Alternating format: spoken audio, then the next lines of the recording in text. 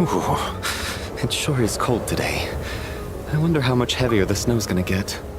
Here to see Odette? I just need to see your tickets for the preview. Perfect. Thank you. I'll hold on to your tickets. Come on in. It's freezing outside.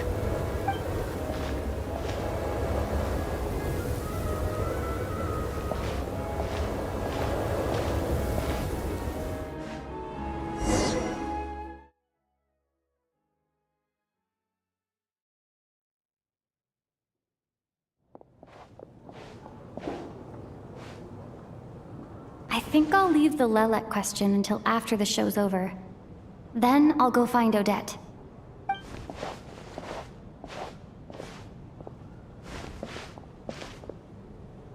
Child said he was originally going to come with Tonya, so I'm guessing Tonya's already here somewhere. Is there anyone here who looks like a Tonya? Let's see. It's a small audience. Makes sense for a preview. But wait, I do see some familiar faces. Mr. Chuganov's back again by the looks of it. Oh, and is that Mitya? And that Fatui officer, Valeri. Guess he must be playing cat and mouse with Mitya again. Oh no, it looks like the show's starting, and I still haven't found Tonya. Never mind. I'll just have to take a seat for now and see if I can catch her afterwards.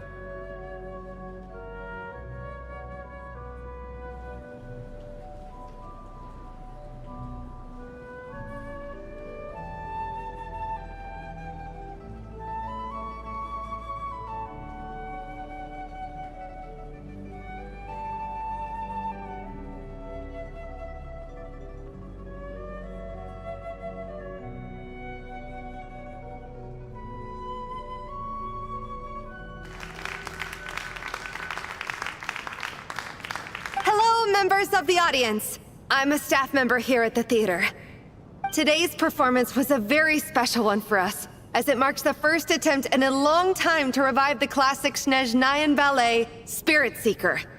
To commemorate this occasion, we would love to take a group photo of the cast, crew, and audience members present today. Could I kindly ask the audience to please come up onto the stage?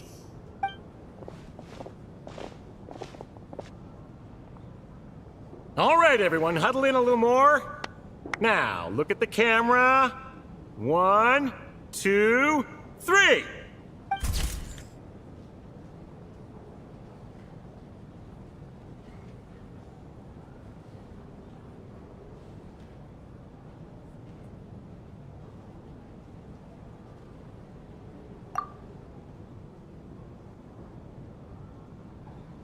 Are you quite satisfied, Mr. Energy Scientist? I rather hope you don't have any other escape plans to add to my workload today. What are you talking about, Sarge? This was simply my way of inviting you to watch Miss Odette's new show with me. And wasn't the performance spectacular? In the future, I heartily encourage you to take a leaf out of my book. Find some soul-nourishing pastimes to enrich your time outside of work. It was indeed a fine performance, but I must correct you on one point. This is not time outside of work. These are working hours. Working hours and non-working hours are just a social construct. Human technology can never advance if we're too rigid in our thinking, Sarge. May we leave now? Already? I mean, I was kinda hoping to soak up the atmosphere for a little longer, but... No? Okay, guess I'm pushing my luck. Didn't seem like too much to ask, but fair enough. Off we go then, Sarge. Back to the land of working hours. Lead the way. That has to be her. She's the only person in the audience around Tonia's age. Excuse me? Are you Tonia? Huh? Your brother's busy today, so I took his ticket. Don't worry about him. He's fine. Oh, okay. Sorry for the trouble. What's wrong? Are you sick? No, I'm fine. It's nothing. Maybe she caught a cold on the way here because of the weather?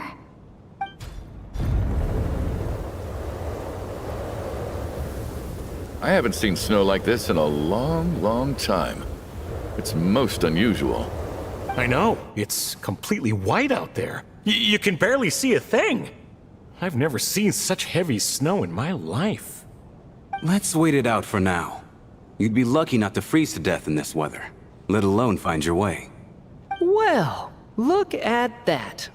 Maybe we shouldn't be in such a rush to get back after all. What do you think? Let's wait and see. Why do you need to take it so seriously? Fate has given us this wonderful chance to take a break. We owe it to ourselves to make the most of it. Come to think of it, there's a small inn not far from here that always keeps plenty of extra blankets on hand for guests. I know the route well. Shall I head over and borrow a few blankets? That way, anyone in a hurry can wrap up warm for the journey back. Just remember to return them next time you're over this way. Sir, there's really no need to go to all that trouble. Hey, it's no trouble at all. Wait here, I'll be right back. What a kind gentleman. Very good.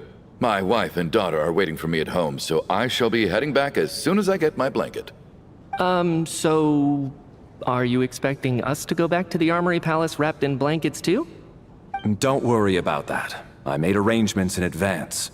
Should I not return to the Armory Palace within 3.5 hours after Operation Showtime begins, an armed squad will be sent to collect us. They will escort us back.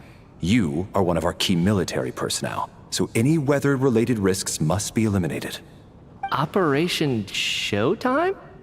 So, wait. Every single time you drag me back to work when I sneak out, it's a whole official operation? I gotta say, you've really turned this into quite a moral dilemma for me. It's snowing pretty hard out there. I think you should stay here for now. You seem a little under the weather. Sure. My brother might come pick me up in a bit anyway. Time to get to work. I should head backstage and find Odette. I need to look her in the eye and ask her about Lelek. Excuse me, are you looking for someone?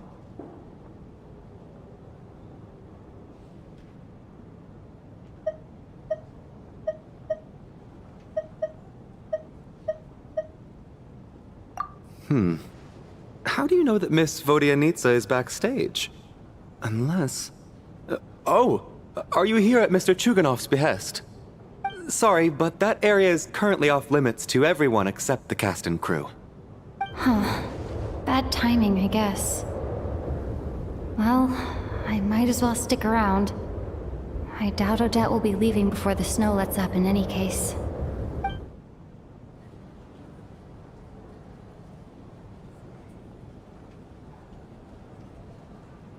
What happened to the gentleman who went to fetch the blankets? How has he still not returned? I was thinking the same thing.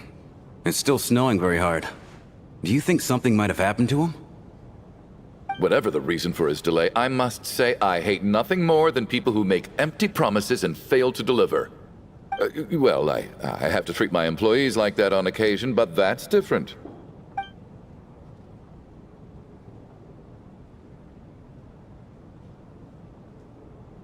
You seem anxious, Mr. Valeri. It's been nearly 4 hours since I left the armory. The army should have arrived to extract us by now. They know how much I despise tardiness and disrupted plans. There's simply no reason that they shouldn't have shown up by now, barring exceptional circumstances. Surely a snowstorm like this one counts as such. Few things in this world can stop the Snezhnayan army, Mr. Mitya. And a snowstorm is certainly not one of them. Why don't you go out and take a look? They might be right outside, waiting for your orders before they dare come in. An absurd hypothesis. I have no intention of leaving your side for even a moment until I have escorted you back to the Armory Palace. This doesn't look like an ordinary snowstorm to me. That guy who left earlier. It looked like he just vanished into thin air. Either that, or my eyes were playing tricks on me. A man-eating snowstorm? Come on.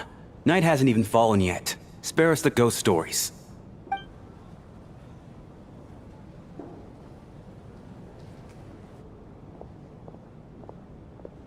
Traveler, didn't know you were coming today. How come you didn't say anything? What is it? Something the matter? Tell me, I can help. Whoa, that's quite a snowstorm out there. I've been working backstage this whole time, so I didn't even notice. No wonder the audience hasn't left yet. Huh. Is weather like this rare even in Snezhnaya? Yeah, snow like this. I'm sure I've seen it out in the wild before, but never in the city. Actually, I take that back. I don't think I've seen snow this bad even in the wild. This is something else. It's not normal. If even Alosha thinks snow like this isn't normal, could it have anything to do with that monster people have been talking about? We can't stay cooped up here forever. Someone needs to go out and take a look. No need. I have plenty of experience with snowstorms. Besides, I work here while you're an audience member. I should be the one to do it.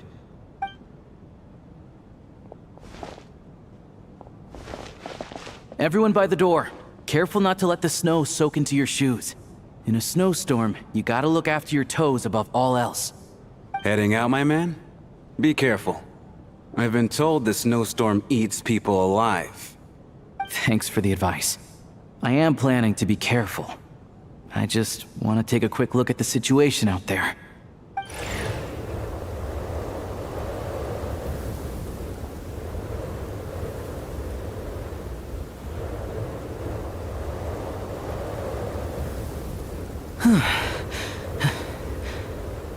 He's back! He's back! How was it? What's going on out there? Did you see any soldiers patrolling the area? Something about this storm isn't right.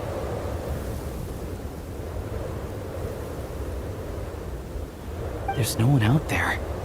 I didn't see a single soul. And something in the air gives me the creeps. This isn't your average snowstorm. I suspect it might be related to recent events in our nation. I strongly advise everyone to stay here until the snow dies down. Are you serious?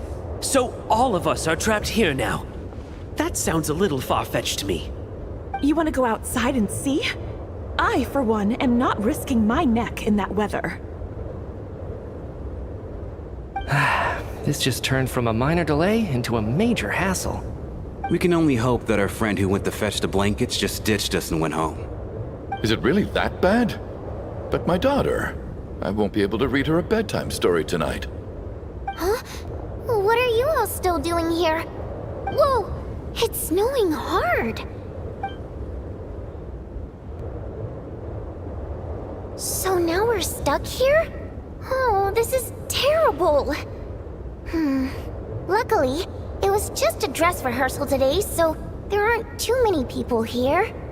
On the bright side, the theater's always well stocked with supplies.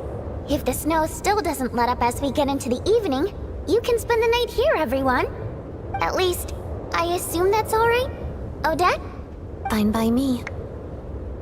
This seems like a sensible backup plan under the circumstances. My thanks to the theater for being so accommodating. What are you staring outside and praying for, my man? You anxious to get home too?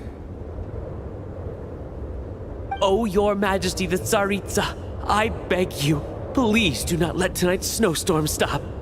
This is a golden opportunity to spend the night under the same roof as the 2 top stars in all of Snezhnaya.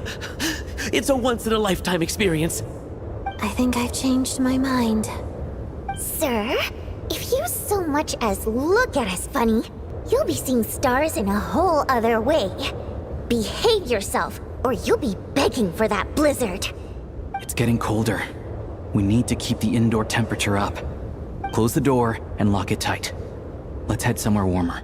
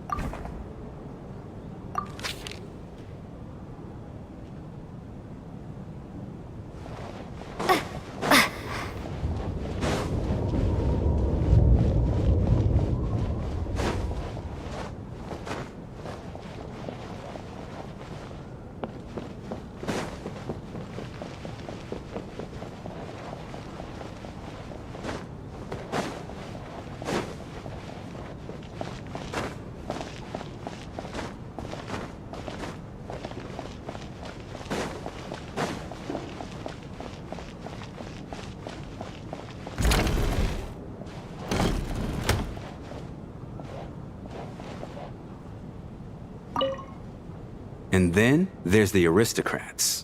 Easiest of all to deal with. You don't need to use any force whatsoever. All you have to do is show them the rope you plan to tie them up with. Do you know why? I don't. Do tell. Because nothing horrifies them more than the thought of a cheap, coarse rope leaving creases on their precious million more coat. They'll do whatever you ask to avoid that fate. Unexpected, but funny nonetheless. Tell me another one. Well, look at that. I got myself a new listener. Hey there. Let me introduce myself. The name's Shram, and I'm a mercenary. The kind that gets paid to do odd jobs for rich folks. And I am Chuganov, an entrepreneur. If my name is unfamiliar to you, you will no doubt have heard of my factory, the renowned Iskra manufacturing plant. Are you really that famous, Mr. Chuganov? How come I've never heard your name before? Excuse me? Is that a joke? Or are you being serious? Oh, I'll have to ask my rope later. It's probably tied up more entrepreneurs than I've ever heard of.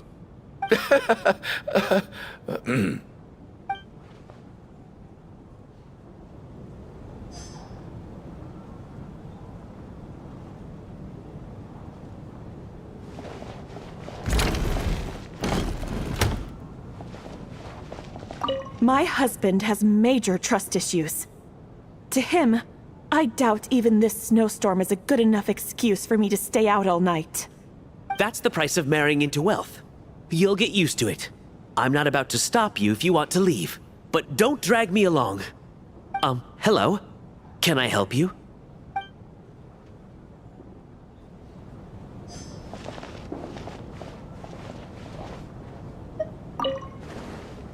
How are you feeling, Tonya? I'm fine. Sorry to worry you. I'm used to it by this point. I take medicine for it. My brother usually helps to get it ready for me. Child must take great care of his sister.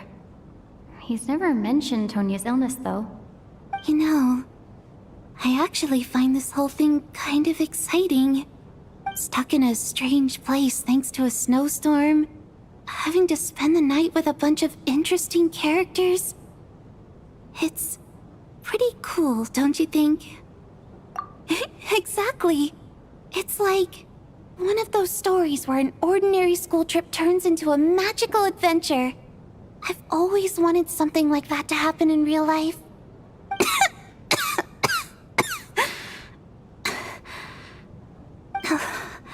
I'm fine, really. Just got a little overexcited. Look after yourself. Otherwise, your brother will come after me.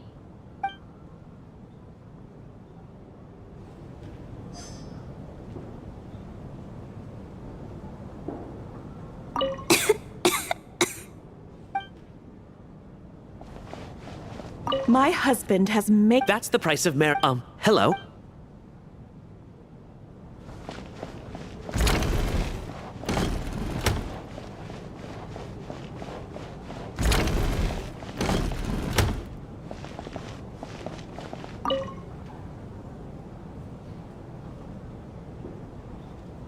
I don't think it's ever been this lively backstage before. I didn't know you were coming today. Hey, have you seen Chuganov? I heard he was coming today. Have you spoken to him at all? I'm with you. This could be just the chance we need. Yeah, I gotta figure out a way to coax some more intel out of him. I want to know why he suddenly changed his stance on Project Stuja. What exactly happened before the most recent Vetcha vote? For the Rokad, or just out of personal interest? Shh! There are other people around. Don't say the R word.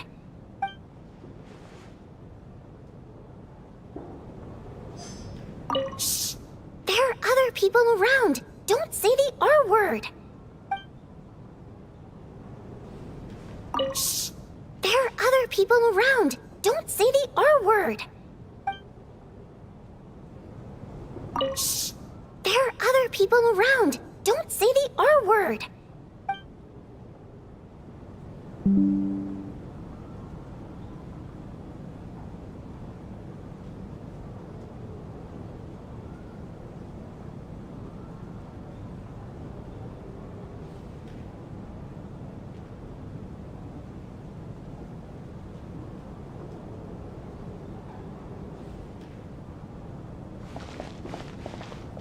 This is highly irregular. A delay of over an hour during an operation like this theoretically warrants a Harbinger-level response. I wonder what the issue is. The storm, or something else. Sarge, the day you learn to let go and just enjoy moments like this is the day you'll finally understand the meaning of life. Ah, why, hello, ma'am. I believe you were the one sitting at a nearby table back at Podvorye Restaurant. Any friend of the theater's star performers is a friend of mine. It's a pleasure to meet you. I'm Mitya from the Energy Commission. Greetings. Major Valeri, head of the Special Assignment Battalion. Armory Palace Royal Grenadier Guards, 1st Regiment. I am here to ensure Mr. Mitya's personal safety. Please let me know if I can be of any assistance.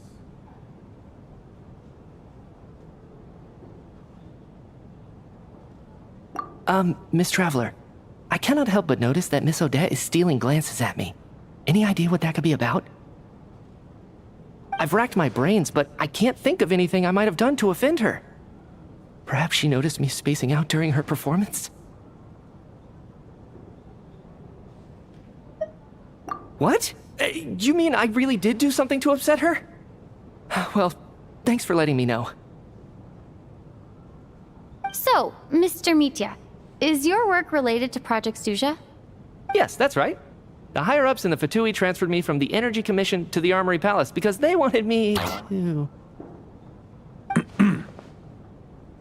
Really? I can't even talk about that? Pretty sure it counts as part of my private life. All right, I won't say anything.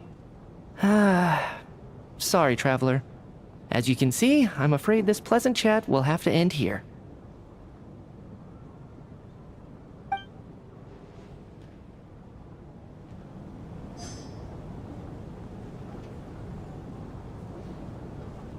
This is highly irregular. This is highly irregular. A delay of over an hour during an operation like this theoretically warrants a Harbinger-level response. I wonder what the issue is. The storm, or something else.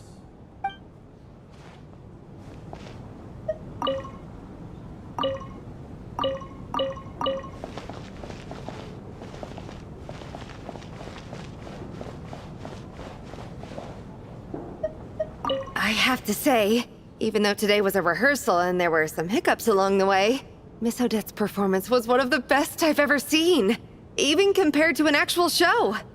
I couldn't agree more, especially considering the weight of the subject matter. It takes a truly seasoned professional to do justice to a theme like love and regret. Do you think we were coming on too strong? Odette's ignoring us again. What about you? What did you think of today's performance? Oh my, that's very flattering of you. Thank you. I'll make sure to save a ticket for you when the show's performance ready. This doesn't seem like the time or place to bring up the subject of Lelek. I need a chance to speak with her in private. So unfair. Talk about double standards. And now it looks like I've been spotted.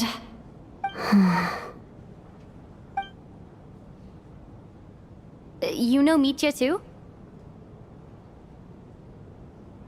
No, I don't. I just have a feeling that he might be dangerous.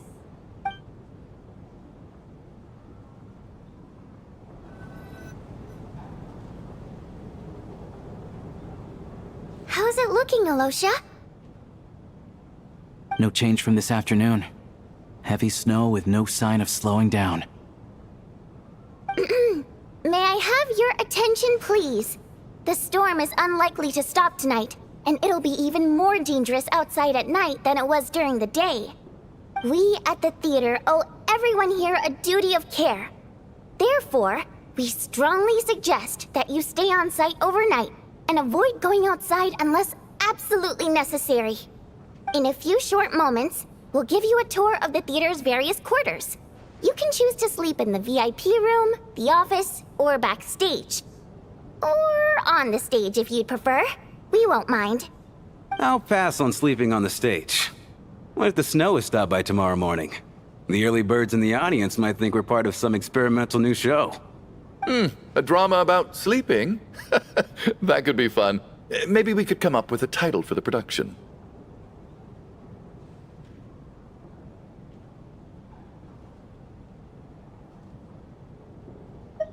What?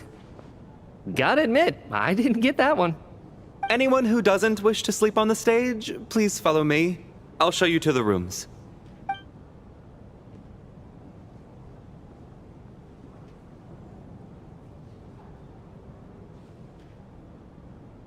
I guess I'll call it a night. Though, I feel like I won't sleep very well without Paimon here. I'm sure she'll be worried that I haven't made it back yet. But as long as she looks out the window, she'll probably realize what's holding me up. I wonder if she's feeling any better yet? At least she hasn't been getting any worse. Still, I should try and get back first thing tomorrow morning.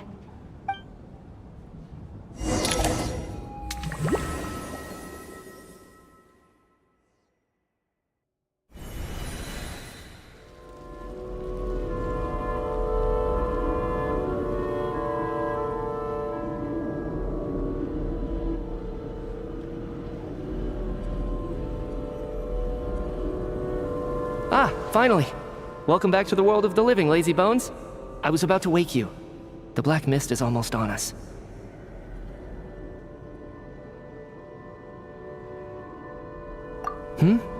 Still waking up, huh?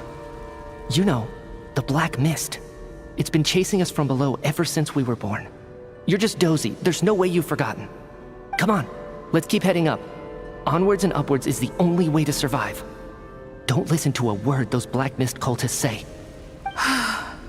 Here we go again. The endless march toward survival. What's going on? That black mist down there is creeping me out. And it's rising. Guess I should head upwards and get away from it. The black mist cultists believe that being swallowed by the black mist leads to everlasting peace. But if you ask me, they're just lying to themselves. We're the only heretics left, the only ones who refuse to give in. We have to keep going. But how do you actually know that they're wrong? Dangerous question there, Torgov. The moment your faith wavers, you start a chain reaction that ends in the collapse of your will. Put the question out of your mind. Stay strong and believe that the black mist means certain death. Okay, but it's not my mind that's the problem. My body's about to give up on me. It's already starting to falter.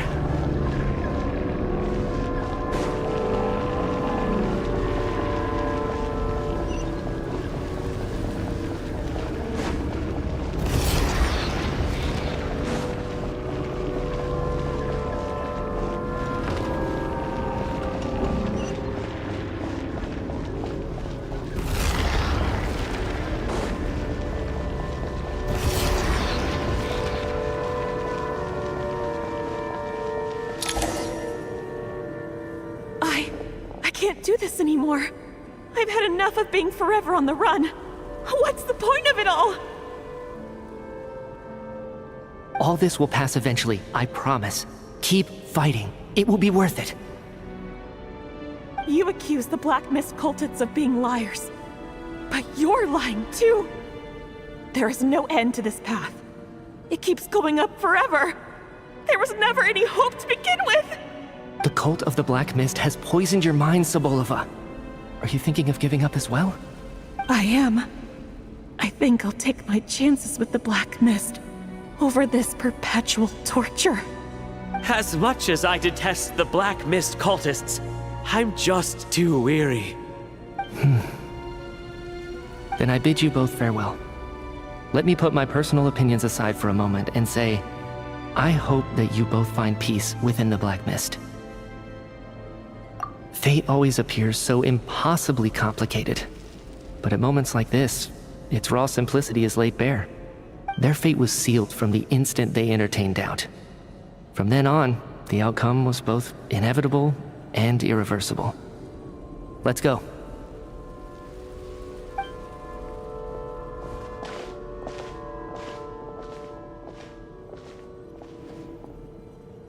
Torgov and Sobolova are gone. I never thought the day would come when even they would be swallowed by the black mist. It's just you and me now.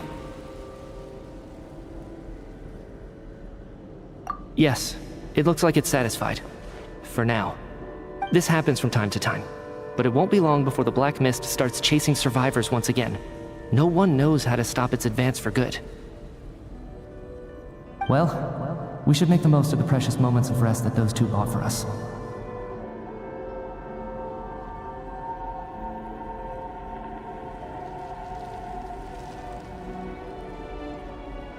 Huh? Are you really that sleepy, traveler?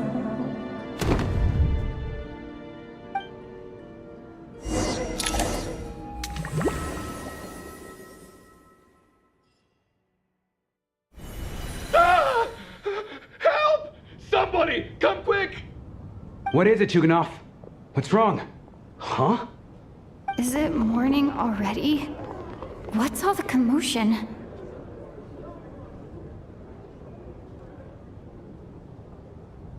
Sounds like it's coming from next door. I should check and see what's going on.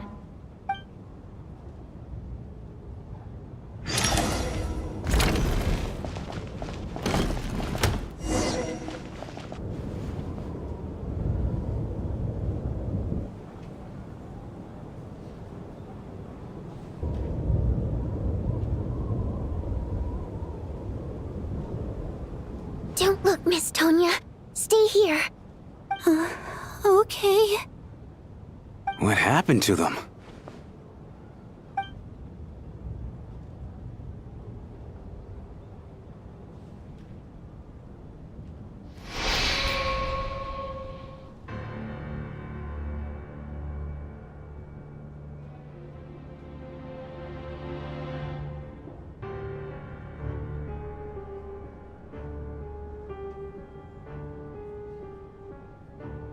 These two people have passed away. And the strange thing is that somehow I knew this was going to happen. I knew that they would be the ones to die. Have I seen this moment before? Or did I have some kind of premonition? I can't remember what it was. Let me take a look.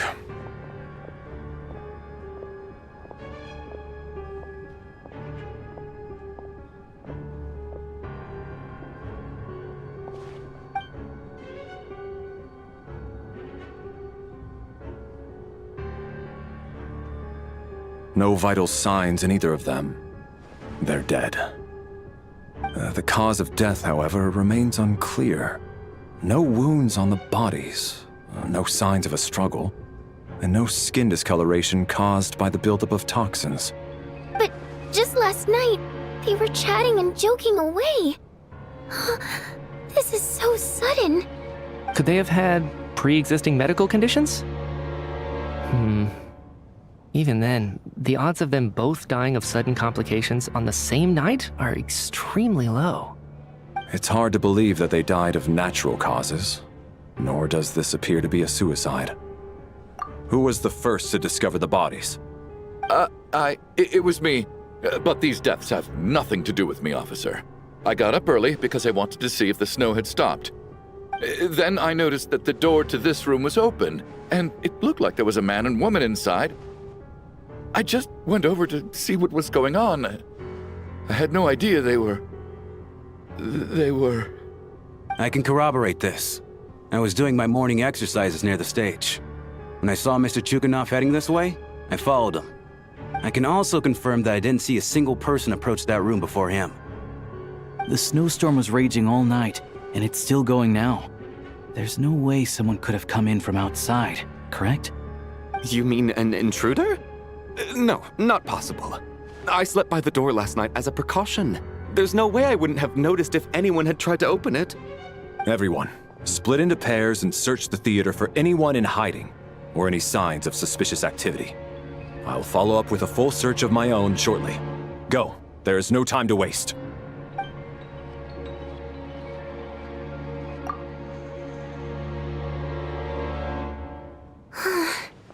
Nothing on your end either? Backstage is clear. No signs of suspicious activity. We checked the basement. Also clear. I don't think there's anywhere here that a living person could hide.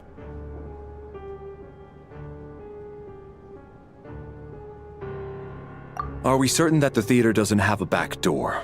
Or any tunnel or passageway wide enough for a person to fit through? No, there's nothing like that. If people were sneaking in through some secret tunnel to avoid buying a ticket, we'd have sealed it off ages ago. I also checked the windows. All of them are locked from the inside, and there's no sign of anyone entering or leaving. It sounds like we can safely rule out the intruder theory. If anyone came in during the night in this weather, there'd be no way for them to avoid leaving footprints or water stains. This can only mean one thing. It's like one of those murder mysteries you see in novels and plays, isn't it? The ones where the killer is one of us. We can't quite jump to that conclusion just yet. Could he be right? It's hard to imagine something like that happening in real life. Set in a theater during a snowstorm, a murder takes place and the killer is among us. It's such a classic trope that it seems unbelievable. Looking at who the killer targeted and the clean entry and exit, it all adds up. I know what this is. It's obvious now that I think about it. What is? What have you figured out? Both victims were wealthy, well-known local merchants. And the door was deliberately left open so I would discover the bodies and witness the crime scene first thing in the morning. Such ruthless methods. This was your doing, wasn't it, Lelik? Lelik? You mean Lelik is among us? And he's the killer? Lelik. I know this code name. Member of the Rokot, anti-Project Stuja. Always works alone. I've read the case files at the Armory Palace. Walk me through your reasoning, Mr. Chuganov. What do you know about Lelik?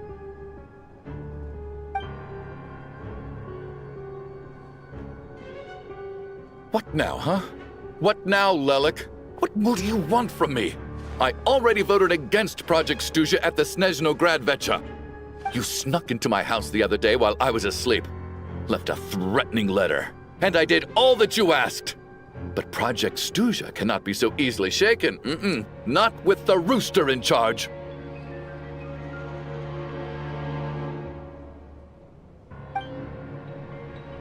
So he really was threatened by Lelik.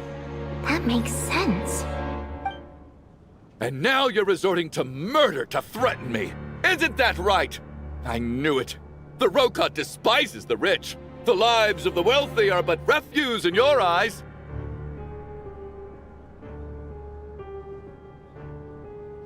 Show yourself! Which one of you is Lelik, Tell me!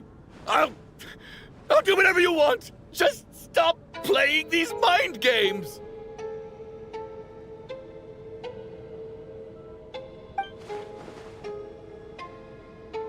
Was this really Lelek's doing?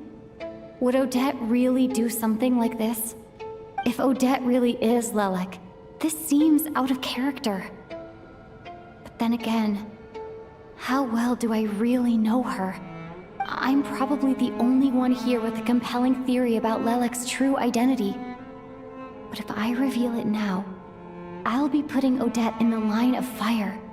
What should I do? I don't think it's likely that Lelik killed anyone.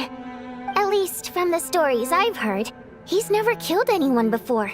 And his name has never come up in connection with any murder cases. Besides, even if Lelik did want to threaten you, why resort to such an extreme and roundabout method? It's not his style at all. Vodyanitsa doesn't know that Lelek might be Odette, but her assessment is pretty much identical to mine. Miss Vodyanitsa, why do you suddenly feel the need to speak in Lelik's defense? Defense? Oh, no, it's just... I'm worried that we're jumping to conclusions here, so I wanted to share my point of view. Also, I don't think the Rokot is as bad as you're making it out to be. Well, if you think I'm so wrong, what's your theory then, Why don't you tell us who the killer is? The case is still evolving, Mr. Chuganov. Please do not prevent others from expressing their opinions so early on in the discussion. Even so, there's no denying that the recent threat received by Mr. Chuganov may well be an important clue. So there's still a good chance that Lilac is right here among us. I can't do this anymore. I don't care if it's still snowing outside. I have to get out of here.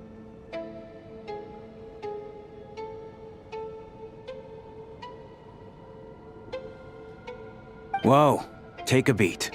We all know it's far too dangerous out there. Even the soldiers couldn't get to us. Go out that door, and you might not live to tell the tale.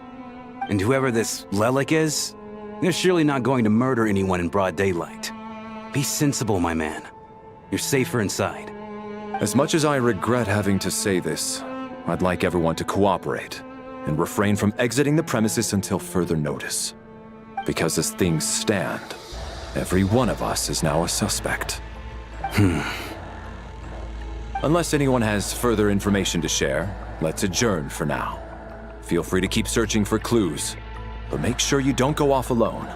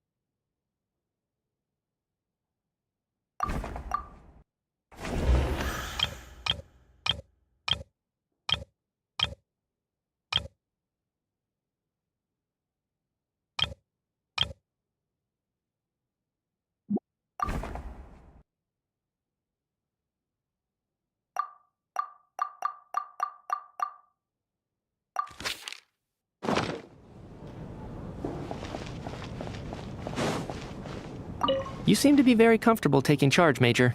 You took the reins as soon as things went south.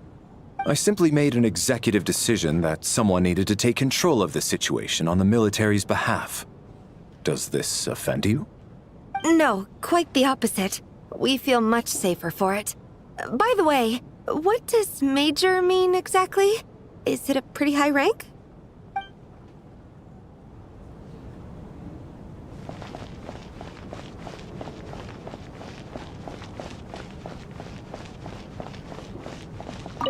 I still find it hard to believe there's a murderer among us.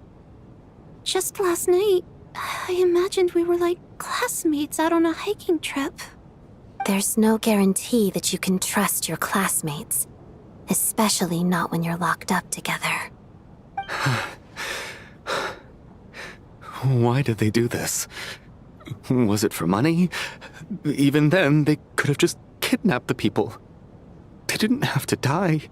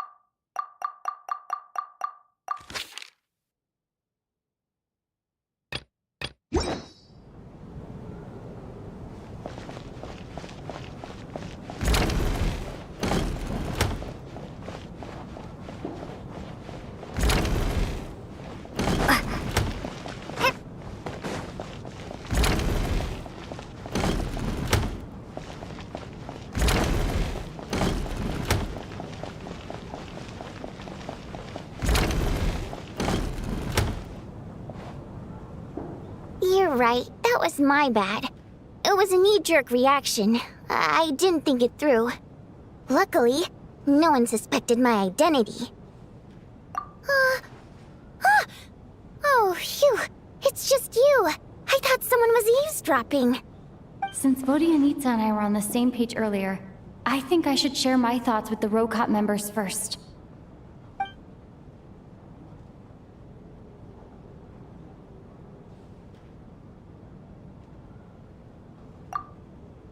Whoa. Are you serious? I don't know if this counts as gossip, but it's definitely on track to be the juiciest this whole year. Odette? Really? Odette?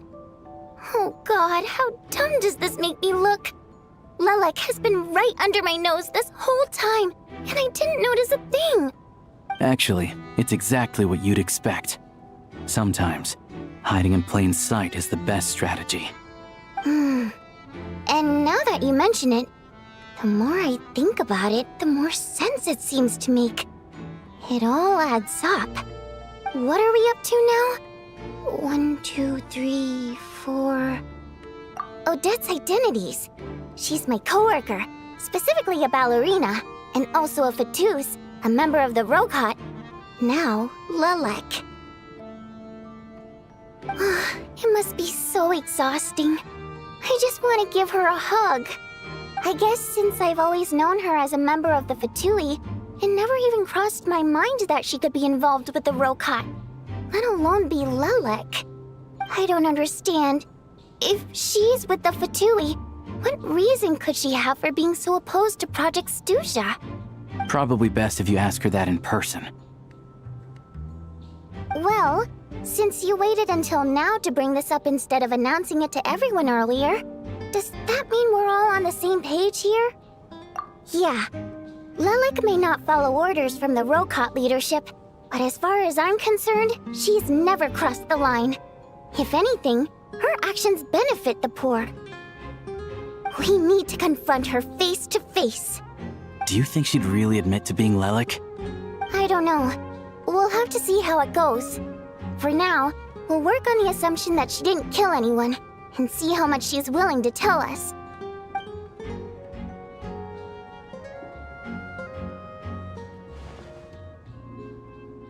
Now's her chance. Odette's alone. Let's go. Hey, Odette. What is it, you guys? Shh. Keep your voice down. We need to talk. So, you're Lilac, aren't you? Alright, fine. You don't have to say anything or explain yourself, just hear me out first. None of us believes you kill innocent people. Whoever murdered those 2 people last night, it wasn't you. The Traveler was the first to figure out your identity, but she kept quiet during the discussion just now. Still, it's clear where the group consensus is heading. Everyone believes Lilac is the culprit. If your identity is exposed, you'll be in a really bad spot. We're your colleagues, and we know what kind of person you are. I don't want anything bad to happen to you. So, can you clue us in? Tell us everything. The more we know, the more easily we'll be able to cover for you. Alright. Yes, I'm Lilac. And no, I'm not the murderer. And thanks, but I don't need you to cover for me. Actually, I'm planning to reveal my identity. Huh? You're gonna reveal that you're Lilac? Here?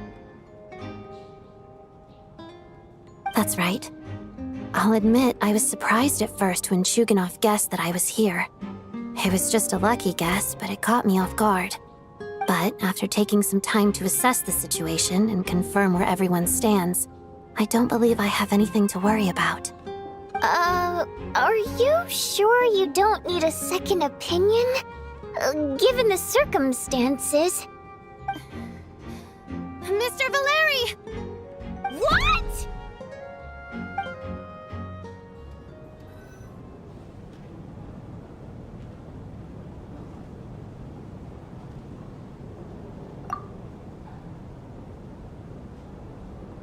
So... Odette is Lelik?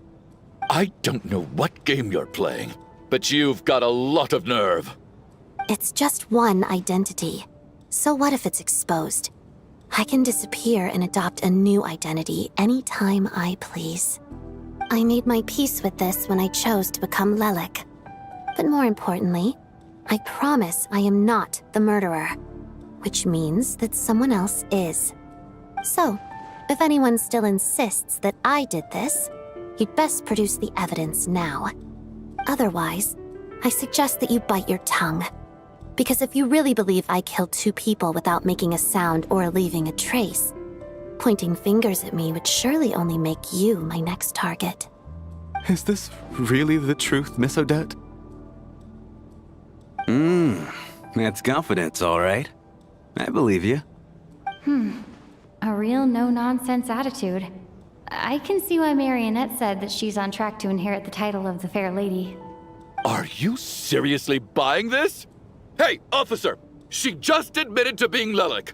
Aren't you going to do something about this? I do have one question, Miss Odette. Why have you chosen this moment to come forward and reveal your identity? If I didn't say anything, everyone would be focusing all their efforts on finding Lelik. And that is exactly what the real culprit wants. I don't want to be the scapegoat who lets the murderer get away with this crime. Despite all the accusations, she made the smart choice. A remarkable display of rational thinking under pressure. Clearly, Odette's talent extends far beyond the art of dance. She thought so far ahead. Ugh, why do I always feel like I'm one step behind her in everything? You've convinced me. Dealing with the murder case remains the top priority right now. Let's put the name Lelik and all related incidents aside until further notice. Nevertheless, the group still considers you the prime suspect. I assume you have no quarrel with that, Miss Odette? I understand. You're welcome to keep an eye on me around the clock. I have no objections. Mr. Chuganov? For my wife and daughter's sake, I'll let you off the hook for now. But don't think you're forgiven for breaking into my house and threatening me. Just wait till we get out of here, Lelik. We'll settle the score then.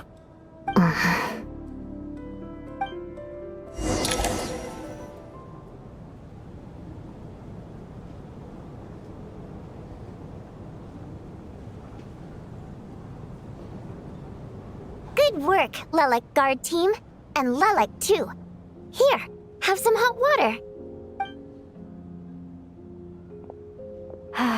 Turns out Valeri knew about my exploits, so now I've been told I have to guard Lelik with him. Shouldn't you be facing my way if you're guarding me?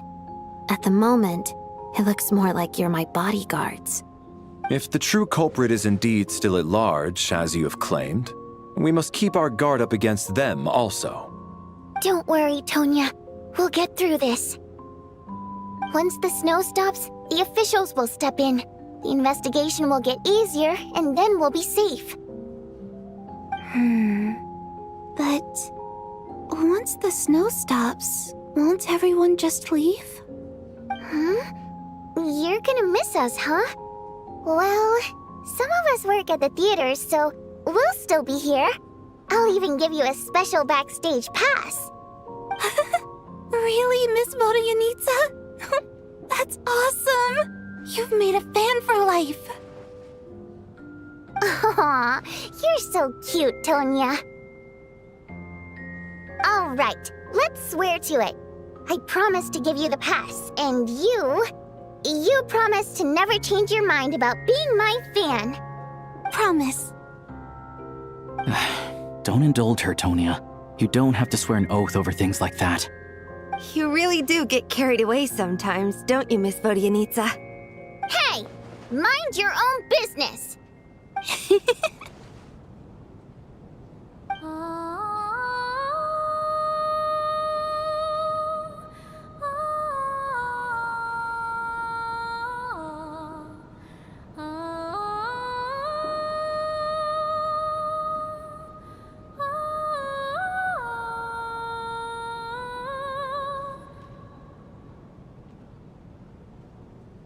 Don't be nervous, Miss Water Imp. Everyone's here. There's nothing to be afraid of. Excuse me? Do I look nervous? Don't be ridiculous. No. You sound nervous, lass. Oh. Wait, but how... Okay, plenty of people know that I'm a water imp, but still... How come you understand our primary mode of expression? Primary mode of expression. I've not come across that concept before. Do enlighten me, Vodyanitsa. Well, it's just... We water imps tend to communicate our emotions to each other by singing, rather than facial expressions. The emotions we convey through song take precedence over our facial expressions. So, we think of it as our primary mode of expression. I'm impressed, Shram. I didn't take you for a man of culture, but you're clearly rather learned. It's not about being cultured or not. The thing is, this mode of expression can usually only be understood by other water imps. It's not a simple case of a song sounding happy or sad. And yet, you're clearly human, Mr. Shram. It's really not the big deal you're making it out to be. I think I just have a knack for it. Plus, I have a... very close friend who's a water imp. A delightful lady. But keep that a secret. Anyway, we spent so much time together that before I knew it, I noticed I could understand her expressions. Oh, I guess that makes sense. Still, the fact that you have a water imp friend is even more surprising. I'd better watch what I'm singing when I'm around you from now on. Hey, what are you implying? You're not secretly insulting the audience in your songs, are you? Heavens, why would I do a thing like that? It's getting late. We should discuss our sleeping arrangements for tonight. To guard against the killer, someone needs to keep watch. I suggest that we don't sleep in separate quarters tonight. It will be safer if we all stay together. As long as someone keeps an eye on Lelik, I'm quite sure we won't have any trouble. Are you saying that you wish to bet your life on Miss Odette being the killer? Nonsense. Of course not. Then I propose the following arrangement for tonight. The Traveler, Odette, and I will form the Night Watch. We'll sleep in shifts, but two of us must be awake at any given time. An excellent idea. This allows us to handle the Night Watch while also keeping an eye on Lelik. Meanwhile, the rule of taking shifts in pairs resolves the other issue. Namely that we can't necessarily trust the Traveler or Valeri either. I expect that plan took you quite some time to come up with, didn't it? Actually, our field combat manual outlines a similar approach. Although the scenario there involves guarding prisoners overnight during field operations. That being said, I must clarify that I harbor no disrespect towards you personally, Miss Odette. In fact, Lelik's numerous covert operations make fine textbook examples for military agents. I care less about respect and more about the fact that you just robbed me of 2/3 of my sleep tonight. I'm calling dibs on being the first to rest. Good night.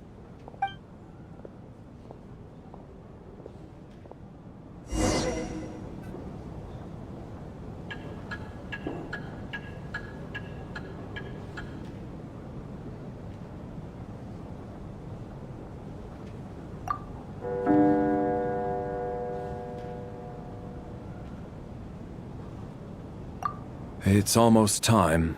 We should wake Odette. How are you faring?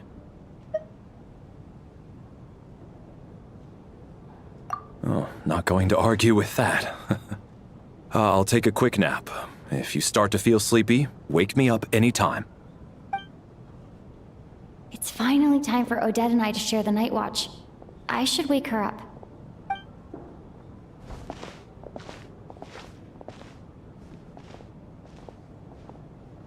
I came here to get information from her in the first place. Maybe I should think about what questions I want to ask before she wakes up. How long are you gonna keep staring at me? Couldn't sleep.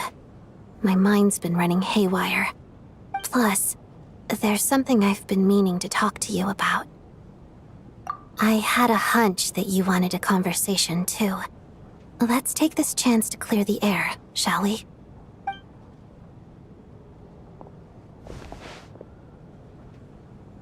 I just had a simple question for you, really. It's, Rosaline. In her final moments, did she have any last words or anything? I see. Well, that was all. I have no other questions. No. She was utterly ruthless in pursuing her goals. That kind of person should be hard to miss. And yet, even though I never approved of her methods, and she was an abrasive person, the fact remains that I am indebted to her. Oh, she told you. I guess that makes sense. I think she and Rosaline were on pretty good terms.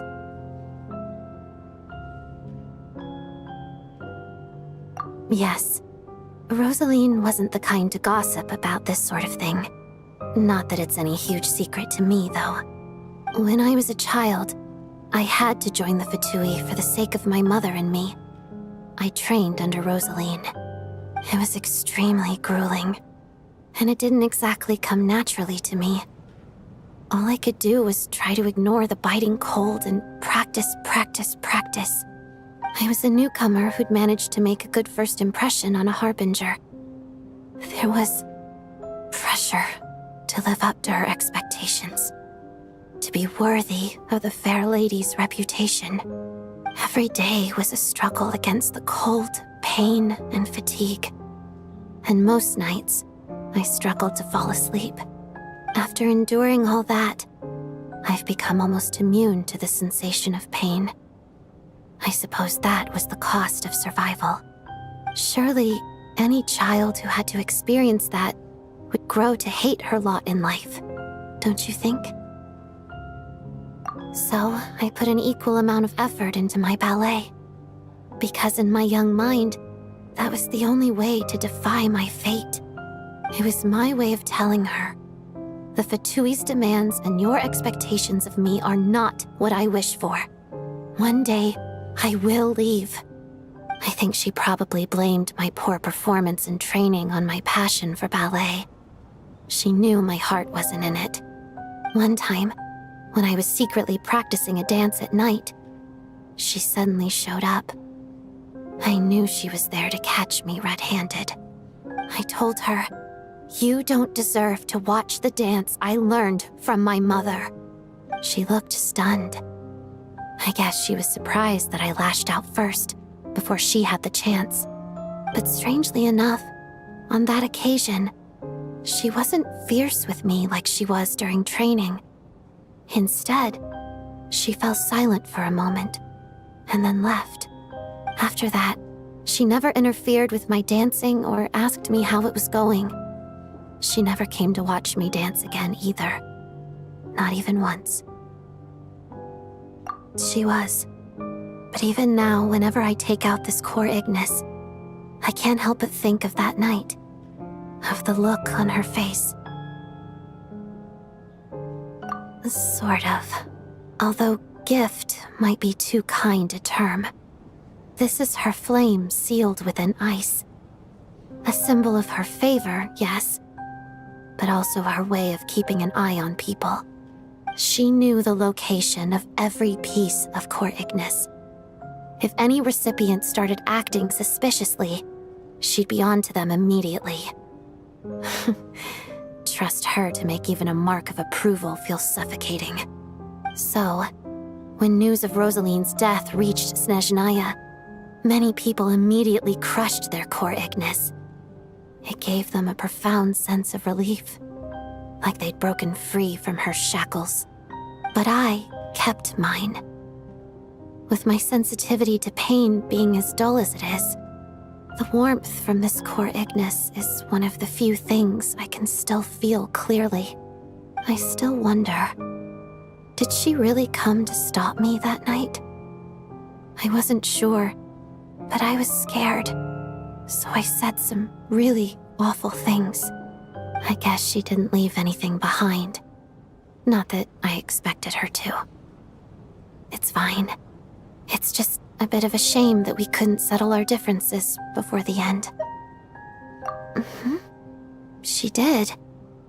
Are you sure she was talking about this event? Huh. No, she didn't. I didn't even find out that she'd gone to Mondstadt until a while after she'd left. Wait, in that case... Okay, I will. Thanks for letting me know. There's something I'm trying to figure out. I'm beginning to suspect that Paimon's mystery illness is being caused by the energy research behind Project Stuja. Paimon's very important to me, so I have to get to the bottom of this. I figured that since you're Lelek, you might know something about all this. The ultimate goal of this energy experiment is to create a weapon for the final battle. The weapon's construction was completed in Nocturne.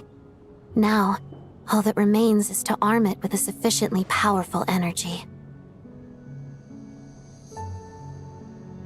Yes, the weapon's development and all the related experiments are overseen by Lord Piero, the Jester, and the lab is located deep within the Armory Palace. I'm not sure why this experiment would be making Paimon feel unwell, though. The best way to get to the bottom of it would be to go there in person. Once we get out of here, I'll help you apply for an entry permit. And I'm hardly the organization's proudest member, as you know. You answered my question about Rosaline. I want to do you a favor in return. It's that simple.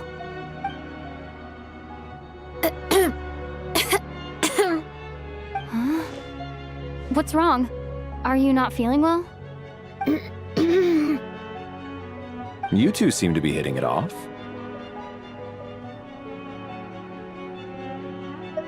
I thought you were sleeping. Of course I was.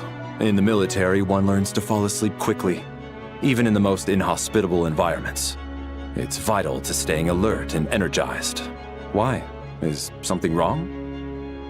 Even if he was awake, he can't have overheard us, right? Well, thank you both for keeping watch. Traveler, I'll take over for now. It's your turn to get some sleep. Sure.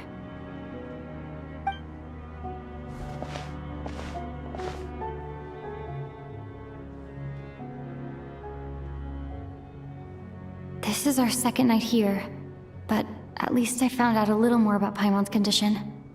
I hope she's been sleeping well the past couple of days. Huh. Why do I feel like I'm being watched? Seriously? Is this payback for when I stared at her earlier?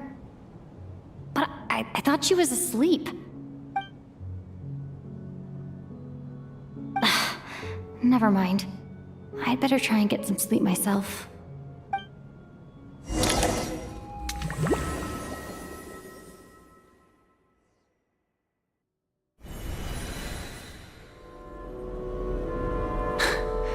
Hey, what are you spacing out for? Are you reaching your limit too?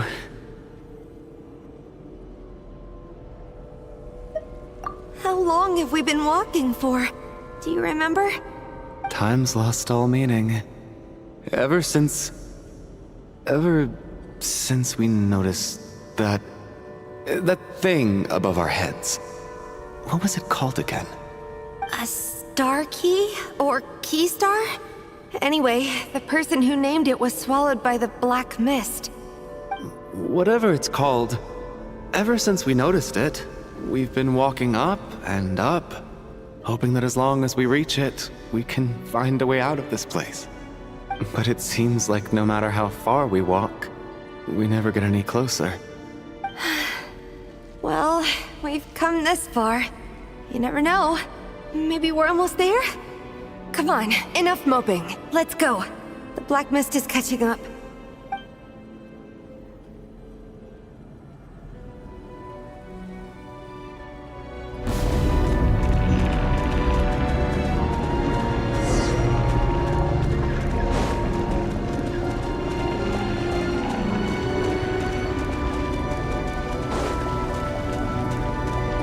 ourselves a straggler.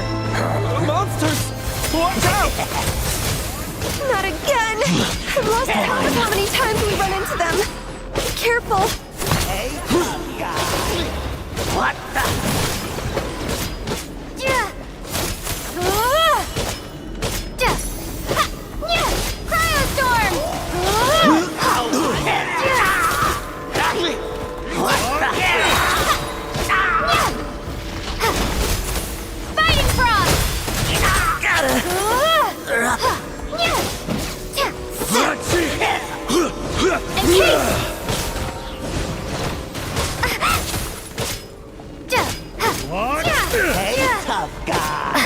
Backup is here.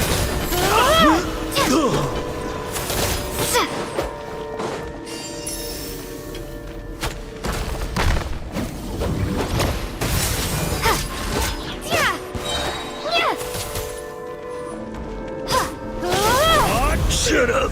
Run faster.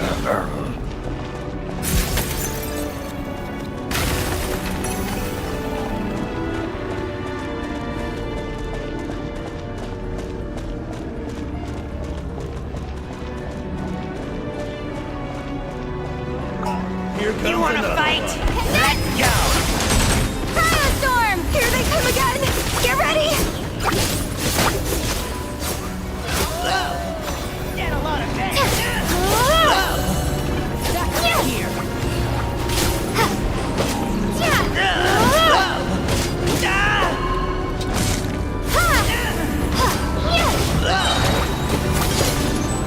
Fighting Frost!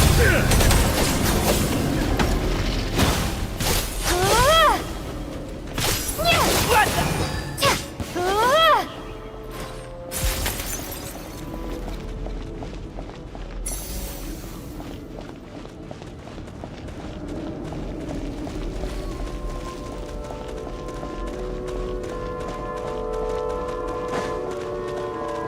Monsters ahead of us. The black mist behind us. It feels like there's no escape. Fine.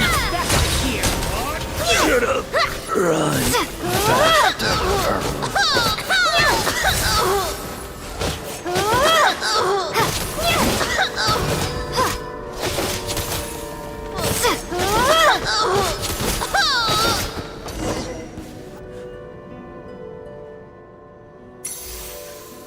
Are you hurt, Coolish?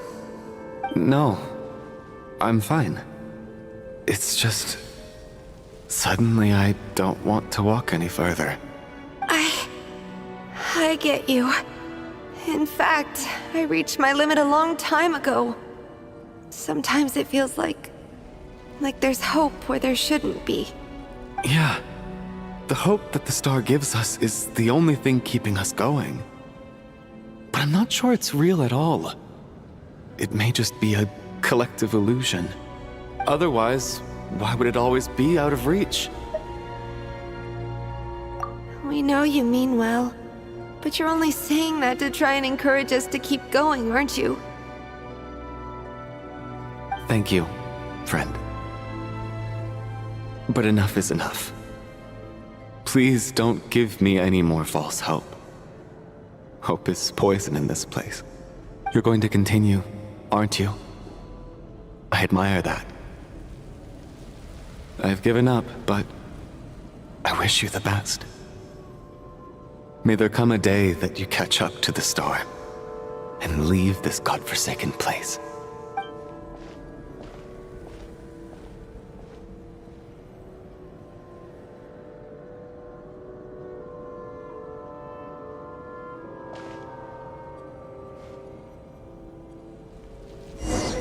It's not an illusion. We really are getting closer to the star.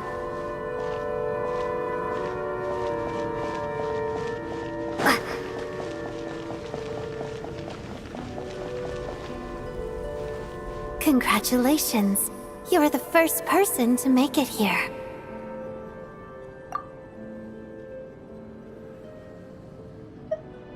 I'm the star's envoy. The black mist has stopped rising. Its hunger is satisfied for now, having devoured your two companions. This is a good opportunity. I'll let you get some rest before we continue.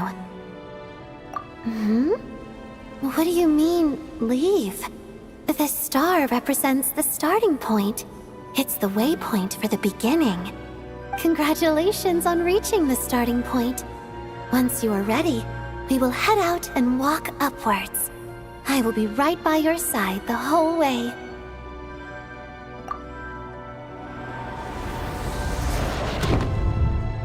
Huh? What's wrong? Hey, don't give up before the journey's even begun.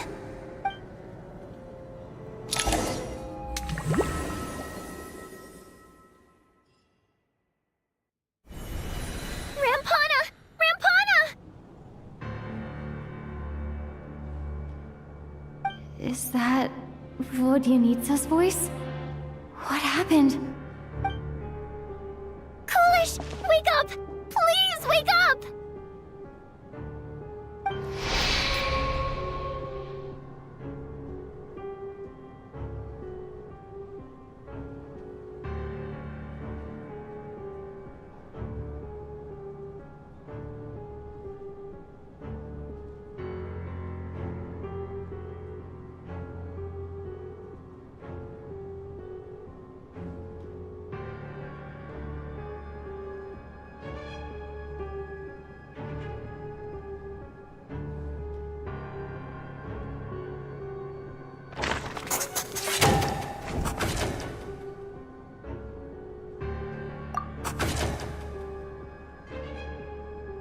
The situation is identical to that of the 2 casualties yesterday. We cannot ascertain the cause of death. At least there are some elements that we can rule out this time. They slept on the stage with everyone else. So I suppose the surrounding environment can't be a relevant variable. Rampana. Coolish. Weren't some of us keeping watch last night? 3 of us, in fact. How could you not notice something was wrong? I'm as confused as you are. Certainly nothing unusual happened on my watch. Likewise, and from what I've observed so far, both Miss Odette and the Traveler can be trusted. To be honest, I didn't get a wink of sleep last night.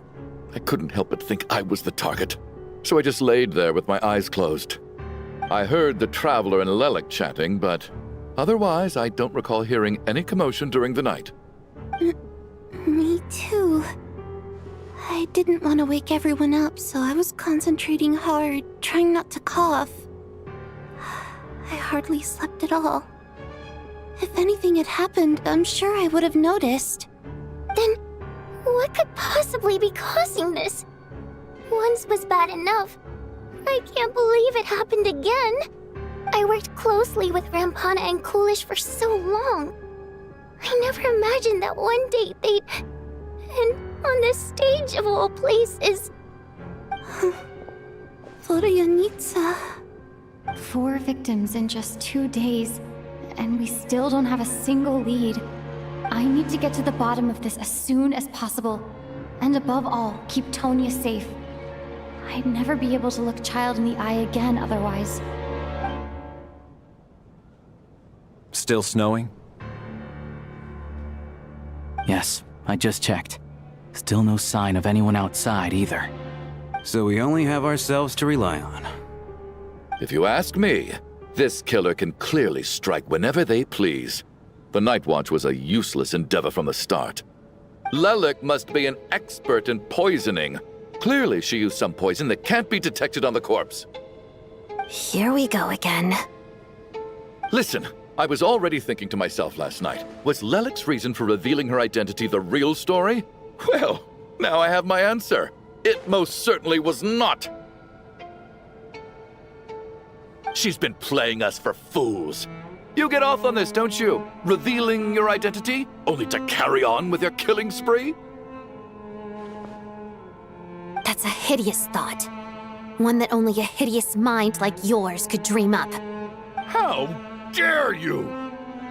That's enough! Yesterday, you named Lelik as a suspect because the victims were both wealthy merchants. Lelik might have had a motive then, but today's victims were just ordinary people. Not to mention that they were colleagues of Odette and mine. What reason would she have to murder them? Let me guess. Just to scare you? Who knows? Maybe you don't know her as well as you think. I implore you all to ask yourselves, how many people are there really in this world that have what it takes to kill another person? Not many, I'd wager. Lelik is well known to be a ruthless operator, and now she has revealed her identity. How could it be any more obvious? Everything you said so far is still just conjecture, which doesn't constitute a concrete lead. You need to back up your claims with some evidence. How can you defend her, officer? What did she say to you while you were on night watch? Maybe I shouldn't be so surprised. You military types are always colluding with criminals to target the rich.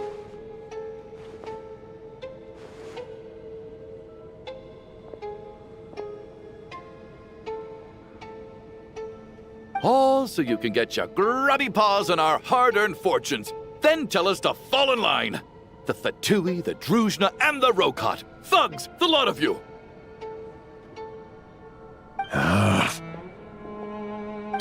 Don't you dare!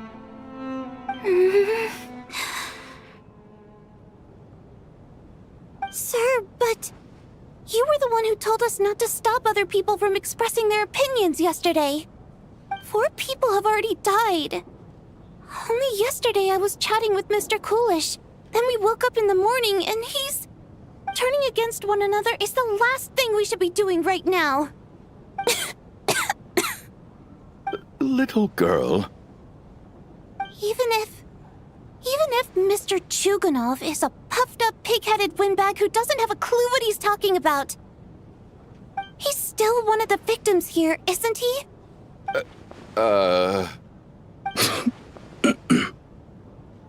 Quite. I had no intention of resorting to violence. But you're right, Miss Tonia. I ought not prevent him from speaking his mind. In any case, I believe Mr. Chuganov has calmed down a little now. We may resume our discussion. I don't think there's any need for that. What is there to discuss? Nothing about this situation is normal. Did you have an idea, Mitya? You're the brainiac here, right? Come on, clue us in. I've been mulling something over. All the leads we have so far concern things from outside the theater. Miss Odette's alter ego, the threats Mr. Chuganov received. But then there's the 2 double murder crime scenes themselves, which have given us absolutely nothing to go on whatsoever. That's highly unusual. Even with the most careful killers, there's always some evidence left behind. So what are you suggesting? I think this could be a supernatural event. It isn't characteristic of human-on-human homicide at all. Correct me if I'm wrong, but aren't you supposed to be a scientist? That doesn't sound like a conclusion someone like you is supposed to make. I got into scientific research because of my insatiable curiosity. But if the present situation defies all known scientific explanations, I don't mind shifting my curiosity toward the paranormal instead. Now that you mention it, I remember when I first came to the theater. I heard rumors about this place being haunted. Haunted? Yeah, I think I heard the same thing. But I mean, they're only rumors, right? We've worked here for years. Surely we would have noticed any spooky goings-on by now. Well, this has taken an unexpected turn. A haunted theater? If Paimon were here, she'd probably be hiding behind me in fear right now. Why don't we take this opportunity to look for clues again with a more open mind? Maybe a different perspective will help us see something different. Very well. Whether it's criminals or ghosts we're looking for, the same rules apply. Everyone needs to tread carefully. I'll move the bodies into the same room for now.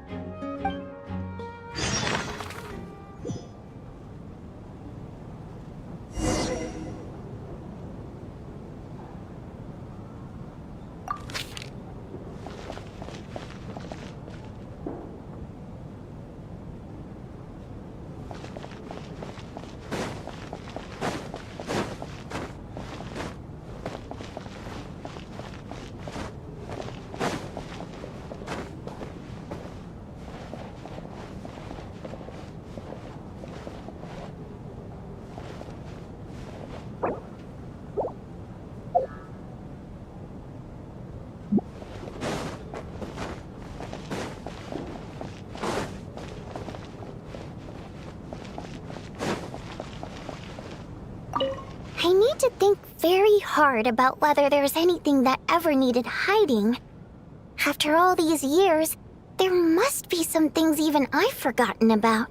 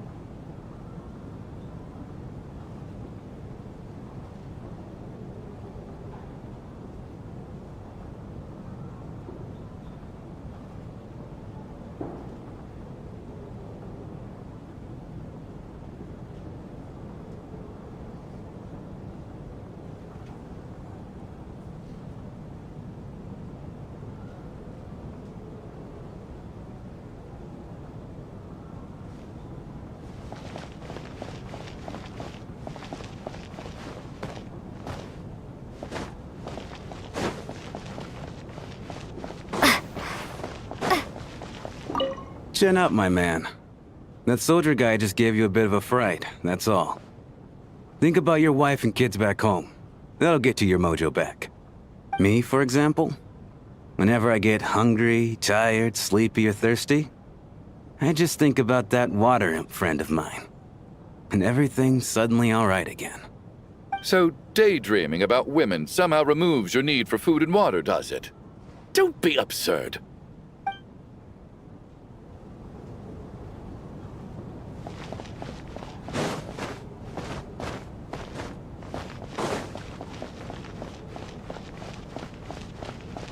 I need to think very hard about whether there's anything that ever needed hiding. After all these years, there must be some things even I've forgotten about.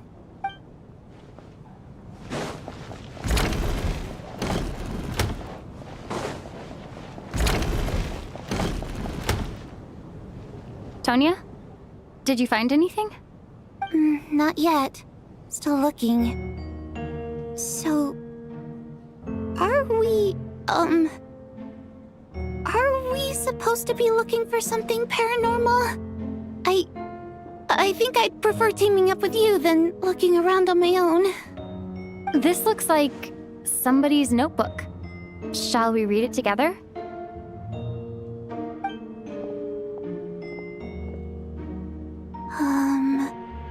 Well, it doesn't look scary or anything, so I guess it should be fine. All right, let's read it together.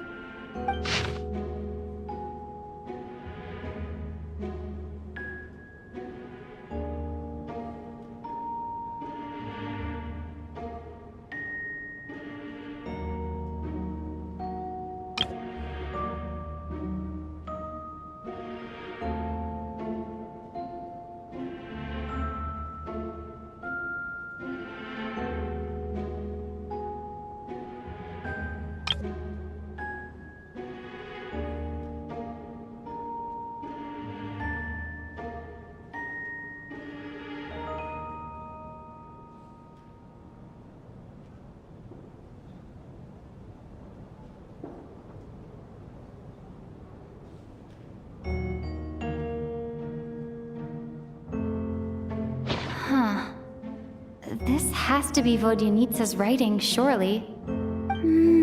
Maybe it's a little rude for us to peek at this. I feel like I just read someone's secret diary by accident.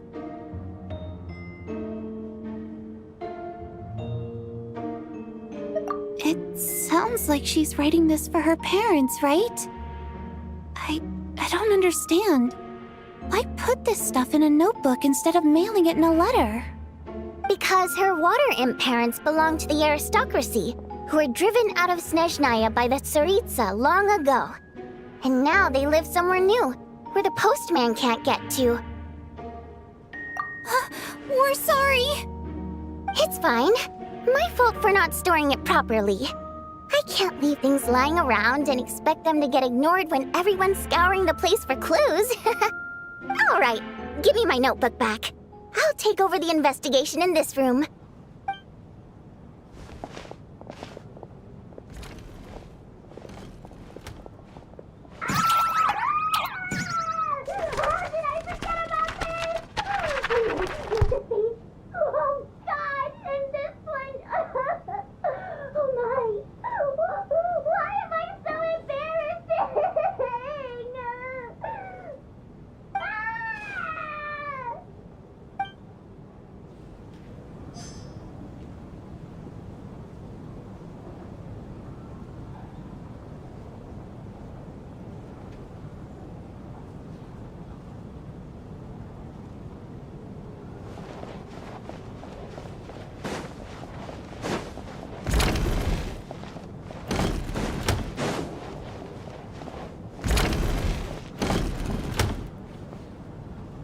Valeri, come take a look at this. You too, Traveler. Some sort of notebook. What is it for? It's the on-duty logbook for the theater. Coolish was the main person to use it. He mostly used it to record any unusual incidents during a show, audience numbers, exit times, and so on. Yes, he'd always have this logbook with him when he checked tickets at the entrance. This should confirm a lot of key details about the recent show. So, you find anything unusual? Yes. The number of people. I've checked and double-checked, but the numbers just don't match what's recorded in the logbook. Apparently, we have an extra person among us. Are we certain that logbook is accurate? Could someone have sneaked in without buying a ticket or something? Unlikely. Coolish took his duties very seriously. I've rarely seen any errors in his work. Not to mention that this was a dress rehearsal, meaning smaller audience numbers and tighter ticket restrictions than usual. Everything would have been well within his control. We no longer have our tickets with us, do we? They got collected on entry. I assume there's no way we can check them again. Unfortunately not. The theater recycles tickets. Once people are in the door, they don't tend to leave until the show ends, so we collect the tickets at the point of entry.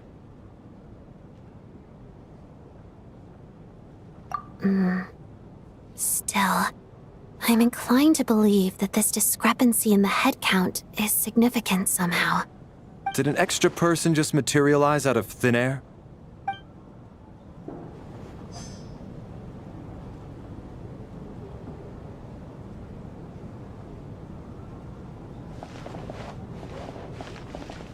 Did an extra person just materialize out of thin air?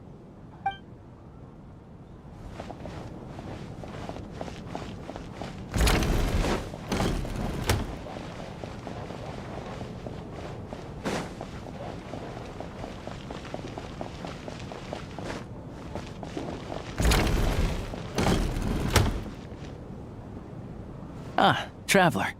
Since you're here, come take a look at this. Alosha found it. We're both curious to hear your perspective. It appears to be an investigation report. And the focus of the investigation was the rumors of haunting we heard about earlier.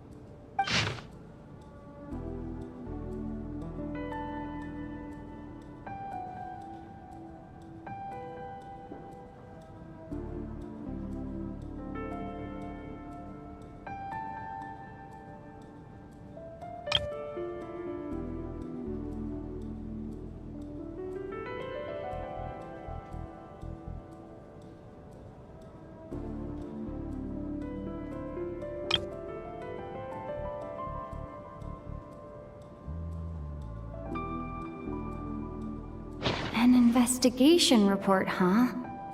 Looks quite old. Huh. This person's name looks to be of Sumeru origin to me. Was the investigator from Sumeru? The theater manager must have hired an investigator once specifically to look into this issue. But it doesn't look like anyone ever looked at the report. Presumably, the manager wanted to know if the supposed haunting was dangerous while also being fearful of word getting out in case it affected the theater's business. Anyway, the bottom line is, the haunting is actually real after all. It's caused by an obstruction in the ley lines. Is there any chance this is the key to finally making some progress with the murder cases? Leyline problems are pretty unexceptional to me by this point. And while it certainly offers an explanation for the ghosts, it's hard to imagine what connection it could have to these two murder cases. Some of the language that appears at the very end of the report caught my eye. Angel civilization, ley line renovation? My area of research doesn't touch on any of that, so it's completely outside of my wheelhouse. Huh? A piece of paper just fell out from the report. It landed right by your feet.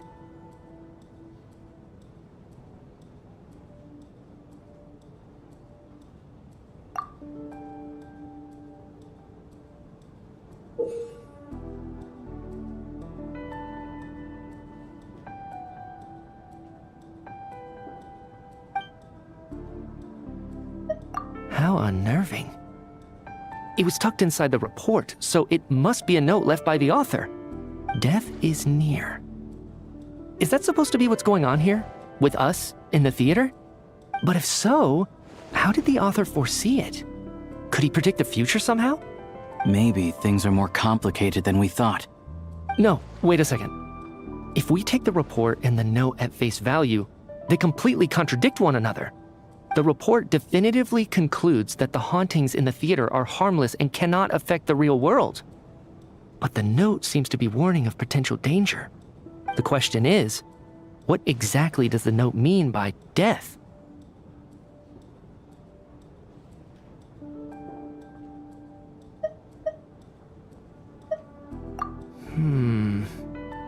The various ways we could interpret this keyword lead in completely different directions. Let's pause our analysis here for now. I think we need more information.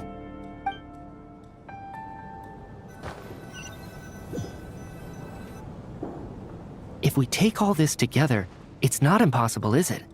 If anything, it's the natural conclusion. Oh, I beg to differ.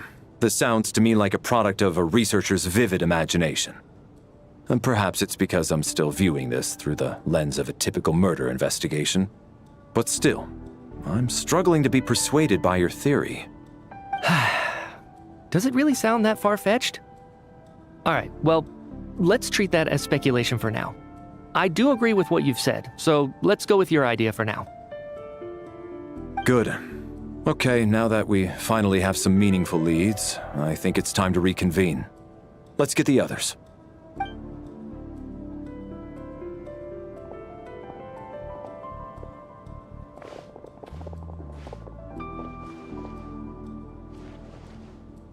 So, that's about everything we've discovered so far. I'll share my theory first. Based on what we've learned from the logbook, I believe the extra person among us is most likely the killer. If the killer had simply bought a ticket, it would have greatly increased the risk of their identity being exposed.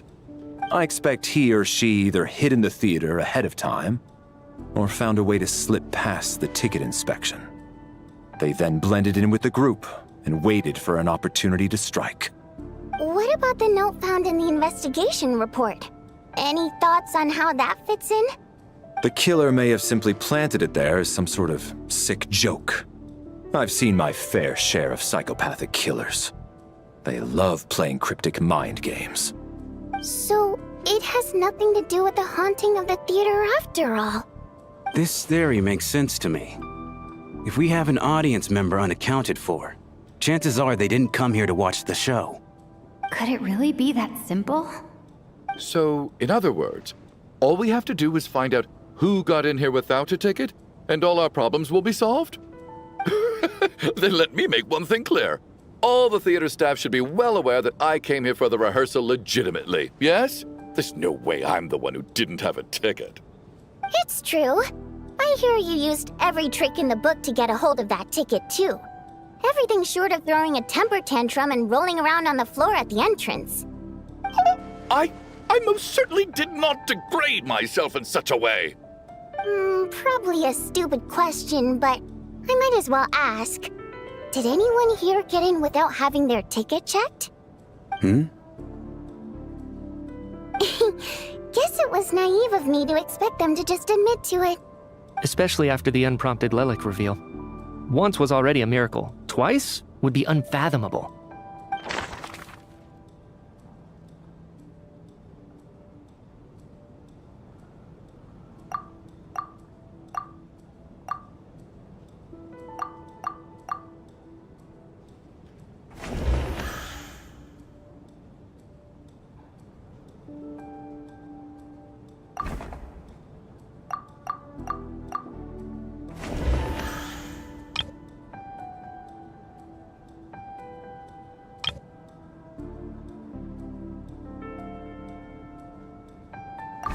As things stand, the audience head count doesn't add up.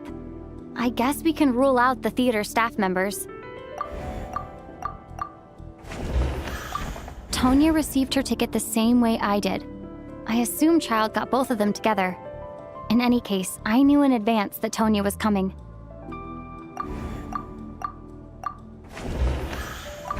I got my ticket from Child. It was all above board, and my ticket was checked at the entrance, so there's no way it's me.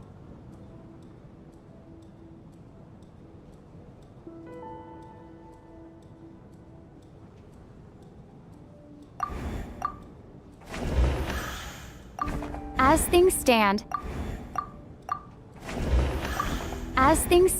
the audience head count doesn't add up. I guess we can rule out the theater staff members.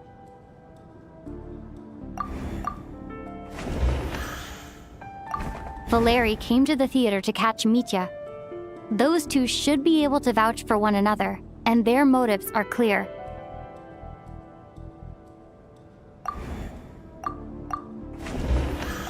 Valeri came to the theater to catch Mitya. Those two should be able to vouch for one another, and their motives are clear.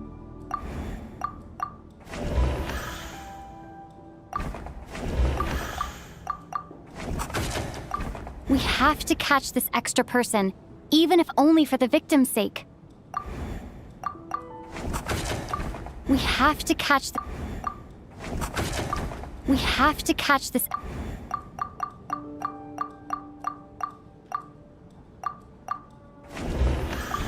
Sounds like Chuganov went to a lot of trouble to get his ticket because everyone at the theater knows about it. We have to catch... I don't believe any of us here knew Shram before all this. If no one can verify Shram's identity...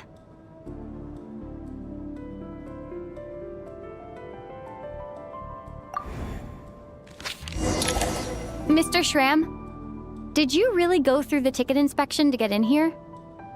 Huh? Me? Why am I being singled out, my friend? Do I seem that suspicious? It's not that you stand out as suspicious, more that everyone else has been ruled out as trustworthy. Okay. Well, we spent the best part of 2 days together now, so I'm sure you can all tell what kind of person I am. I'm a true gentleman. I never dream of doing something like sneaking to the theater without a ticket. Yeah, I have no doubt that you're a good person. But the problem is, none of us here actually know you, so no one can say for sure that you are who you claim to be. Although, actually, what was it you said last night? Yeah, you're friends with that water imp, which is why you understand our primary mode of expression. Last time I checked, there were barely any of us remaining in Snezhnaya, since most of the water imps left. Could you tell me a little bit more about your friend? There's a good chance I actually know her. And I suppose it's also kind of a way for everyone else to get to know you a little better.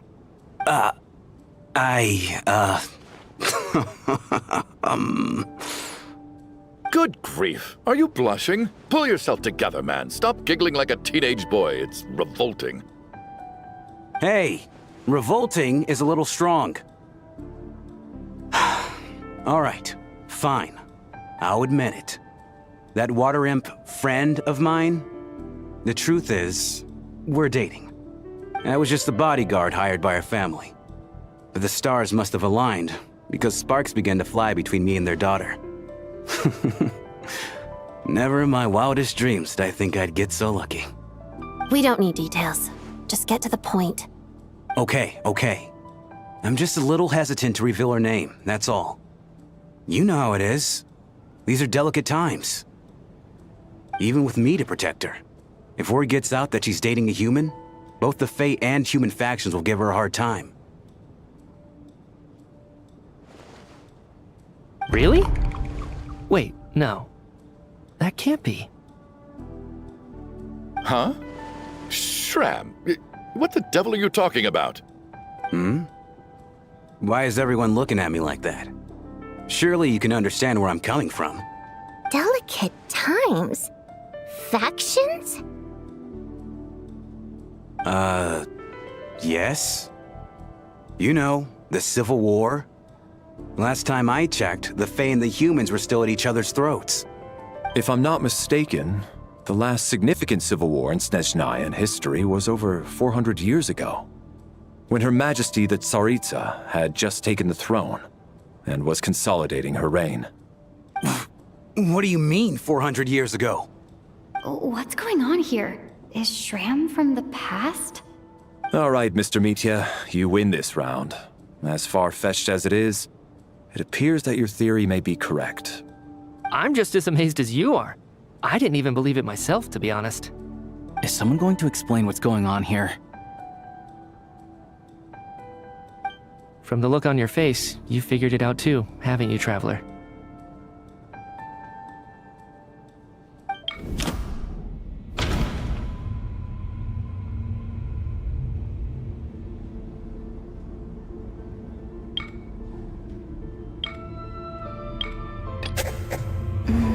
No. The truth lies within the clues we've already discovered. Vodyanitsa's private letter touches upon the history of the Water Imp aristocracy's exile, but reveals nothing about Shram's identity. That seems to be the case. Shram's the extra person, but there's no way of learning his identity from this clue.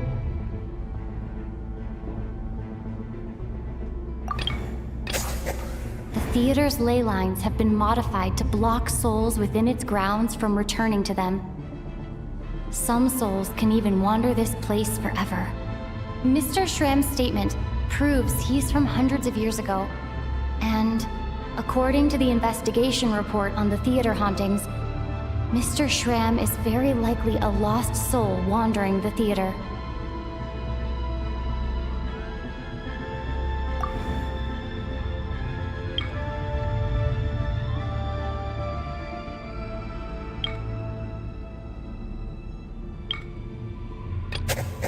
That's not it. If that's the case, we're back to square one. I don't think I'm that redundant.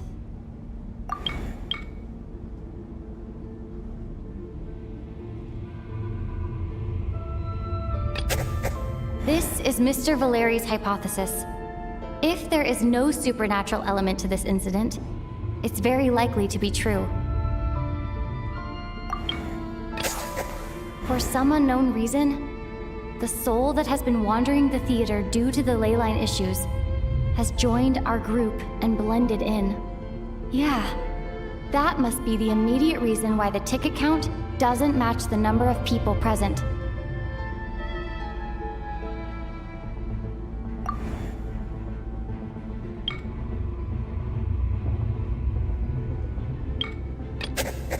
All of last night, Lelek, that is, Odette, was under surveillance, which rules her out. We've basically proven Lelek's innocence.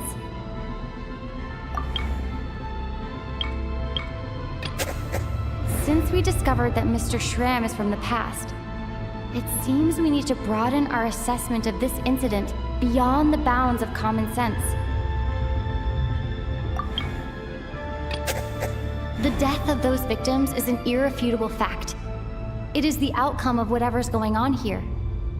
What we need to do now is find the truth within this information. The contents of the investigation report have been verified. There are indeed ley line issues and wandering souls in the theater. Death likely symbolizes the deceased. Mr. Shram, for instance. Death is near. Huh. That must mean that there's a dead person in our midst. That's the truth, isn't it?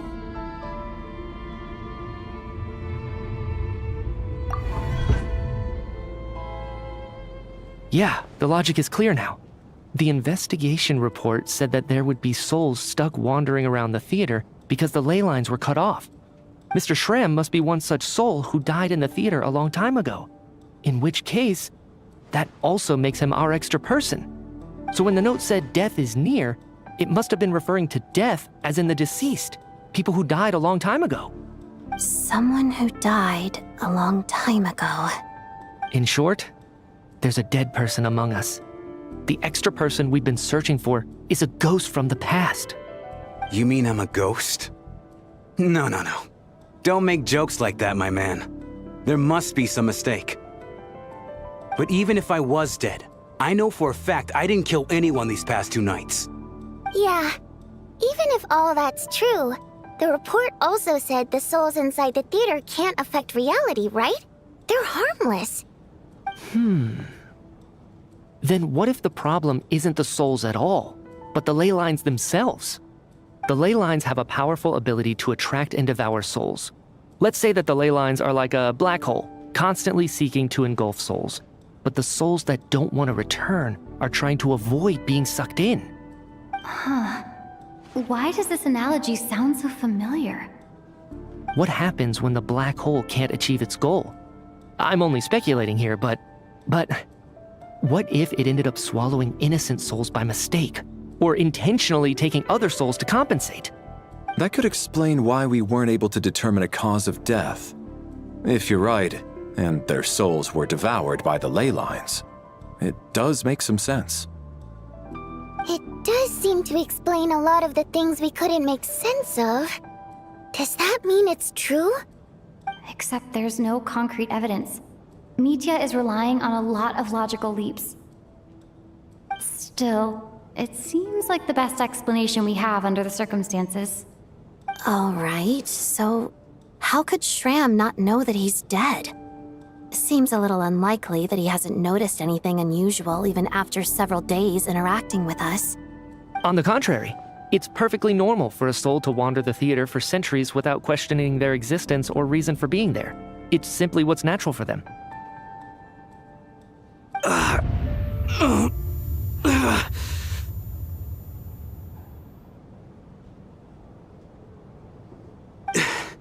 You know what, Mr. Brainiac?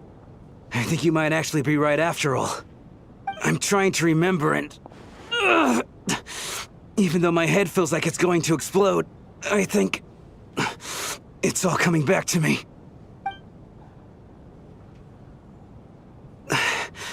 I was the one who didn't want to remember my own death, so I forced myself to forget.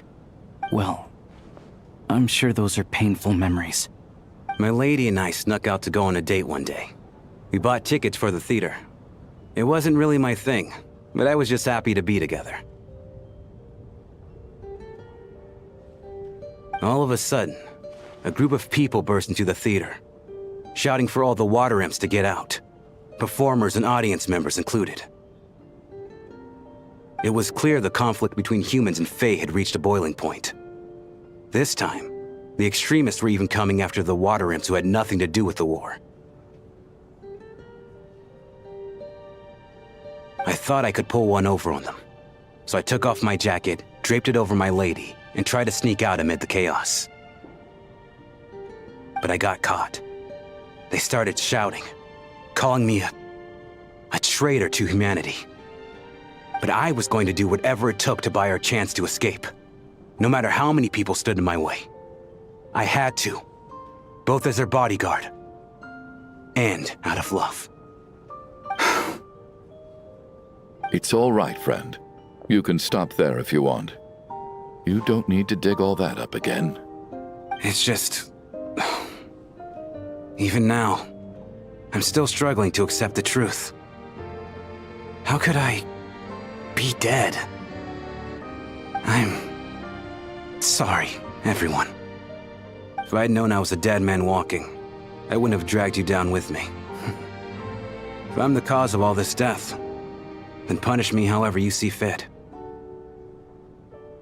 But, Mr. Shram... No. I refuse to be a burden. I know what I have to do. You said I've been wandering the theater for centuries, right?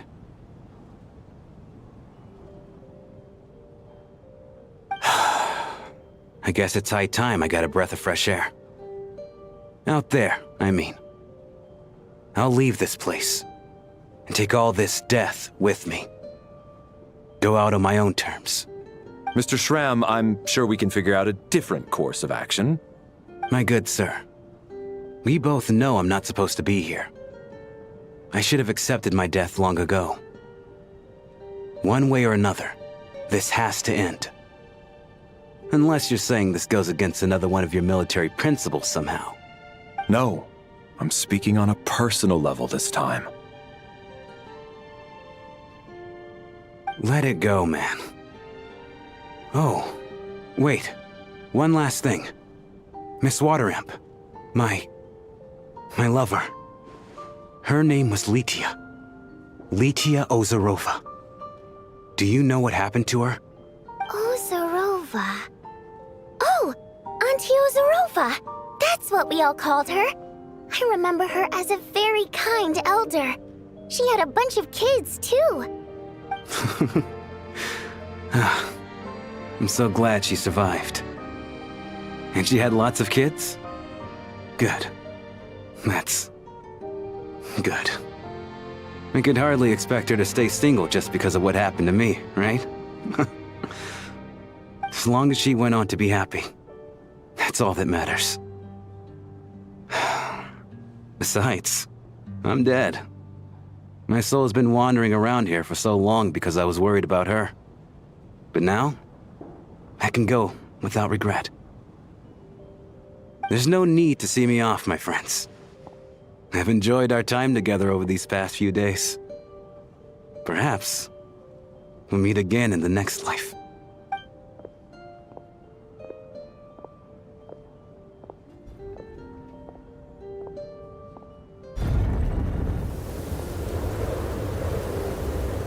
Take care, my man. I knew Mr. Shram was already dead, but I still feel so sad. Death is cruel, no matter how we might try to make sense of it. So, was the conflict between Fae and humans really that bad back then? I was only little, so I don't remember much. It's terrible to think that so many innocent people had their lives turned upside down. Even the historical records about that time period don't say much about it. All people know is that the Tsaritsa founded the Fatui, drove out most of the Fae aristocracy without explanation, then used her terrifying power to suppress the humans. It seems to me like the Tsaritsa chose to make herself the enemy. She downplayed the conflict, directing whatever animosity both sides had for each other at herself instead. That's also why, despite how brutal the conflict was at the time, there hasn't been much lingering tension between humans and Fae since. Things have been fairly harmonious for the past few centuries. So, the Tsaritsa banished the Fae to protect the Fae living in the city? She offered herself up to be hated in exchange for peace.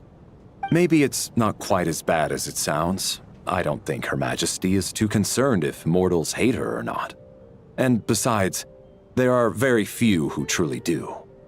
All this time, I had no idea. All right.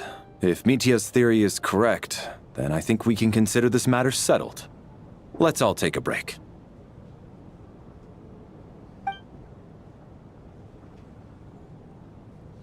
Ugh, if only this blasted storm wasn't still raging on.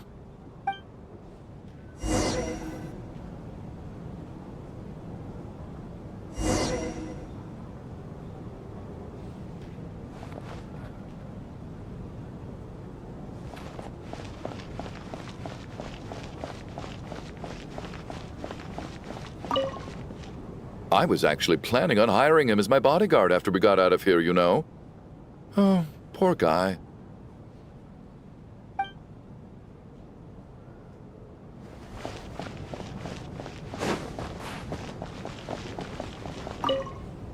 At least the lingering regret that kept him here has been put to rest.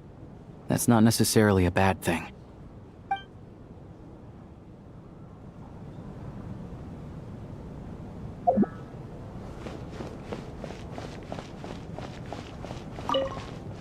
Well, at least it seems like Mr. Shram stayed optimistic until the end. The information he revealed, it's given me a lot to think about.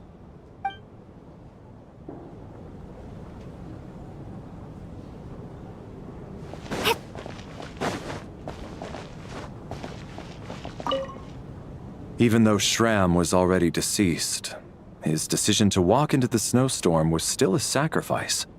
and a very brave one. This is one of the few times I don't feel at all happy to have my theory proven true.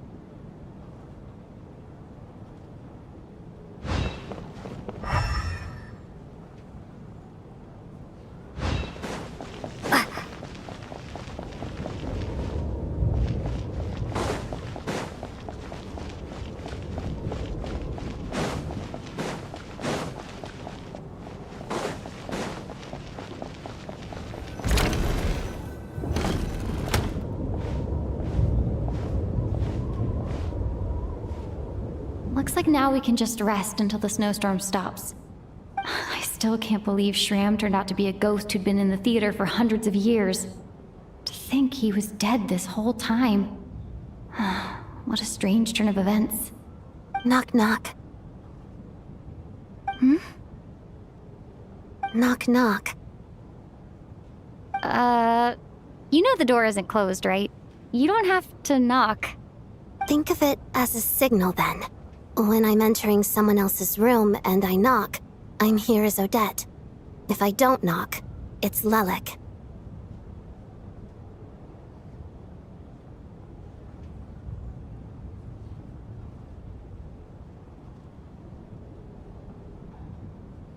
Thanks. So, why did you come to find me? Is there something I can help with? Vodyanitsa said you knew about my secret identity from the start.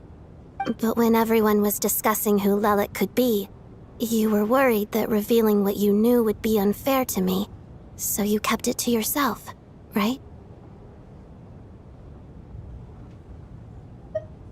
Yes, I'm extremely grateful for that. It's nothing. I mean, you didn't hold what happened with Senora against me, so I should thank you for that as well. Actually, there's something else as well. I found myself in a situation similar to the one you were in when you helped conceal my identity. So I thought I'd come and ask you for advice. It's about Mitya. Before all of this, the last time I saw him, he was dead. As I'm sure you know, my goal as Lelik was to stop Project Stuja. Well, when I found out the tech lead for the experiment behind Project Stuja was Mitya, I immediately started planning to track him down and threaten him to back out. I often saw him around the theater, but I soon concluded that making my move there would risk exposing my identity. So I decided to infiltrate the Armory Palace and go directly to his lab. That way, the threat would be much more effective.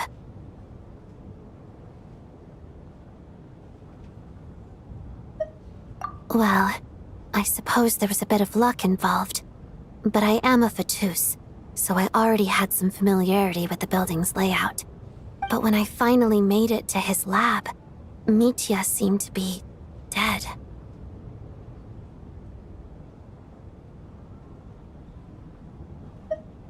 I checked his breathing and his pulse. He had no vital signs whatsoever. I'm certain of that. I thought maybe another anti-Project Stuja activist had beaten me to it, and chosen a much more brutal method, so I made myself scarce. That's why you were so on guard around Mitya that first night here. Yes. When I saw him sitting in the audience during the performance, I could barely contain the shock. To me, it was a miracle. Somehow, he'd come back from the dead. But then, the murders started happening and things got so complicated that it wasn't really at the front of my mind. That is, until Mitya himself said there must be a dead person among us. Then, I couldn't ignore it any longer. And yet, you thought that bringing it up right away would single Mitya out, just like when everyone was suspecting Lelik. Exactly. I thought there could be something I was missing. Besides, we soon figured out that Mr. Schramm was a ghost, and we knew there was only one extra person, so we thought he had to be the one. But now it seems like there's another candidate. I understand why you kept it to yourself. There was so much information being thrown around during that discussion. Bringing up Mitya would have just introduced more confusion. So, what do you think we should do? Let me confirm one thing first. When was it that you found Mitya dead? Around a week ago. Sometime in the afternoon. A week ago? That's earlier than I thought. I saw him just a few days ago at a restaurant. That definitely would have been after you found him dead. He seemed completely normal to me. Chatting with Vodyanitsa, trying to avoid Valeri. So he was definitely alive on that day. Huh. Well, all I can say is I know what I saw. Here's a thought. The reason we even suspected a dead person could be among us was because of the problem with the theater's ley lines. But Mitya's death happened inside the Armory Palace. The ley line issue affecting the theater shouldn't reach that far. You're right. I guess he doesn't fit the profile of the person we were searching for. I think the chances of it being him are very low. Surely he can't have died for real in the Armory Palace. Unless what? Unless he really did come back from the dead. You're right. Do you think we need to disclose this to the others? Huh, what's this? A private meet and greet? Where do I line up?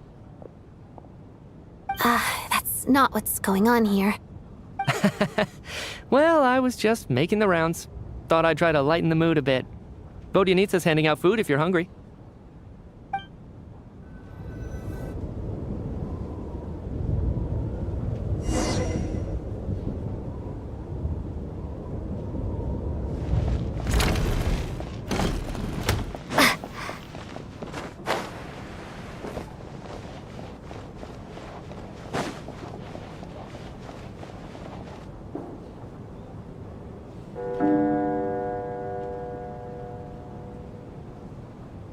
What is going on with this storm?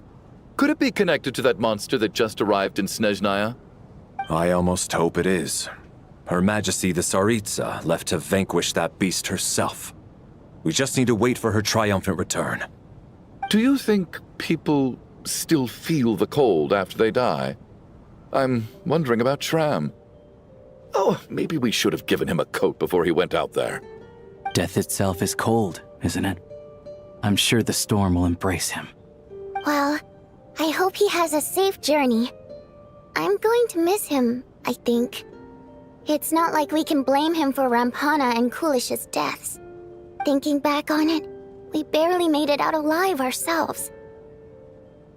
Once we get out of here, how are we going to explain what happened to their families?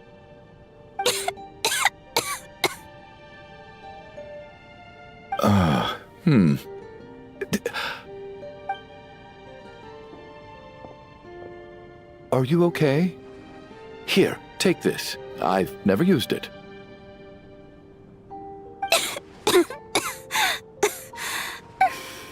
Thanks. Look who's Mr. Nice Guy all of a sudden. Is it because Tonya stood up for you this morning? At least you know how to return a favor. Yeah, without Tonya, who knows how badly he would have been hurt. I told you already, I never intended to resort to violence. Duh, bunch of rascals. Little girl? I was rather surprised when you spoke up for me this morning. I didn't think I had many admirers here, so, thank you. Oh, no need to thank me. I said some bad stuff about you too. I've been, too embarrassed to admit it, but, you remind me a lot of my daughter. So kind to everyone, but never lets her old man off the hook. Unless my wife and I are having a fight, then she's always on my side. Especially when she was little.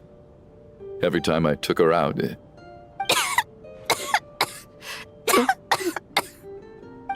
All right, easy now. How long have you had that cough, Tonya? I don't know. It's probably been a while. I'm fine. Are you taking anything for it? Yeah. I'll be fine once I see my brother. He's gonna pick some frost fairy flower leaves and brew a tonic for me. I'll feel much better once I drink that. I see.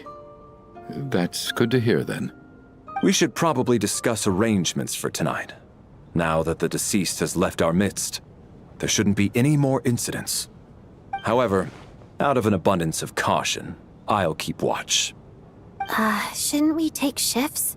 I can take one if needed. No need.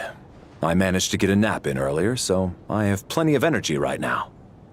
After all the tension of the past few days, everyone else should just focus on getting a good night's sleep.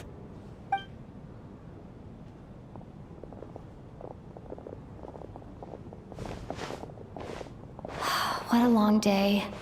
This whole situation turned out to be way more complicated than I expected. But Valeri's right. I should just try to calm down and get some rest. The last thing I want is to give myself nightmares.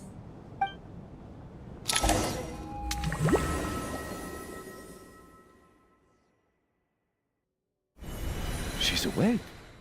She's awake! Get over here, you big lug, and take a look! If you must call me something, call me Mr. Door.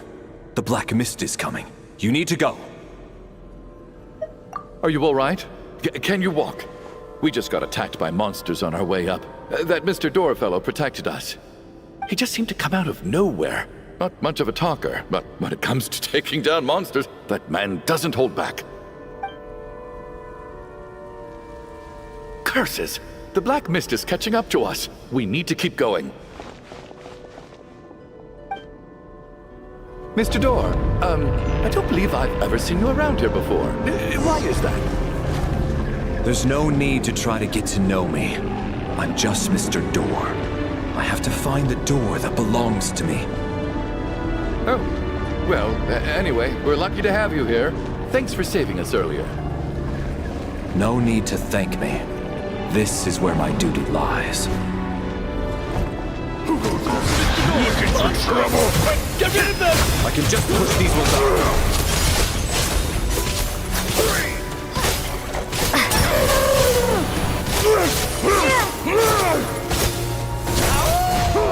Get a lot of things!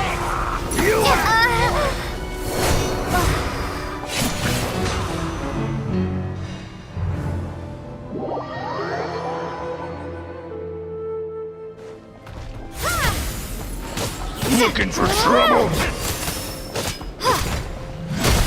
Ready to take my fist?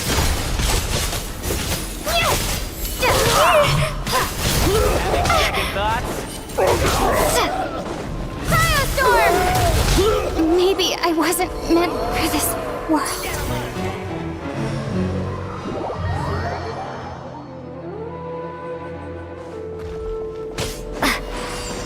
Looking for trouble? Get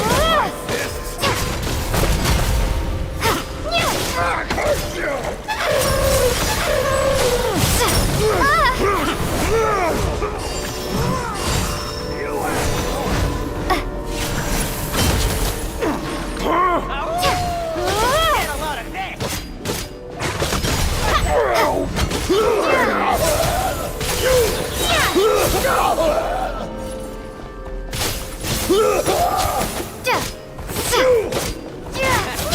Having second thoughts? Condense! Gotta.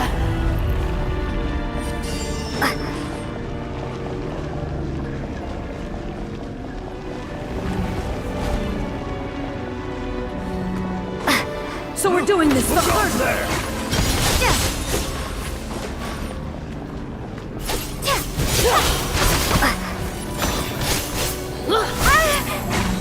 Just you void. Watch this! Remarkable work, Mr. Door. If I had your muscles, I'd do the same.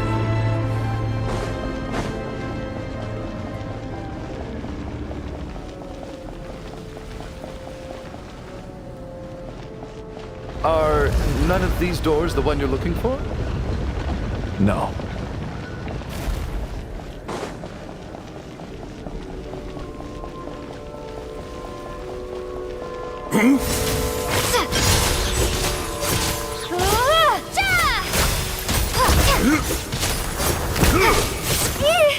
Come no closer. My command.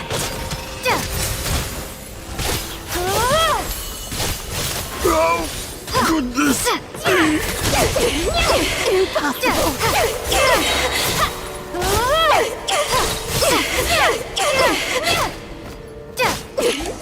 Impossible. I'm so exhausted. And the black mist is still rising. Oh. Wait, look! There's more monsters down there. Are they coming from within the black mist? No, no! They're gaining on us! Quick, keep going, or they'll be at our heels any second!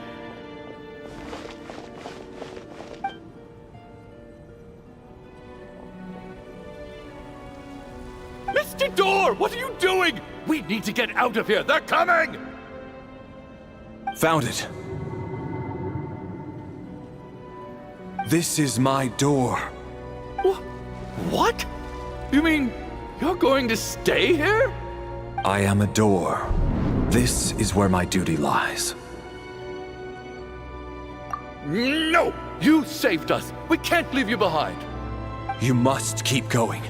A door can only keep things out for so long. You must make haste. But... Oh, you're right. Let's go. We can't let Mr. Door's sacrifice be in vain.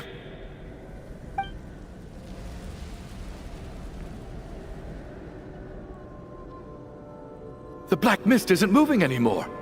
Looks like both the monsters and Mr. Door are gone. I didn't just imagine all that, did I? Surely I wasn't so scared out of my mind that I hallucinated a door as a human being. Oh, okay, good.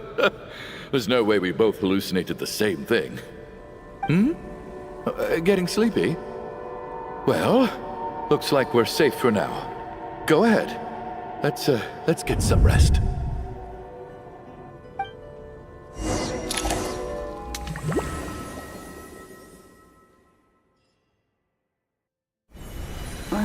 What time is it? Is it morning? I think I had a nightmare. Oh, I guess everyone's still asleep. These past 2 days have been exhausting. Valeri's keeping watch though, so he's probably the only one awake. Valeri?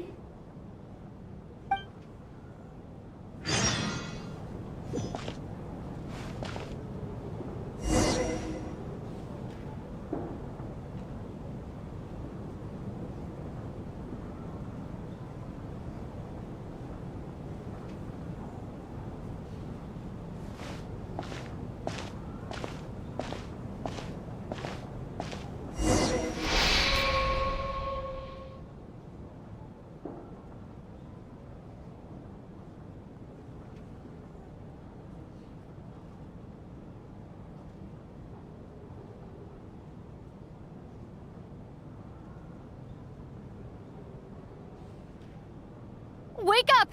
Everyone needs to wake up!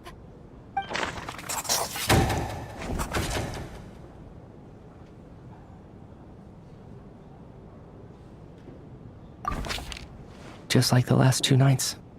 No clear cause of death. I've been a real thorn in your side, haven't I, Mr. Valeri? Now you can rest in peace. But for me, life will be all the duller for not having to run away from you, my friend. How's Tonya? Is she okay? I just checked on her, and it doesn't seem like anything serious. She's just exhausted from the past couple of days, and she's still recovering from her illness. We should let her sleep a bit longer. That means Valeri was the only one who died last night. If Valeri was awake and keeping watch, it would have been impossible to kill him without waking everyone else up. That much is certain. This is so frustrating. Why has nothing changed since yesterday? I thought we already dealt with the dead person causing all this. Actually, one thing has changed. There's only one victim this time, not 2. Does that mean...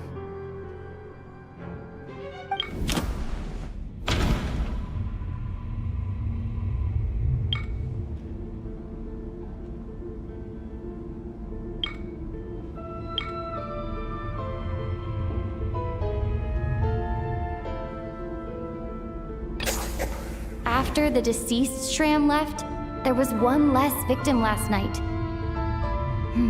That more or less tracks. It's a reasonable conclusion, considering the only variable that changed. Oh, the number of people who die each night is equivalent to the number of dead among us. That's your theory, right? Exactly. We identified Mr. Shram, and the night after he left, the death toll dropped from 2 to 1.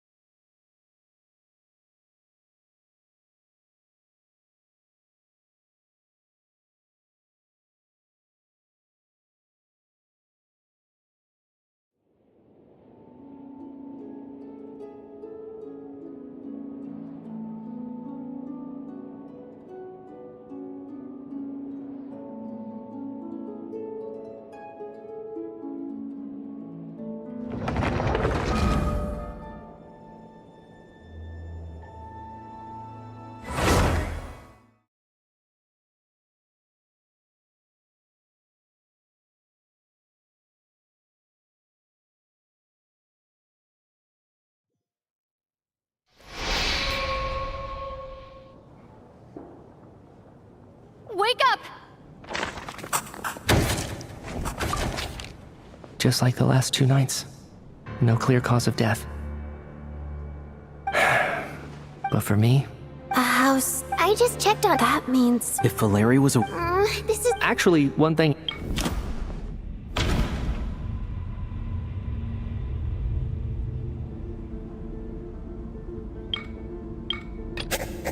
No similar cases have ever been confirmed.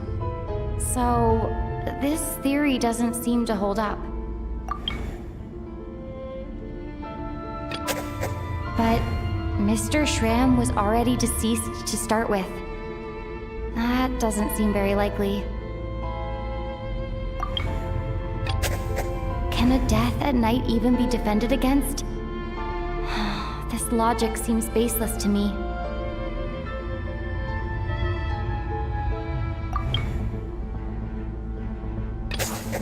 After the deceased Schramm left, there was one less victim last night. That more or less tracks. It's a reasonable conclusion, considering the only variable that changed.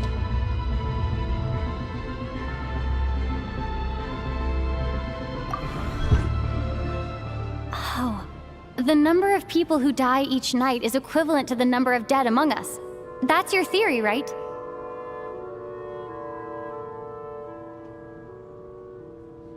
Exactly. We identified Mr. Schramm, and the night after he left, the death toll dropped from 2 to 1.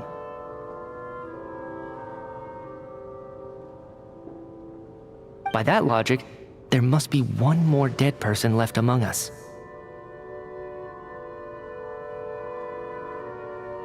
Another one? But there was only one person unaccounted for in the ticket checks, right? The head count should match up now.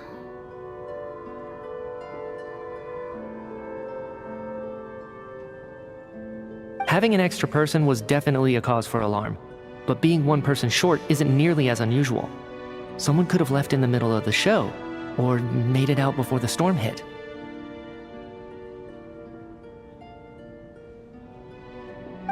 One more dead person among us.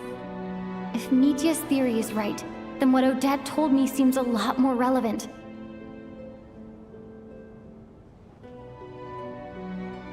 It's just, at the time, we had no reason to think there was more than one dead person.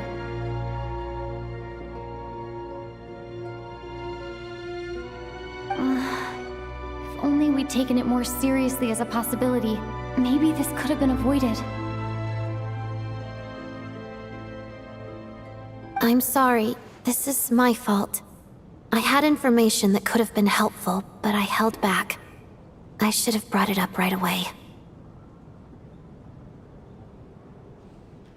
I'm partly to blame as well. I was too quick to dismiss Odette's concerns. What is this about?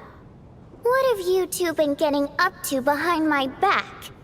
Sounds like there's some big news you've been keeping from the rest of us. Well, we're all ears.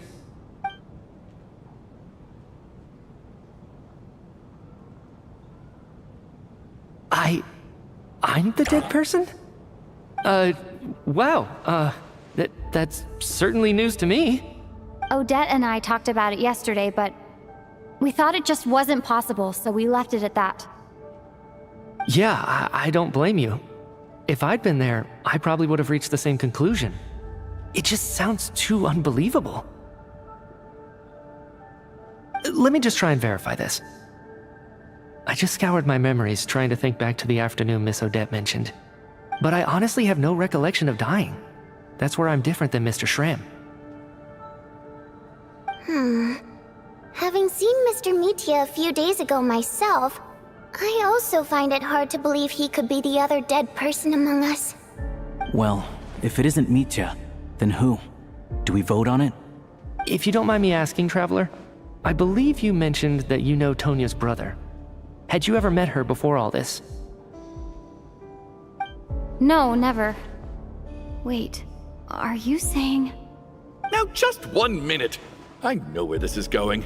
You can't just randomly point a finger at anyone you want. You're in the hot seat, and all of a sudden you want to divert our suspicions onto somebody else? Trying to pick a fight, Mr. Chuganov? Whenever you open your mouth, all you do is attack people, and I've had enough of it. If you don't want to engage in a civil discussion, you can shut up. You little brat! Did Nietzsche ask about Tonya because he suspects her? I suppose I only identified her by age and nothing else. Could that mean... I'm just saying, you're going around casting suspicion on people for no reason. How could Tonya be dead? I can vouch for her, if nothing else. I've seen her before. She's the sister of that Harbinger, isn't she? The one called Child. Oh, really? You're telling the truth? Since being here, I don't think I ever mentioned she was Child's sister specifically. Does Chuganov actually know her? If Chuganov can vouch for her, then it can't be Tonya either. In which case, it seems unlikely that there's another dead person among us at all. Miss Odette, could you go over that afternoon with me one more time, when you found me dead? No problem.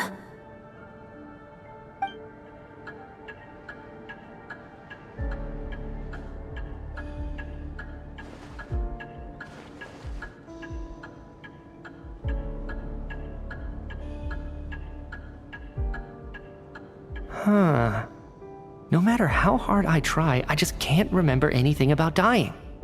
But I do remember something else. Miss Vojanitsa, during our last meal together, I told you how some of the researchers were suffering from temporary memory loss. Do you remember that? Oh, yeah. You said it was hindering the progress of your experiments. You thought they were just under too much stress or something. Right. And even though I don't remember dying that day, I'm pretty sure I experienced something like amnesia. Some of my memories from that afternoon are missing. Are you suggesting you're missing the memory of your... Of course. How am I only just realizing this? Humans aren't necessarily aware of their own death. You mean being silently assassinated, or dying in your sleep? Situations like that? The researcher's amnesia. Suddenly it all makes sense. I must thank you, Odette. I think your perspective just helped me reach a breakthrough on a series of issues that have been troubling me for quite some time. All right. It's decided then. I'll be the one to leave today. Oh, leave? Hey, wait a minute. Aren't you rushing into this? What if you're wrong? You'll pay with your life. Come on, kid. Aren't you gonna fight for your life? This seems like a rash decision. I have other reasons beyond what's been discussed. In fact, thinking back, I remember during Miss Odette's performance, while I was sitting in the audience stalls, a brilliant new idea for my research popped into my mind. But then, my train of thought suddenly cut off. I can't remember it now at all, and I didn't take any notes. I guess that must be another instance of temporary amnesia. No. Hold on. I see where you're going with this. You're suggesting that each instance of temporary amnesia is a death, right? There's a glaringly obvious flaw in that idea, no? How can one person die so many times? I believe Miss Odette's account. During the period where my memory is blank, I must have been either dead or in a similar state. All it would take is for the same thing to happen in the theater, and I would come under the effect of the ley lines in this vicinity. This increases the likelihood of me being the deceased, does it not? But... There's no evidence to suggest that anyone other than me is a candidate for the deceased. So allow me, as a scientist, to treat this as an experiment. Please relax, everyone. I don't think things are as bad as they may seem. If I really am the deceased, then to leave the theater will be a relief for me. If, on the other hand, I'm still alive right now, well, apparently you've all witnessed my resurrection recently anyway. Who's to say I won't return from the dead again this time? Nietzsche's right. This is the only thing we can try right now. I think he's deliberately downplaying the gravity of the situation, though. He probably doesn't want to burden everyone. What is a scientist if not someone who gambles on experiment after experiment in an attempt to obtain the truth? With this snowstorm, the ley line phenomenon, ghosts of the dead, and my amnesia, we've been paralyzed by not knowing and powerless to do anything about it. It's a terrible feeling. But if I do get resurrected, you can be sure that I'll come back with the truth of all this. Just you wait.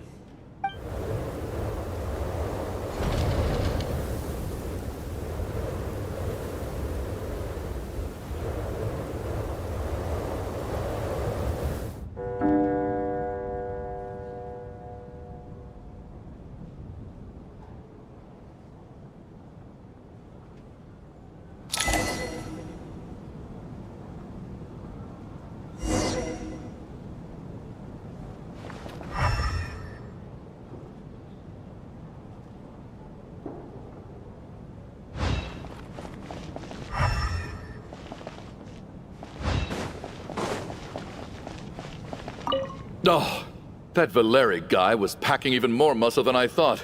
I can't believe how heavy he was. Hauling him over there nearly killed me. Ah, curse this confounded snowstorm. Go bother some other poor souls instead. What do you want? I'm not in the mood to talk right now.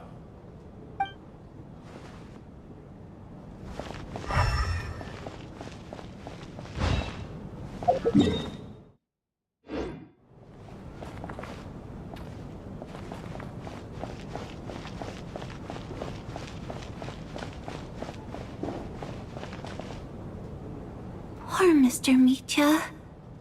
I didn't even get to see him one last time. Maybe it's a good thing that you weren't there to see it. It was a hard thing to watch. I hate goodbyes. Why does it feel like everyone around me is slowly disappearing? Not just in here, I mean. In the outside world, too. Maybe it's the realization that, at the end of life, everyone has to face it alone. Come to think of it, the main reason we're still alive right now is pure luck. Each morning here, for every one of us, there's the chance that we might not wake up. You could take it a step further and say that the same is true outside, too.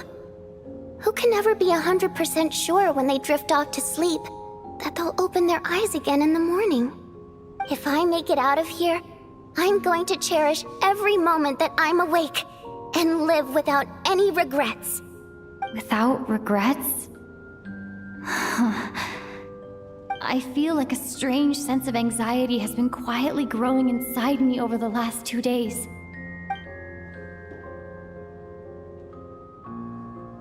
Are you okay? You look really glum. If something's bugging you, let's talk about it. There's only a few of us left here now. After everything we've been through, what's the point in keeping things bottled up? I have a travel companion named Paimon. Alosha and Odette have met her before. She's been feeling unwell recently. You're worried about her, aren't you? That makes sense. We've been trapped in here for days. To be honest, I used to feel like I was just a spectator in this world, watching everything that happens from the sidelines. Maybe it's because I'm a descender? A descender? But with Paimon by my side, over time, I slowly felt my connection to this world growing stronger. She loves eating, sleeping, and having fun, but she's also a great guide. It's her authenticity that makes this whole world feel more real for me. Over the last few days that we've been apart, I've often caught myself wondering, what would Paimon say if she were here right now?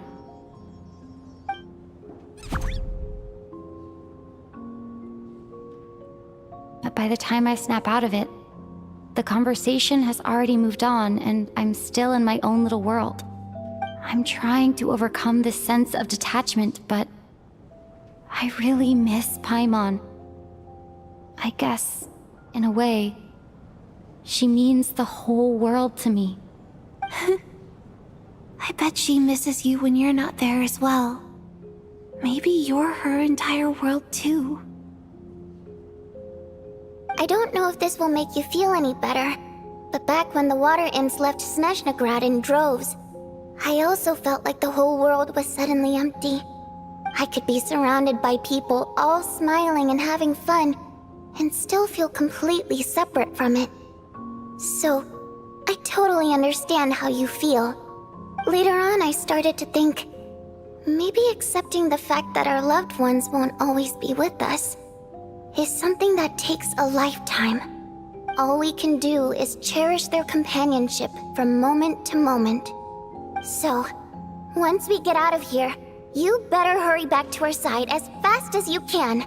You can't let your story end in regret. That's the trope I hate the most. Thank you. That's exactly what I needed to hear. But Vodyanitsa, if you hate goodbyes too, why didn't you leave with your people?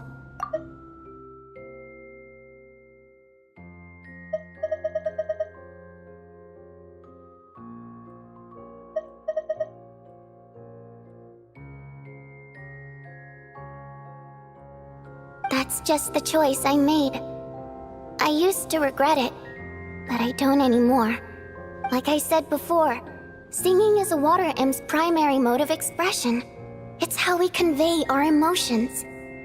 Our songs have echoed through this theater for hundreds of years, each one a story pieced together through moments of joy and sorrow. But does a story exist without someone to read it? To me, the answer is no. So I made the choice to stay. That way, there would still be someone left to sing these songs and listen to their stories. Otherwise, they could have been lost forever. Could you teach me how to understand your people's songs sometime? I want to be able to truly hear them, like Mr. Shram. A fan after my own heart. Thank you, Tonya. How about I sing something for you, and you tell me what you hear? Okay, I'll do my best.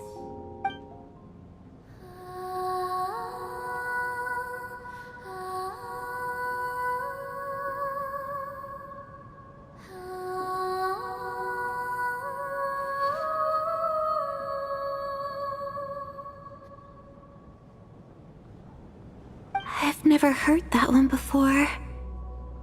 I feel like I can hear a sense of longing somehow. I wonder why that is. Color me impressed, Tonya. You're a keen listener.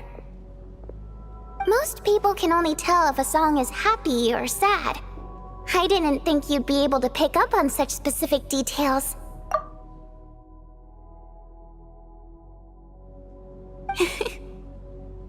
So, what's the song about then? Come on, tell me! I've actually never performed this song in the theater before, because it has more of a ceremonial purpose for our people. It's not meant for the stage. It means something like, "May those we have lost watch over us, and follow this song back home in the night, so that we might be reunited once more." No wonder I could hear that sense of longing. You sing it for loved ones who have passed away. I hope it reaches them. It's getting late, Tonya, and you're not well. We should all turn in early. I suppose there's no reason to keep watch tonight.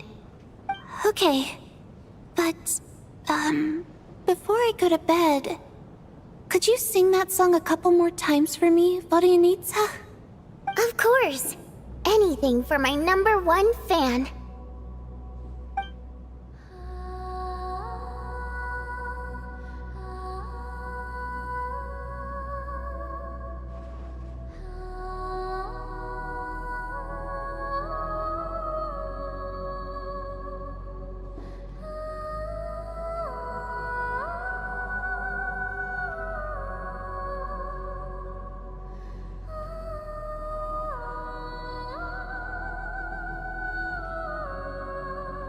Once I get out of here, I definitely don't plan on ever coming back.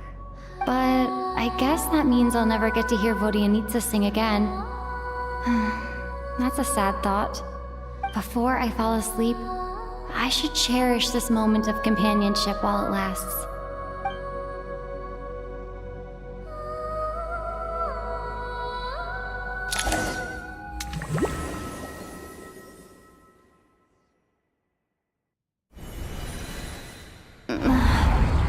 Where am I? It's so dark in here, and I feel kind of dizzy. Am I alone? Huh? What was that noise?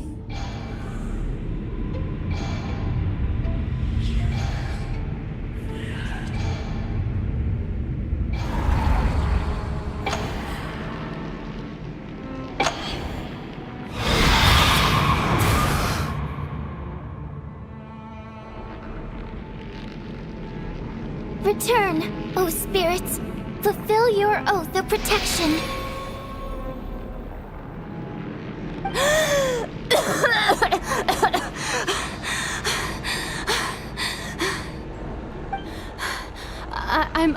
I'm alive? What just happened? No time for questions. Quick, over here. Turn on the switch. We need to bring back the light.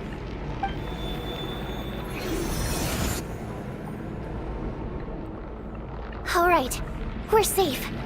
The spirit just now is called Night Prayer. The light subdues her, but she'll attack without a second thought in the dark. Sort of. I know it's hard, but you can't let this place go dark, or she'll kill you again. Yup. Luckily, I was here to resurrect you. Otherwise, that'd have been a real bummer. A bit more than a bummer, I'd say. Wait, so you have the ability to resurrect people? Sure I do. I'm your guardian spirit after all. I specialize in soul recall. Oh, it's nice to meet you, by the way. Thanks. It's nice to meet you too. Alright, there's no time to waste. The black mist is already catching up. We need to avoid it at Night Prayer at all costs. Come on, let's go. We need to reach the next switch before the place gets too dark. If we bring the light back, Night Prayer won't be able to get to us.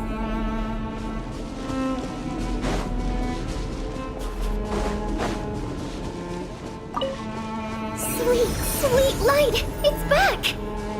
Now that's a sight for sore eyes. Shh! It's Night Prayer. We need to move quick, but don't let her notice you.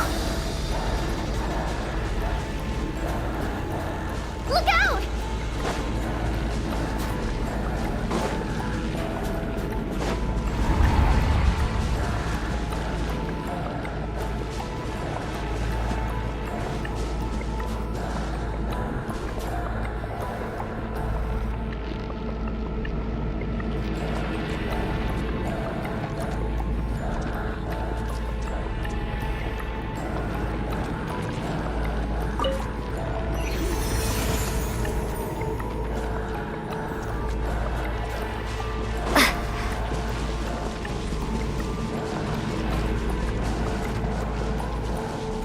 Which is over there.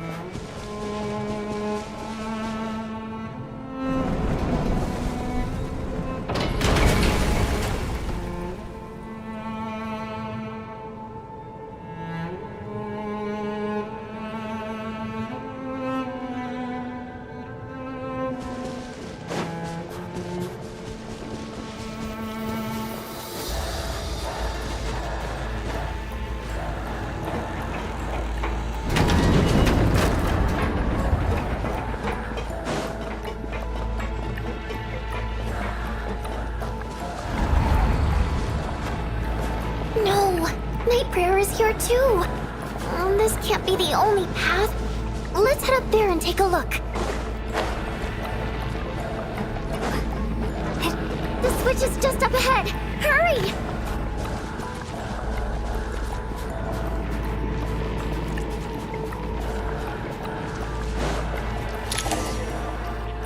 It's too dark. We're not gonna make it. Come on, faster!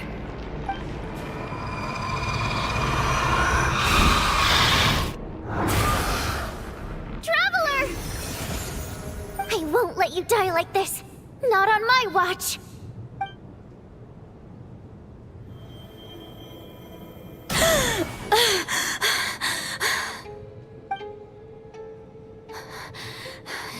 Even though it's not permanent, dying is definitely not a pleasant experience. Great. You're back. Yeah, thanks to you. Time for you to get out of here. Quick, before the light runs out. What about you? You're not coming with me? I can't. I've already been used up. A guardian spirit's skills are finite. I can only resurrect someone so many times. I might not look any different, but my essence has been exhausted. Now, I will slowly start to fade away. I can go no further. The black mist is where I belong. It's okay. Why didn't you tell me sooner? Because it wouldn't have changed anything. That knowledge would have just burdened you. And a guardian spirit's role is to protect. But... Go. Now, before it's too late. I already hear Night Prayer approaching.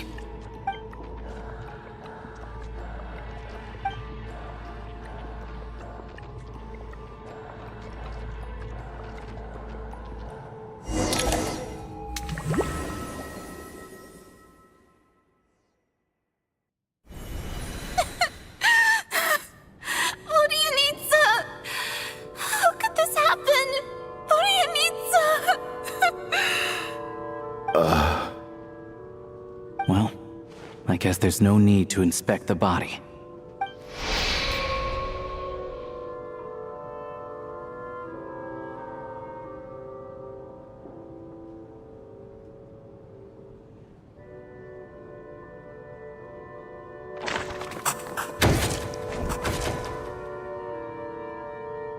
This wasn't supposed to happen. You lied to us, didn't you, Chuganov? You've been lying from the start. Take a long, hard look at yourself before you go around accusing other people. I suspected you on day one, Lelik, and now look where we are. By some strange coincidence, you've never been targeted. You just happen to have survived this long? No, you should be the prime suspect. And you, little hunter, ever so content with staying on the sidelines. Yet, you were the one who stopped us from leaving from the start! Why are you trying to keep us here? Now you're just lashing out indiscriminately. That's either a sign of anxiety or a guilty conscience. Where was all this passion and bravado before? Decided to fight until the bitter end. Is that it? Is that a threat? Fine, bring it on. You think I'm afraid to die after all this? You want to kill me? Go ahead. I'd like to see you try. After all the trauma of the past few days, everyone's been pushed to the breaking point. Valeri and Nietzsche aren't here anymore. Someone else needs to step up and take charge. But first, I need to think this through. Considering everyone left, who's the most likely candidate for the deceased?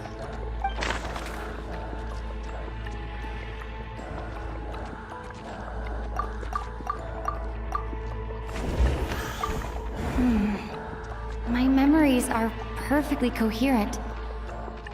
Even after racking my brain, I can't recall any scenes of my own death.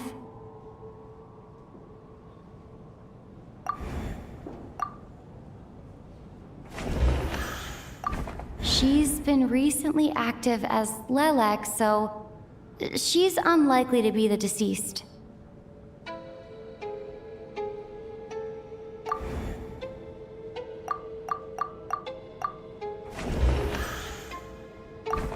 He's arguably the first friend we made after arriving in Snezhnaya.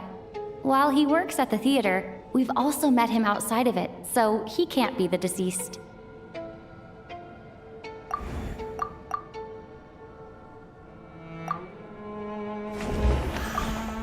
Of those who remain, the only person we've never met before is Tonya.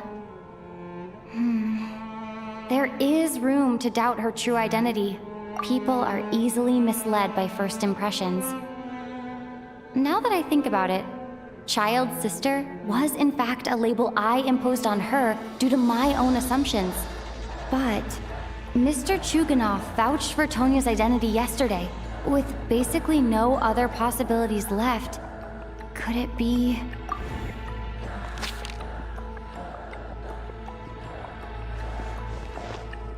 Tonya, how's Tusser been lately? Tusser?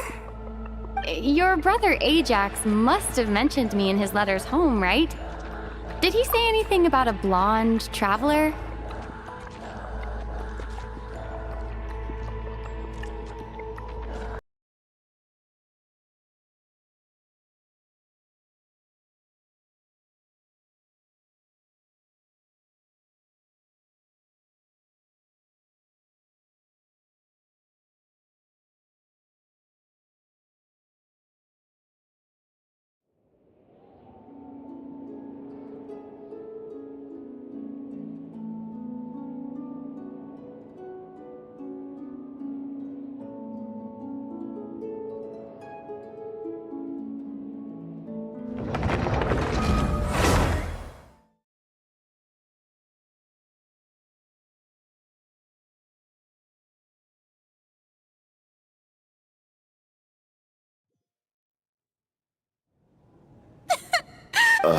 Well.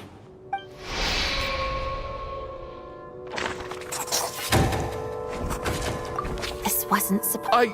Take a look. I suspected you. And you, little hunt. Now you're just Where was all this Is that a After all the Valerian, but first...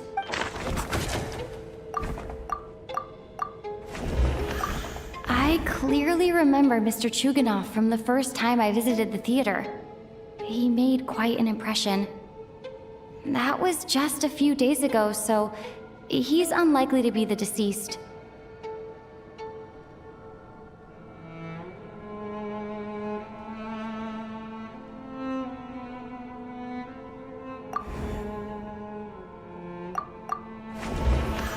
He's arguably the first friend we made after arriving in Snezhnaya. While he works at the theater, we've also met him outside of it, so he can't be the deceased.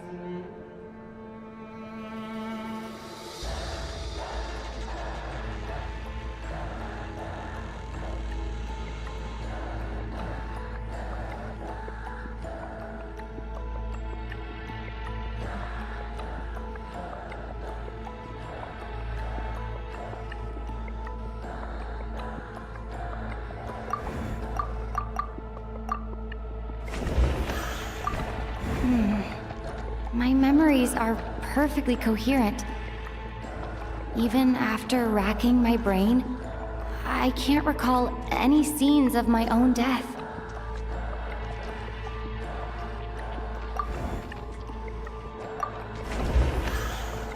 She's been recently active as Lelek, so she's unlikely to be the deceased.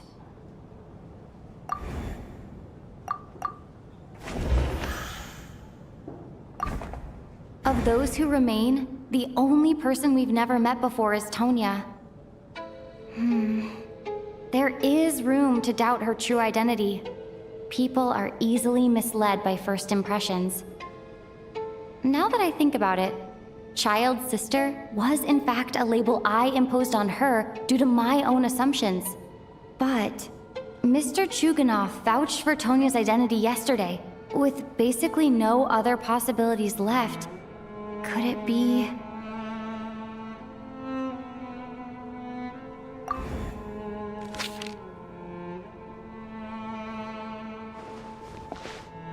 Tonya, how's Tusser been lately? Tusser? Your brother Ajax must have mentioned me in his letters home, right? Did he say anything about a blonde traveler? No. And my brother's name is Razik, not Ajax. Oh, Chuganov, looks like it's your turn to do some explaining. Yesterday you said you could vouch for Tonya. Why did you give us a false testimony? I knew you were behind this, Chuganov. You've been lying through your teeth from the start. Everything about you is fake, down to the wife and daughter you're always talking about. Your entire family man persona is a charade, isn't it? That night, when I infiltrated your place as Lelik, I noticed you were home alone. Didn't think much of it at the time, just thought everyone else was out. But thinking back on it now, that doesn't seem very likely. My guess is, you live alone, don't you?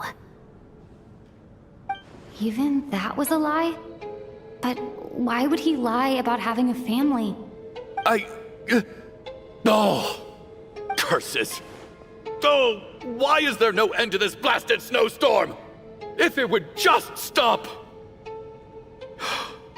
If it would just stop. I think I remember now. I know how I ended up here. It feels like a distant memory. But at the same time, it's just like it was yesterday. The reason I'm always coughing is because I got sick with frostbite. The locals usually call it the snow cough. It's not a very common illness. It's partly genetic and partly caused by the cold climate, but it can be fatal. They sent me to the hospital as soon as they found out I had it. And I spent so long lying there in that hospital bed. After a while, I felt myself growing weaker and weaker. Nothing seemed to be working anymore. Neither the treatment that the doctors were giving me, nor the medicine my brother was brewing from frost fairy flower leaves. So one day, I told my brother that I wanted him to take me outside for once, so things could be like they used to, just for one day. I wanted to meet loads of friends, experience new things. He agreed. He snuck me out of the hospital, and we escaped. We got to the theater, bought tickets, and went inside. Oh, it was all so exciting. I remember the show very clearly. It was amazing. But I found myself getting sleepier and sleepier. Oh, Tonya. When I woke up, I couldn't find my brother anywhere, so I guessed he'd already left. But there's no way he'd leave me behind. So I decided to stay here and wait for him. At the time, I figured he'd probably gone to brew some more medicine for me. I was planning to chew him out for abandoning me when he got back. Tonya, it sounds like by then you'd already... Yeah, I know. I understand now. Dead, aren't I? This cough and the feeling weak, it's probably just my body's memory. After all of that, it turns out I can't blame my brother after all. I was the one who abandoned him. I'm sorry, everyone. I realized this much too late. It seems like death skewed my perception. And now I've dragged you all into this mess. Your name probably isn't even Tonya, is it? Didn't that ever strike you as odd over the last few days? Well, when I was little, my brother and I read a storybook, and Tonya is the name of one of the characters. When we escaped from the hospital, our family and the hospital security were looking everywhere for us. So when you first approached me and said my brother had sent you, and called me Tonya, I thought he must have chosen a fake name that only the two of us would know. Because he was afraid of getting caught. Now, it seems like that was just wishful thinking. At least your memory of death isn't painful. That is a small comfort. Now it's your turn, Chuganov. Talk to us. I believe no lie is ever told without a reason. You're right. I was lying. I happen to know that the Harbinger child and his sister Tonya managed to get tickets, so I lied to you and pretended I knew them. And yes, I was lying about my family too. The truth of the matter is, I lost them a long time ago. I just refused to accept reality. And now I've spent the second half of my life living a lie. I'm a joke. My daughter's name was Iskra. And before you ask, yes, Iskra, as in Iskra Manufacturing Plant. She also died from the snow cough. She was just 6 years old. If she were still alive today, she'd be around the same age as little Tonya here. After Iskra passed, my wife couldn't bear to face those memories either. So she chose to start a new life without me. One day when I came home from work and saw the empty room, I felt like I couldn't breathe. Subconsciously, I started to imagine that they were still there. I soon discovered that this was the only thing that made me feel any better, so I just embraced the delusion. Nothing more than a pathetic means of escapism, I know. But at least it's not a crime. So explain your false testimony then.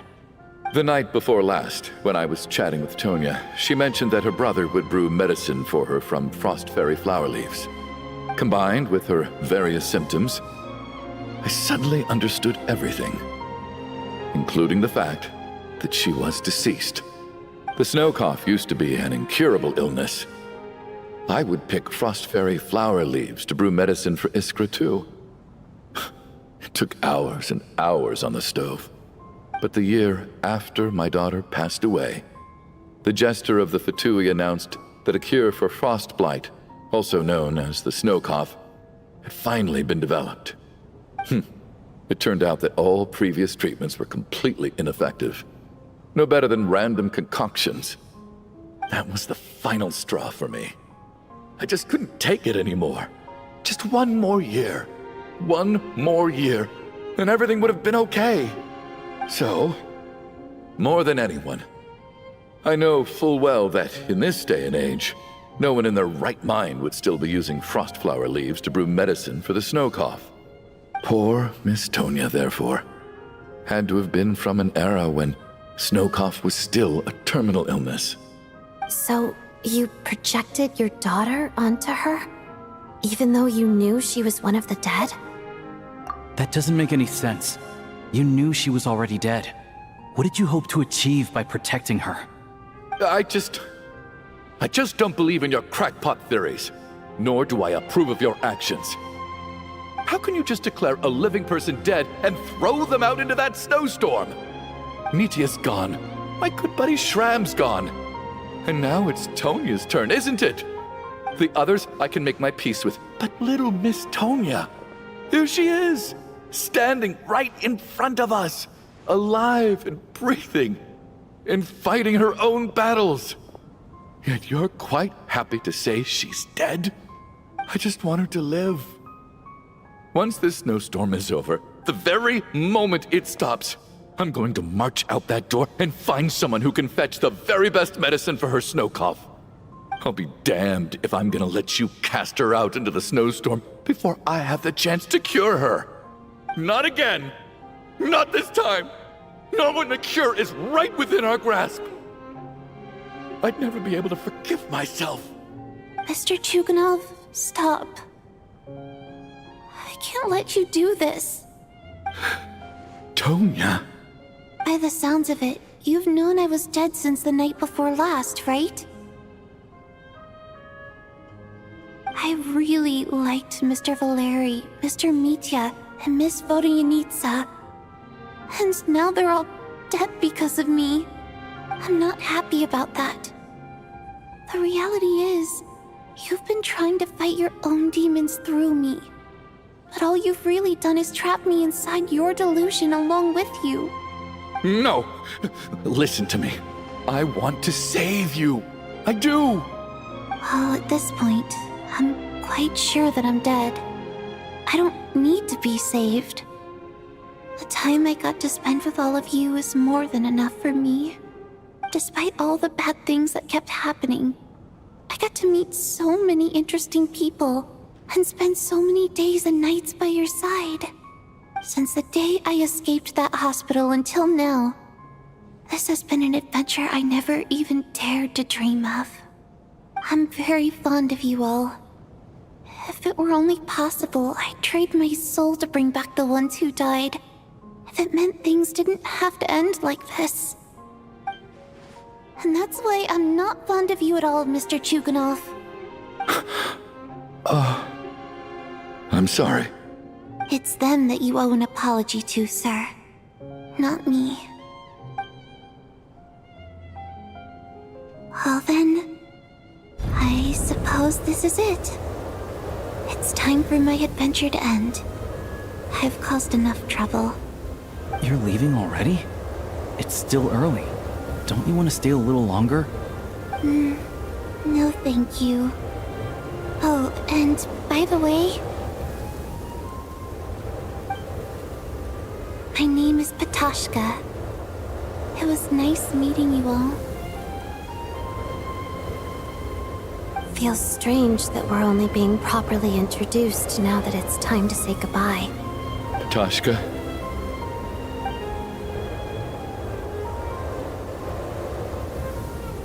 What are you doing, Chuganov? Are you crazy? Let me leave. I can't keep lying to myself anymore. In your dreams. Don't think you're getting off that easy when you had a hand in the deaths of so many people.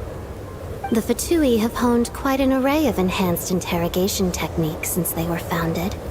Once we're out of here, Lelik will personally give you a taste of every last one.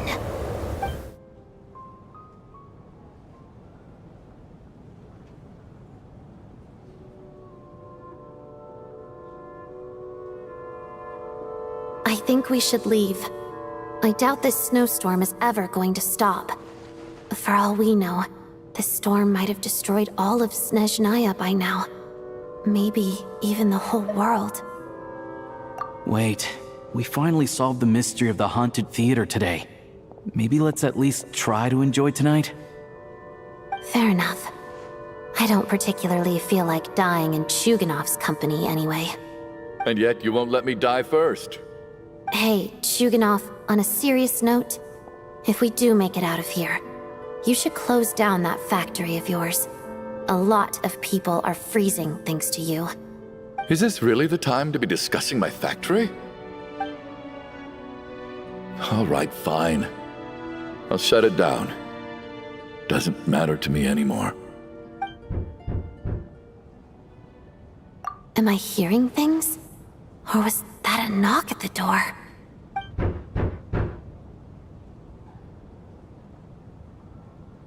There it is again. But I don't understand. The snowstorm hasn't stopped, has it? Should we open the door? Is this it? Is this nightmare finally over?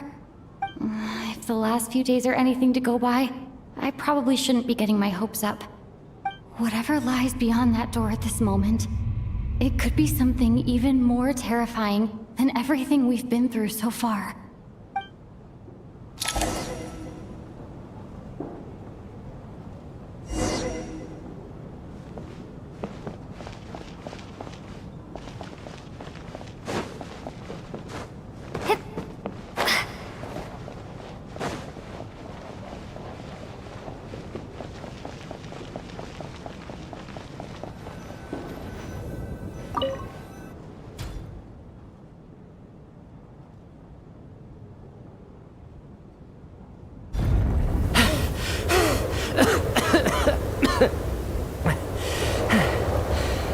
everyone. I'm back. How are you doing? Feeling any better? Much better, thanks. Whew, it is so good to have you guys here. I was a little worried that the theater would be empty by the time I got back. Let me see. Tonya and Vodyanitsa are missing, which means... Vodyanitsa died last night. And then you discovered that Tonya was the other dead person. Am I right? Not Tonya. Pitashka. First, tell us how you made it back here. Given the conditions outside, no one should be able to return alive. You're right. The thing that got me back safely was... a song. I heard someone singing. After walking into the snowstorm, my mind grew hazy. I don't know how long I walked through the storm before my mind completely slipped away. Then, suddenly, I heard the sound of singing. The voice instantly brought me back to my senses, and I regained consciousness. So I followed the voice, searching for the source of the singing. I searched and searched, until finally, just a few moments ago, there was the entrance to the theater, right in front of me. I've actually never performed this song in the theater before, because it has more of a ceremonial purpose for our people. It's not meant for the stage. It means something like, "May those we have lost watch over us, and follow this song back home in the night, so that we might be reunited once more." That must have been Vodyanitsa's Requiem. Who knew it actually worked? That song is meant to guide the souls of the dead. Mitya, that must mean that you... Huh. No kidding. Seemed like I guessed right then. This is what I've been so desperate to tell you about. When I first stepped out of the theater, I was still quite lucid. My memory of it is still pretty intact. I remember the outside world being completely different than what I'd expected. It was like this was a world where only the snowstorm existed. There wasn't a trace of any humans or buildings ever having been there. I don't know how else to describe it, except to say that it just didn't seem like the real world. And as for the Requiem, if I was guided here by Vodyanitsa's song, it can only mean that I must already be dead. And this is my soul, not my body. But I didn't experience a clear moment of death while I was out there. Nor do I feel any different now than before I walked into the snowstorm. You don't seem any different to me either. In fact, this is something I've been wondering about for a while now. If souls aren't physical, shouldn't they lack tangible form? Both Shram and Pitashka were clearly deceased, and yet their souls didn't look or feel like ghosts at all. They were visible, tangible, no different than you or me. This raises a truly terrible thought. Is that really what Mitya is suggesting?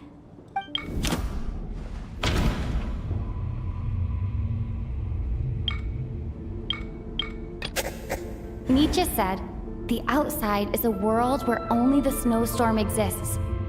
It must be connected to the ley lines, so going out there will only take us further away from the real world.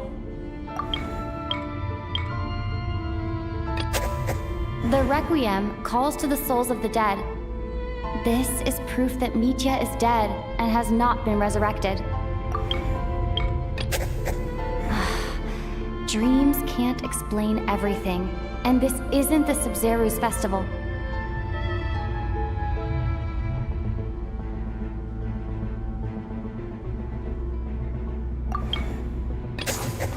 Mitya's soul was summoned back by the Requiem, confirming that he is indeed already dead. And yet, he looks no different from us. Of course, if even the long-deceased like Mr. Shram can blend in with us undetected, then maybe we've all been dead from the very start. And all of us are now souls wandering the theater.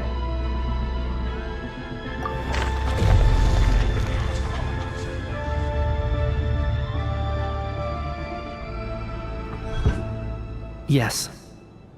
I think that this is Probably the afterlife. What did you say?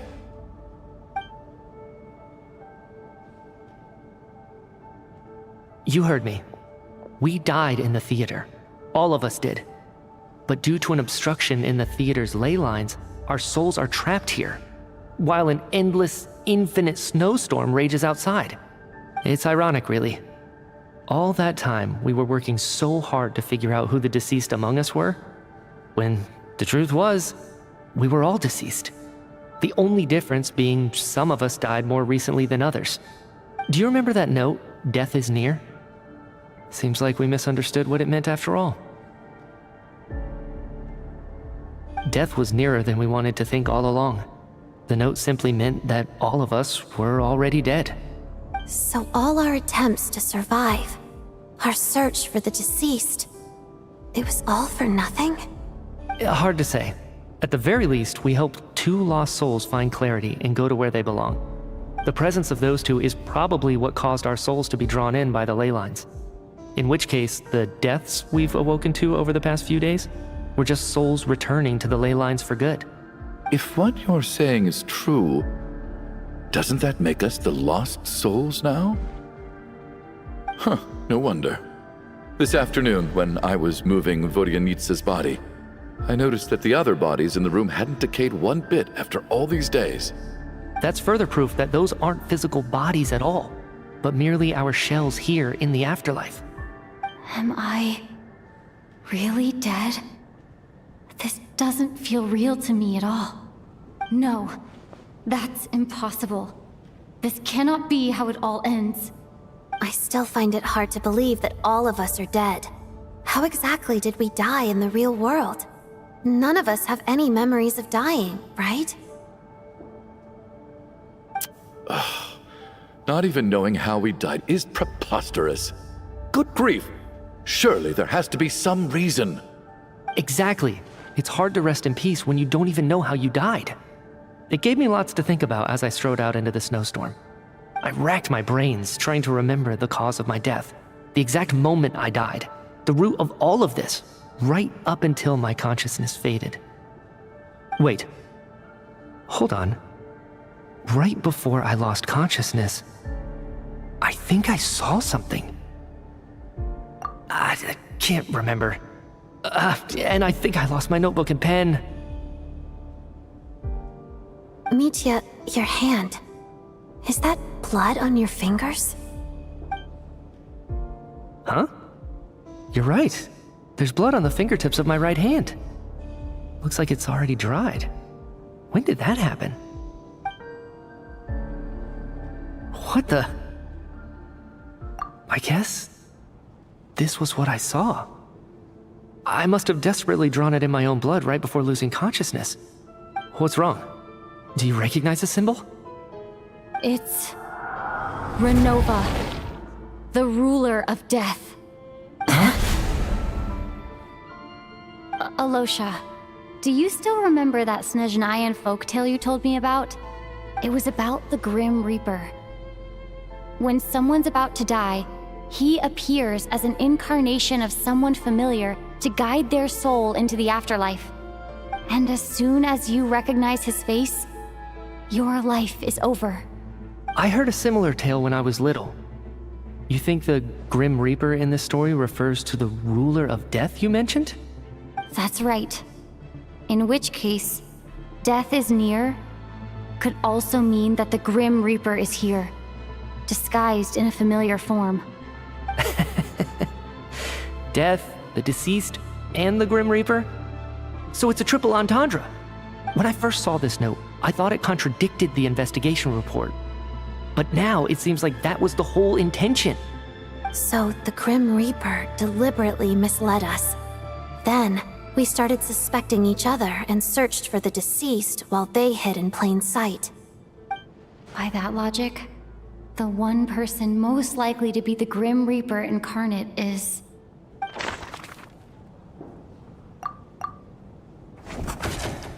The Reaper is right here among us, and won't leave until everyone's souls have been claimed.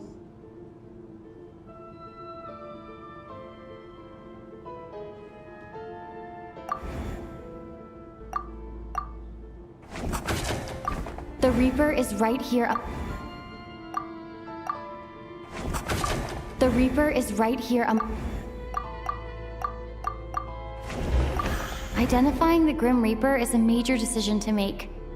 I should think it over carefully.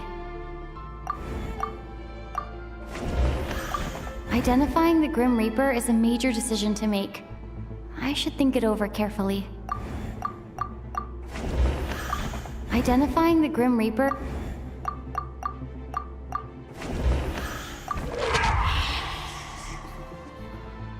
No doubt about it. It's Eula. Looking back at how everyone has acted over the past few days, Eula is most likely the Grim Reaper lurking among us.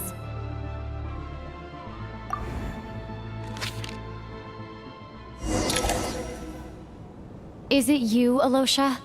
You were the first to discover the investigation report, and you had plenty of time to slip the note inside to mislead us. So? Surely you can't suspect me based on that alone. What if someone else found the investigation report first, slipped the note inside, and then put it back without telling anyone? There's no denying it. The note could easily have been slipped in much earlier than it was discovered. That's not all. I've also noticed that, although on the surface, Valeri, Mitya, and sometimes I were the ones taking charge of the situation, looking back now, even though you didn't say much, you were always subtly guiding everyone from the sidelines. What do you mean? You were the one who emphasized how dangerous it was outside and insisted we all stay here. It was also you who suggested that we all sleep in the same place. And earlier today, you tried to convince Patashka to stay. I don't understand why, but it was out of character. So, you didn't understand my intentions, and now you're assuming the worst. Seems pretty unreasonable if you ask me. He still won't admit it? Fine. Let's see how he responds to the most damning evidence of all. The biggest question I have right now is, if the Grim Reaper is impersonating Eula, then where's the real Eula? When did they switch?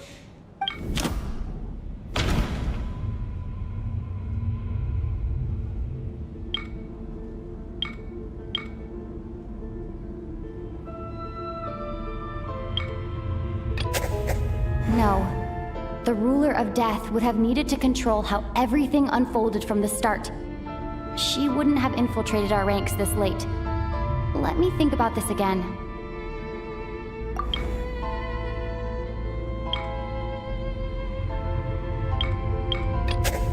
No. Nothing related to Eula happened that night. I should think about this again. No. The ruler of death added a note to the investigation report at the time. This indicates that Eula had been switched out even earlier than that. That's right. This was the moment. Right at the start, before any victims had even emerged, Eula was switched with the ruler of death while everyone's guard was still down.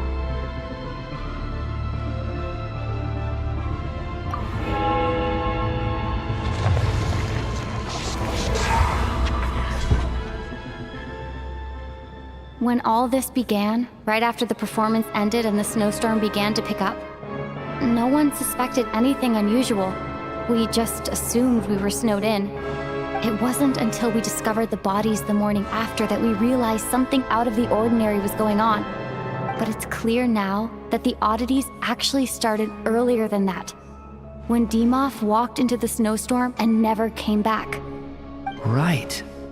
So Mr. Dimov was the first victim, not Sobolova and Torgov. And if we pinpoint that moment as the beginning of this incident, then one thing becomes clear. Eula, you are the only person who walked into the snowstorm and came back without the help of Vojanitsa's Requiem. More precisely, Eula never came back at all. The one who came back was the Grim Reaper. Not bad. Well, since you've backed me into a corner, I suppose there's no point in keeping up the act anymore. Eula? You're the Grim Reaper? I am no such tired cliché. Mortals should address me as the ruler of death.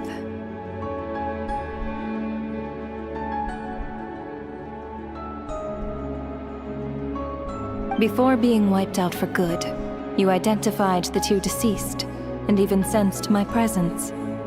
A commendable achievement, far beyond what I expected. I heard you can ferry souls. Those deaths each night. Were they your doing?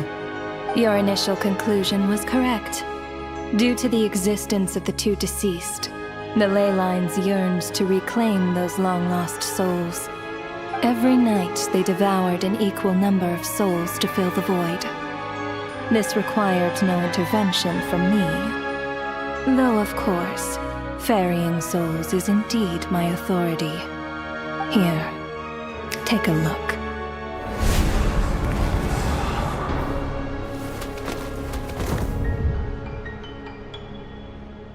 What are you doing? That takes care of today's too. Don't get so worked up. You are already dead, and your souls must return to the ley lines. I know we're already dead. You murdered us, didn't you? Murdered? No. Murder is when mortals usurp my authority. Death is my jurisdiction. If I require someone to die, I need not resort to such laborious methods as murder. You simply met the criteria to trigger my curse of death. I know about the curse of immortality. So there's another death-related curse too? You cursed us? When? And why would you do such a thing? So often, humans pray to me, begging to know when their death will come, and what form it will take. But few people ask why. If you must have an answer, know that death comes simply because one's time has come. So you're not gonna tell us the truth? Hold your tongue. By all rights, you shouldn't even be allowed to speak with me. Those angels from the past are to blame for the reckless renovation of the ley lines here. It's made my work on this occasion infuriatingly complicated. Work? So trapping us here, making us watch our friends die, that's just another day at work for you? You clearly have a lot of questions. Fine. As a reward for your remarkable accomplishments over the past few days, I shall answer a few of your inquiries, provided they aren't too unreasonable. After the physical body dies, the soul must return to the ley lines for that person's death to be considered complete. My work encompasses the entire process of death, including, naturally, the guiding of souls into the ley lines, with which you are now so familiar. You must also be rather familiar with Natlan's Night Kingdom, I presume? It was I who supported the creation of the Night Kingdom. It provided a convenient means of guiding the souls of Natlan. Here, too, the ley lines connected to the theater underwent some modifications. The angels hoped to make them capable of accommodating the souls of some special creations. But this actually hindered their ability to accept ordinary souls to some degree. This effect manifested itself after you died from the curse in the theater, leaving you stranded in the afterlife, unable to achieve a complete death. But if souls who die from the curse of death fail to return to the ley lines within a short window of time, they will miss their chance for good. Then, they will remain forever suspended between life and death, no longer subject to the authorities of either. So if you don't resolve this matter soon, and see all our souls return to the ley lines before long, we'll escape your control. Nitya is sharp. This must be what Renova was worried might happen, and the reason she got involved to begin with. But if you have the authority to guide souls, why didn't you just show yourself and get it over with? Why hide among us in the form of Alosha? You seek to understand the mind of a god. Very well. I'll tell you. This is a theater, and I decided I wanted to watch a show about death. That's why I encouraged you to take the events to the stage. I found myself getting quite immersed. I suppose the entertainment you provided makes up for all the trouble you've caused me by being so defiant in the face of death. There. Are you happy with my answer? Can't say I am. Really? But it fits the stereotypes you humans have about gods. Just moments ago, you were complaining about how infuriatingly complicated your work here has been. Work is work, I get it. There are times when it's a huge pain, but you just have to get it done, right? That's a rather unique perspective for a human. You are in fact correct. There is a pain point in this case. Due to the obstruction in the theater's ley lines, there is a hard limit on the number of souls they can receive each day, making it impossible for me to ferry all your souls at once. Revealing my identity too soon would inevitably have led to futile resistance, and there was a risk that any souls who chose to run would disappear. Then there was the issue of the 2 lost souls you called the deceased. The way you resolved that quandary was all part of my design. That's what I don't understand. If all of us were souls of the dead, what made their presence among us special? For centuries, they have refused to return to the ley lines, exploiting the issues created by the angel civilization to resist being drawn in. Centuries of obsession accumulated during this process. You may think of this obsession as the resentment of the dead, and in this quantity, it was a bomb that could have detonated at any moment. It reached the point where I could not afford to leave it unchecked. But the only way to fix it was to help them acknowledge their own deaths, make peace with their regrets, and willingly walk into the snowstorm. Only then, with my guidance, could they finally return to the ley lines. Otherwise, you would not like to know what the consequences would have been. I vaguely remember seeing Patoshka, but in the most terrifying form. Was that in a dream? Is that what would have become of her if she hadn't returned to the ley lines? I see your dreams brought you many revelations. So you see, death in fact grants wisdom to mortals. Souls connect to all things in the world and see the chain of cause and effect between them. It's nothing unusual. Anyway, giving psychological counseling to lost souls is not my strong suit. That is more of an angel's role. It was something I could not resolve directly using my authority, so I decided it was easier to leave the bomb defusal to you. Meanwhile, of course, their presence caused the souls of other members of your party to return to the ley lines each night. From where I stand, that was killing 2 birds with 1 stone. As both issues slowly resolved one another without me having to lift a finger, all I had to do was stay close by and keep the situation under control. Then use my authority to wrap things up at the end. And, of course, while I was at it, I thoroughly enjoyed watching this drama, dealing with death from a mortal perspective, play out on the stage. Sounds like you had it all figured out, Grim Reaper. I just did the math. You said there's a hard limit to the number of souls the ley lines here can receive each day. It's 2, isn't it? That much is obvious, even to a fool.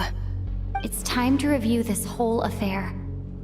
If the ley lines can only take in 2 people per day, I need to go over the deaths from these past few days again.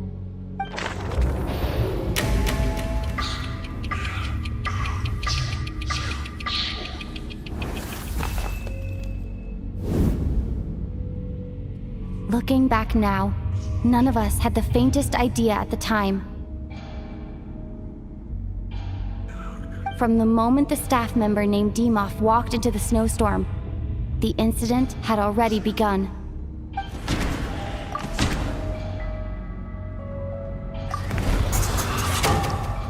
Alosha was the second to walk into the snowstorm after Dimov to investigate.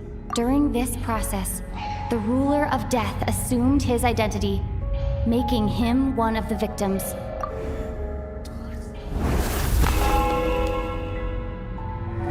first night in the theater, everyone was caught up in the novelty of it all. No one could have expected there would be victims the very next morning. Despite all the confusion, and with the help of hindsight, we finally began to realize that something was amiss with the snowstorm.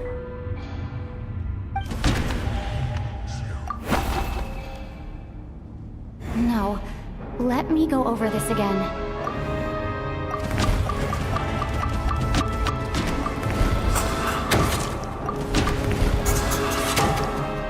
The ley lines devoured Torgov and Sobolova on the first night. At the time, we thought this might be a murder case connected to Lelek.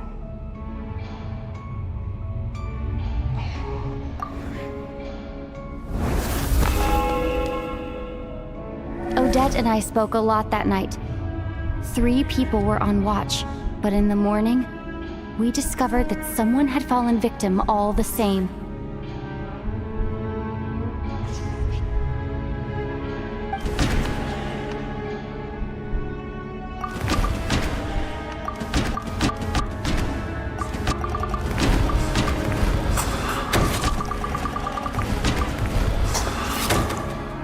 The deaths of Kulish and Ranpana caused everyone to stop suspecting Lelek. Unexplainable phenomena occurred one after another, leading Mitya to suspect that we were caught up in a supernatural event.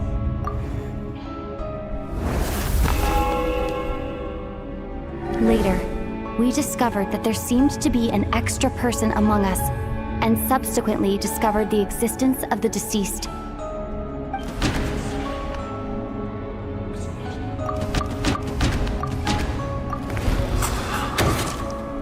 Mr. Schramm realized he was the deceased and walked into the snowstorm to return to the ley lines of his own accord. It turns out there really was a dead person among us.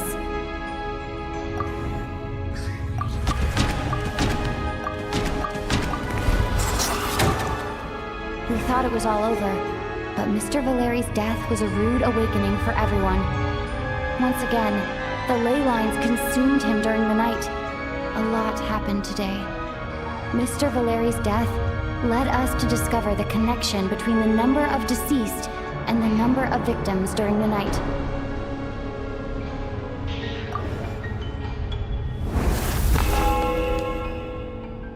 The fact that there was more than one deceased seemed to bring us back to square one. Odette revealed some information she had been keeping to herself.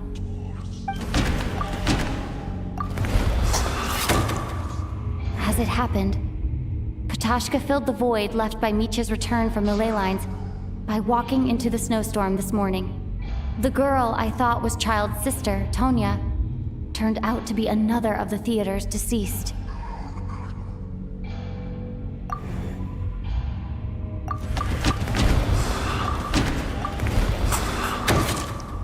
Vodyanitsa was swallowed by the ley lines in her sleep. But the requiem she sang before falling asleep was quite a game changer. Come to think of it, Patashka was about to walk into the snowstorm at that time, and Renova, unaware that Mitya would return, was concerned that her soul would overflow from the ley lines. That's why she used Alosha's voice to try and persuade her to stay behind. Looking back, I suppose that was an early slip-up on her part.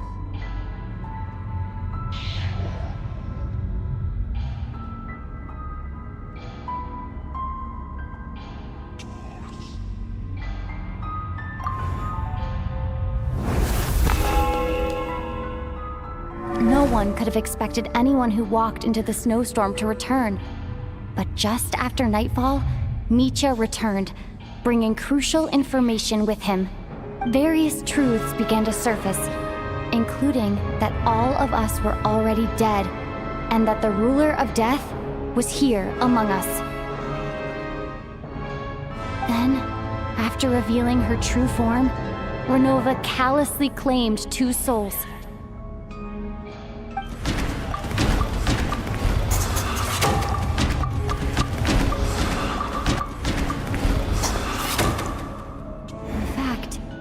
Everyone was already dead by the time we took the photo. And in the days since, we've experienced many more partings in the afterlife. Now, only Mitya and I remain. And the true culprit behind everything still stands before us. In Mitya's eyes, I see the same anger and frustration that I feel.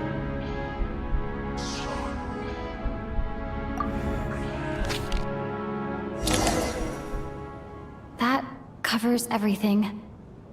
It's all clear now. Your work isn't finished here yet, is it? The Traveler and I are still standing here, safe and sound. The Water Imp's song threw things off a little, but it is of no consequence. The ley lines have already anchored your soul, and the first ray of light tomorrow morning will take you back. I, meanwhile, need to review my attitude towards the Water Imp race. So the reunion in the night that Vodyanitsa mentioned, I suppose that was never meant to be a permanent reunion. That just leaves you, Traveler. My power only allows me to temporarily separate your soul from your body. The ley lines of Tevat would not accept you, and your soul is firmly anchored to your body by your will. For a descender like you, who is not bound by Tevat's rules, your death can only be brought through the most violent of means, such as directly destroying either your body or soul. I have no interest in involving myself with Descenders, for now. Although, this may change if Asmodee remains missing, or you insist on interfering with our affairs. One last question then. All our struggles and sacrifices here, they were meaningless from the very beginning, weren't they? Death abides no reason. Besides, what you call sacrifice is merely a concept created by humanity. To me, it is nothing more than a self-indulgent charade in the face of death. Mere mortals fantasizing that their actions could reclaim something from my grasp. A truly laughable idea.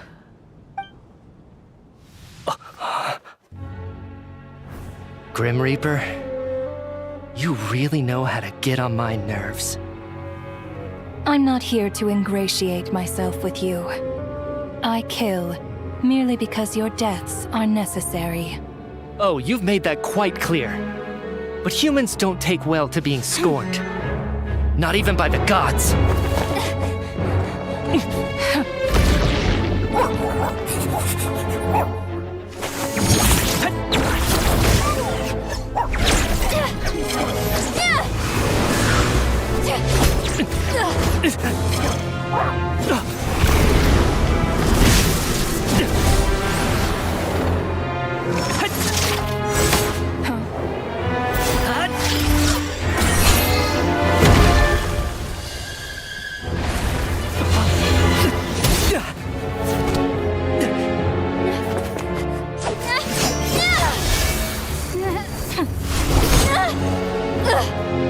This is futile.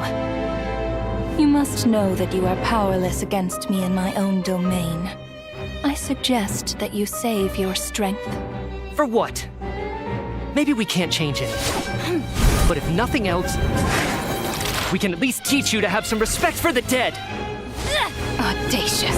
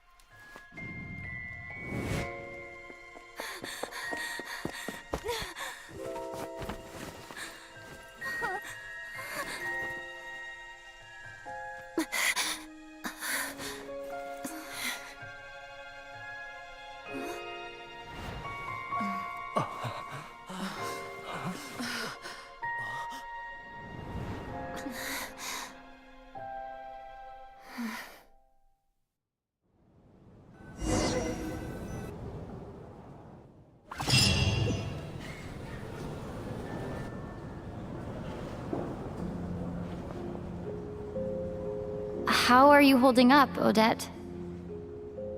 What happened to me? How much do you remember? What do you mean? Is the performance over? I can't seem to recall what happened. Has Odette already forgotten?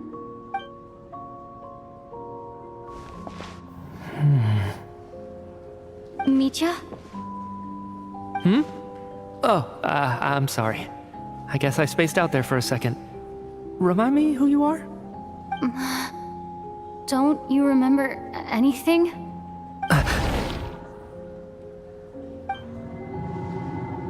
Yeah, I remember now, comrade. Looks like we guessed right. Just like me when Odette found me at the Armory Palace, for some reason, everyone killed by the Ruler of Death eventually came back to life. Just with one catch. They forgot what happened while they were dead. Odette and the others have already forgotten everything. Why were you able to remember this time? Could this be the reason? You said this is the Ruler of Death's symbol, right? I don't see anything there. You don't? Huh. Okay, I guess that makes sense. I carved this into my hand in the afterlife, so it's not visible in the physical world. Does that mean I carved this symbol into my soul? What an unsettling thought. Still, at least I get to remember what happened. I suppose it's a blessing in disguise. What about you, though? The Ruler of Death mentioned that you're a descender? Is that why you can remember? A full explanation would get complicated very quickly, but that's essentially it. Well then, now that it's all over, let's figure out what we've learned. The first thing I notice is that everything here is precisely as we left it, right before our deaths. This confirms that time passes differently in the afterlife than in the real world. They say that right before death, time slows down and your whole life flashes before your eyes. That must be how you know you have one foot in the afterlife by that point. Anyway, clearly the few days we spent in the afterlife probably only amounted to a few short minutes in the real world. This also aligns with previous reports of widespread temporary memory loss among the Armory Palace personnel. Now it seems likely that those were all brief deaths caused by the Grim Reaper's so-called curse of death. To those unaware of the truth, dying and coming back to life must feel similar to a short bout of catatonia.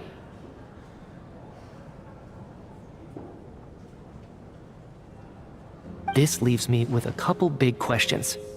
What are the conditions that trigger this so-called curse of death? And why are we resurrected after we die? If nothing else, I think it shows that killing us wasn't her ultimate goal. We still don't know her true reasons for subjecting us to death. Right. This time only got complicated because of the situation with the theater's ley lines. That's why she had to approach it differently. If the previous incidents of amnesia among the researchers are anything to go by, killing us is usually a pretty routine matter.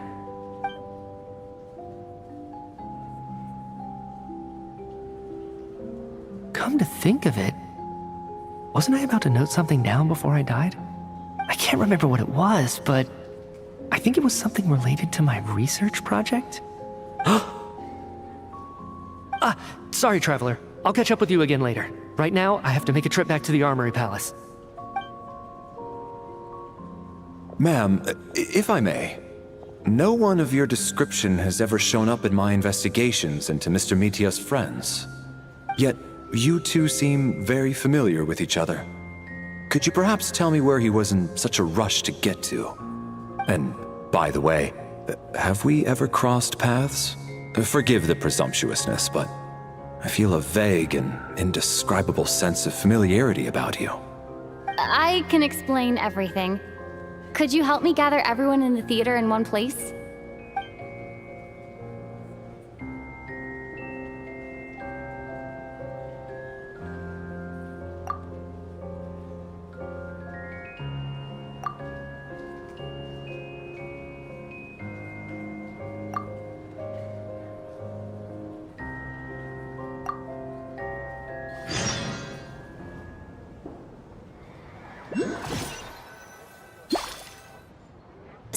Chuganov really is going to shut down the factory.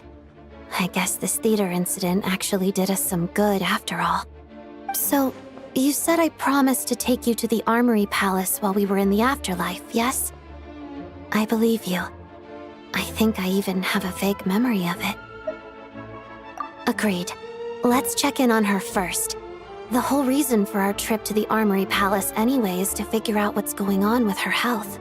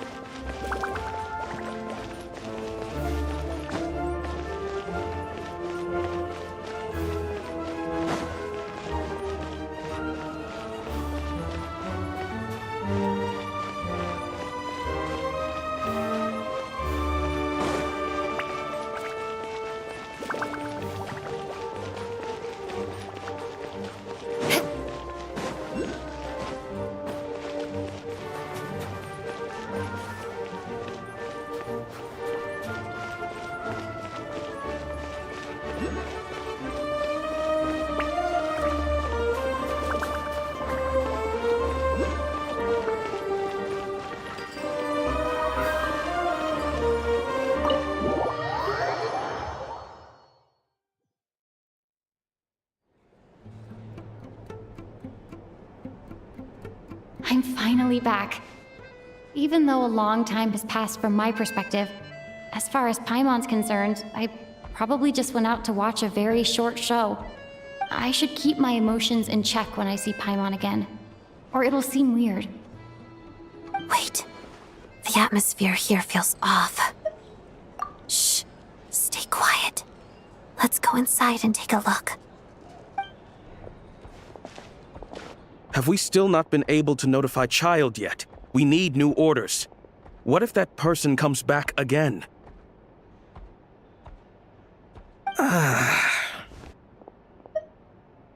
I'm so sorry. Under the circumstances, there was really nothing we could do. Tell me, what happened to Paimon? It was the Jester. He came here in person and escorted Miss Paimon away. He's the director of the Fatui. His authority supersedes all others and cannot be questioned.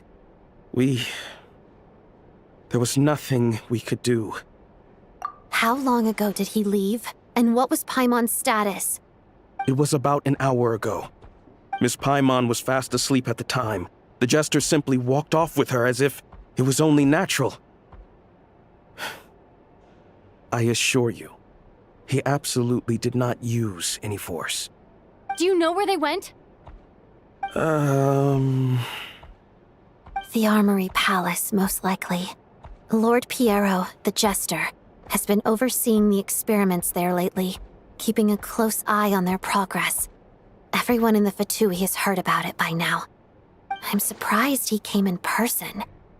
Whatever his reason for taking Paimon, he'll most likely return to the Armory Palace first, which is exactly where we were headed anyway. Then lead the way, Odette. Okay, let's go.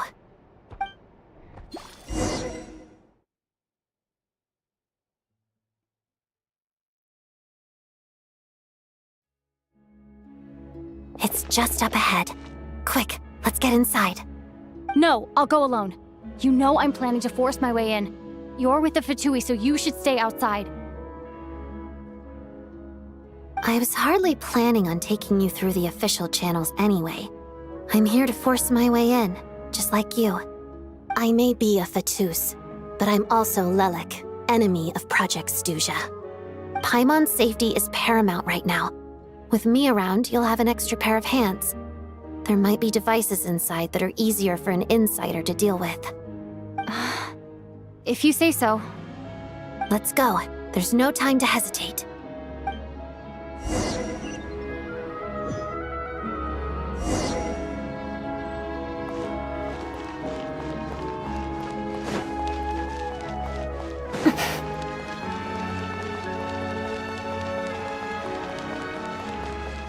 Hey, who are you? This part of the Armory Palace is under restricted access. What do you think you're doing? No questions, please. We're short on time. Beg for mercy. More speed. Jammed.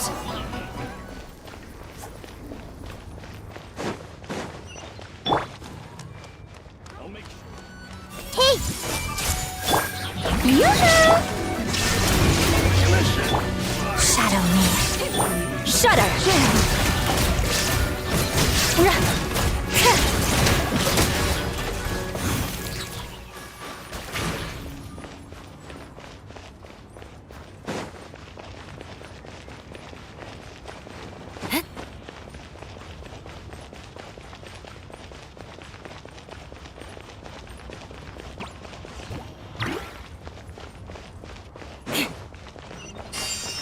More speed. I spell your doom. Everyone hold hands! Illusion shattered. Let the world collide. Crush. Blood of frost. Rack and ruin. More speed. I can still. Let me try.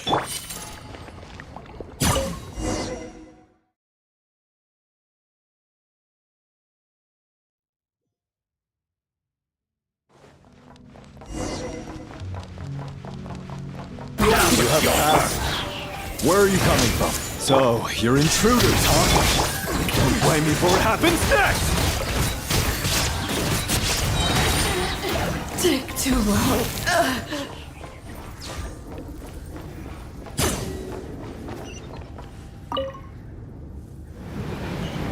The Armory Palace is hidden this deep in? This place is much bigger than I imagined. They're conducting top-secret research, after all. The deeper it's hidden, the better, is standard Fatui logic.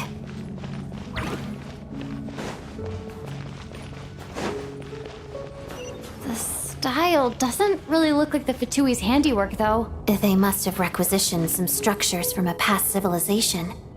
It also serves as a bit of a disguise.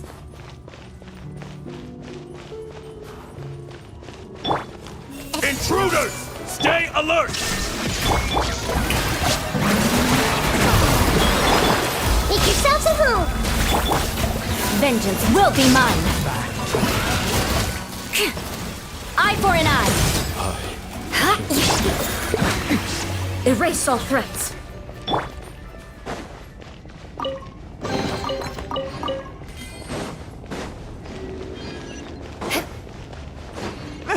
Intruders? Don't come any closer! Just what are you guys trying to do here? I'm sure it's your scalp! Time down! Time for the big one! Lots of the snowflakes! But this is what pain feels like. Illusion shattered! No one interferes with a jester's work! Time for the big one! Yoo-hoo! Let the world collide! Fix it!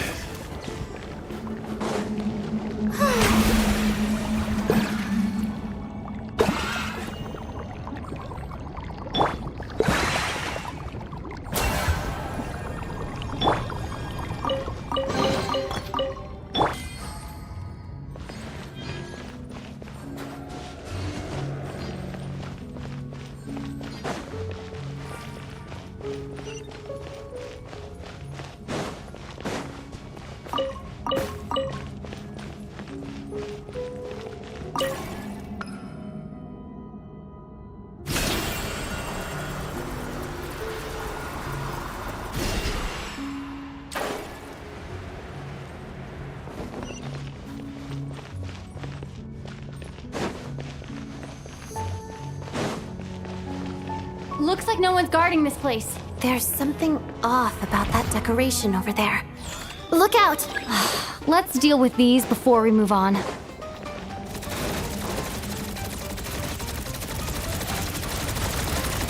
Shudder!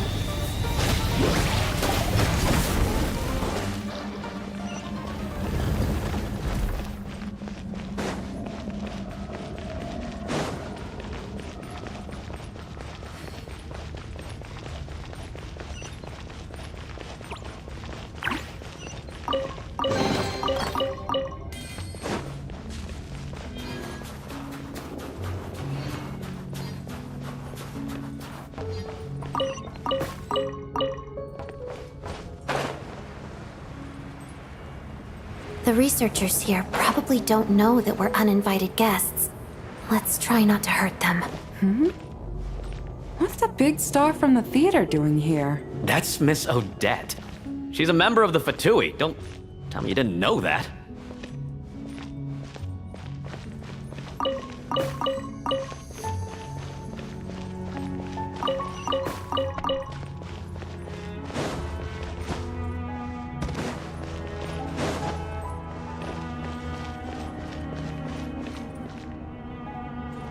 Was the whole reason for Project Stuja to support the research here at the Armory Palace? Just what are the Fatui and the Tsaritsa planning?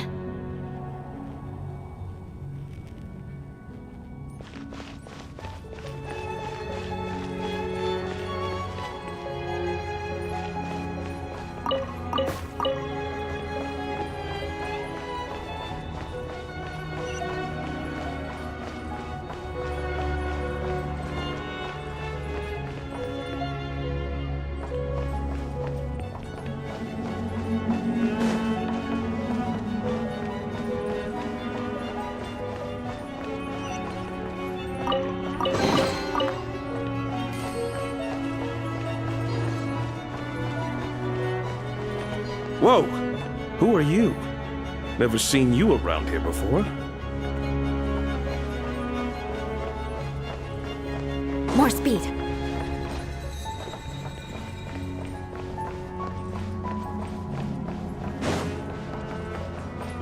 Looks like there's no way through here. Maybe using the power of this prism could help?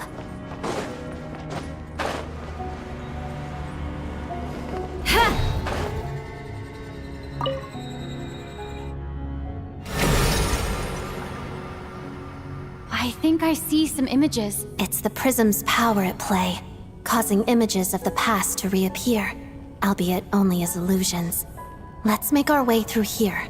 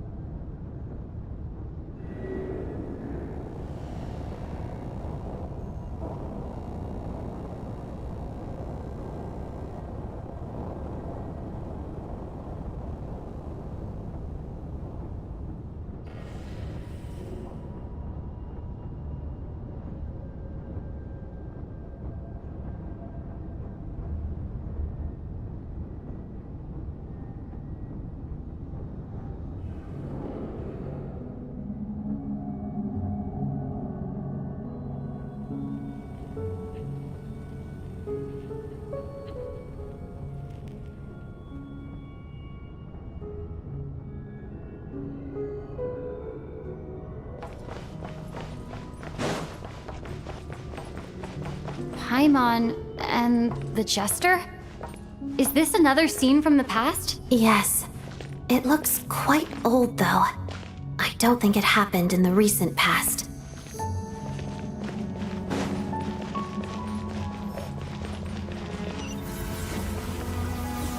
What's going on here? What happened? The source seems to be the Armory Palace. They must have started some large-scale experiment. Wait, what if this has something to do with Paimon?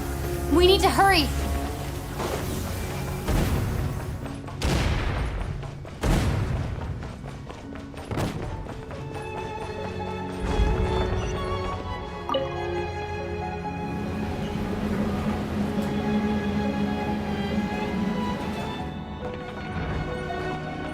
We're almost there. The Armory Palace is just up ahead. Paimon, please be okay. Shine down! How dare you! Mission. More speed. Crush! Beg for mercy. Yeah, more speed.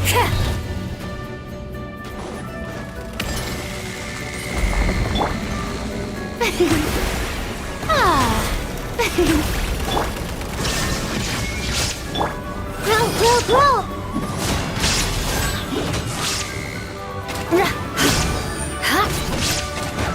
Shudder!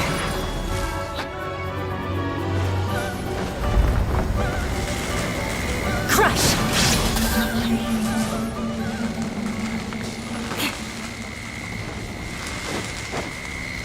for mercy. Illusion shattered, torn to oblivion. How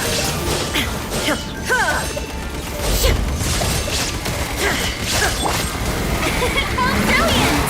Time to shine!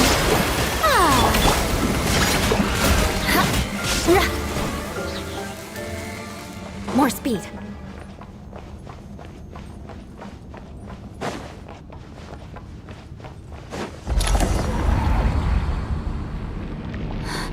What's going on? Wait, I remember this feeling. It's the curse of death. No, not now.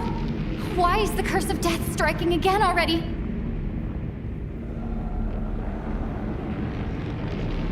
Odette?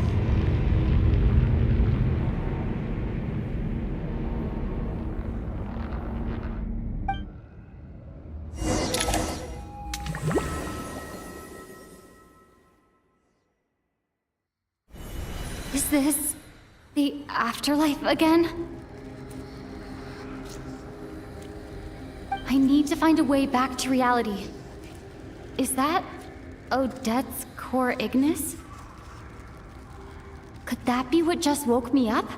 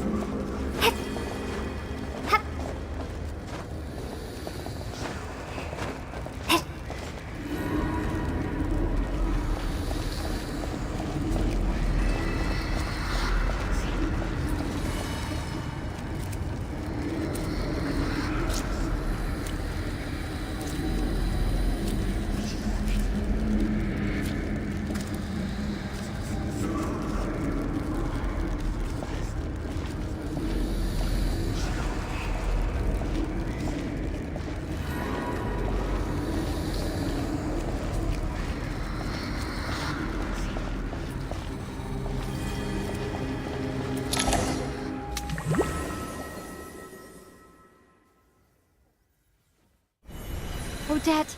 Odette! No signs of life, but past experience says that she should be resurrected before too long. Right? Did Odette intentionally use her core ignis to guide my soul? I feel like something similar happened in a dream I had before. Thank you, Odette. If not for you, my soul wouldn't have found its way back to my body so quickly, and I might not have woken up so soon. But I'm sorry.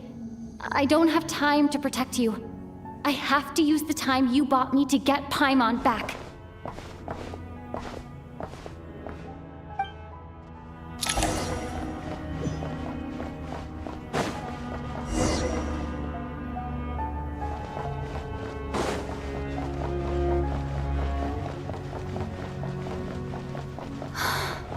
Sure enough, everyone here has been affected by the curse of death.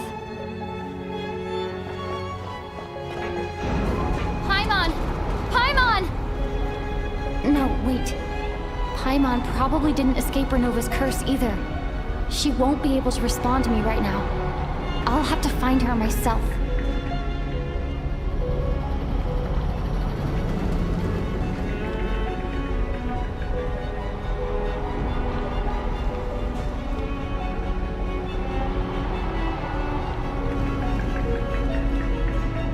Mitya! Is this the laboratory he works in? What happened here to trigger the curse of death again so soon? I'll have to ask him when he wakes up. Finding Paimon has to take priority now.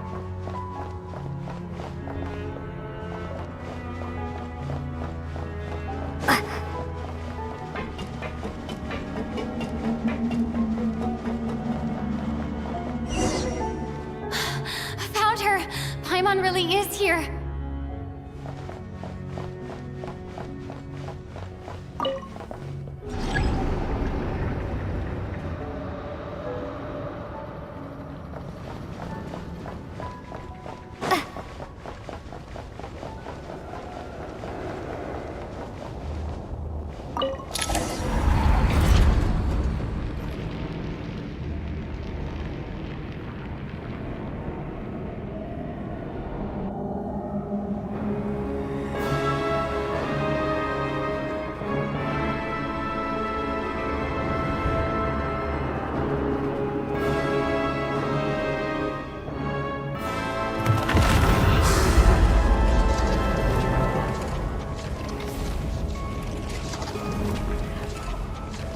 You don't learn, do you? You've already been involved in one mass death, and now you show up at the scene of another. This might have passed for a coincidence the first time, but a second time? Am I to assume you are intentionally interfering in Snezhnaya's affairs? Judging by your expression, it seems that you understand little of what is going on here. In that case, a word to the wise. Do not interfere in Snezhnaya's affairs. A civilization that fails to learn its lesson constantly depletes its own worth. It will one day lose any reason for its existence. And as a descender, you are perfectly suited to be the lifeline to which a dying civilization might desperately cling. Consider your position carefully. No advice needed. I'll make my own judgments. Suit yourself. When the day of reckoning arrives, not even a descender can hope to escape unscathed. The time for resurrection fast approaches. The mortals here are not yet worthy to behold my form. So that will be all for today.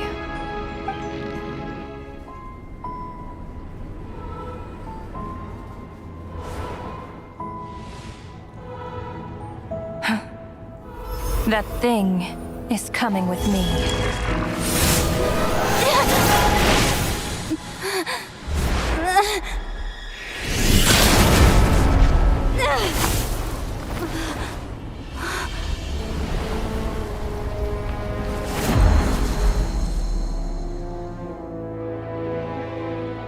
You awoke sooner than I thought.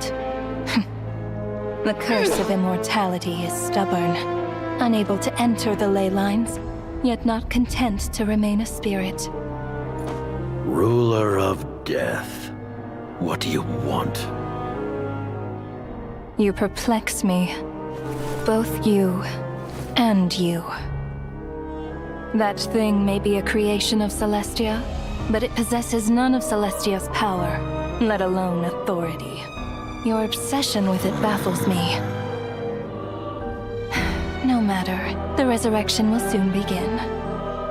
It's worthless anyway. I'll reclaim it next time.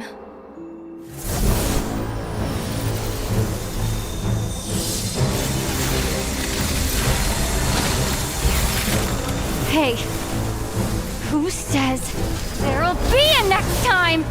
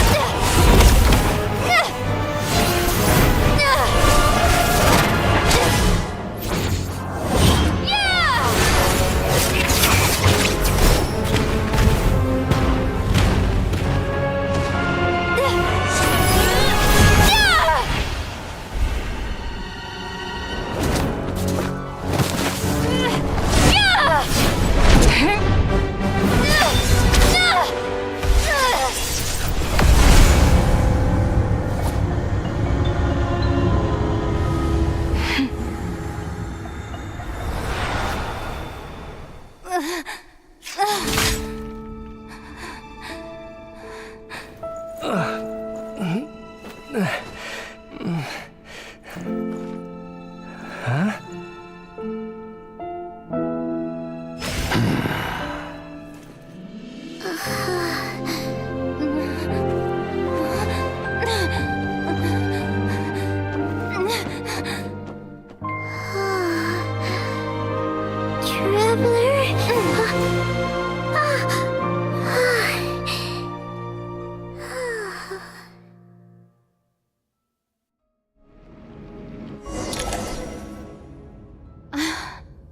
I missed you, Paimon. What are you talking about? We haven't even been apart for that long, have we? It was different this time. You seem to be in pretty good shape. Yeah, Paimon's back in tip-top condition. It's the weirdest thing. Paimon fell asleep earlier, and when she woke up, she found herself here. The Jester and that guy talking to him used some kind of energy on Paimon, and she could kind of feel it canceling out that other thing that was making her feel unwell. So, Mitya helped too?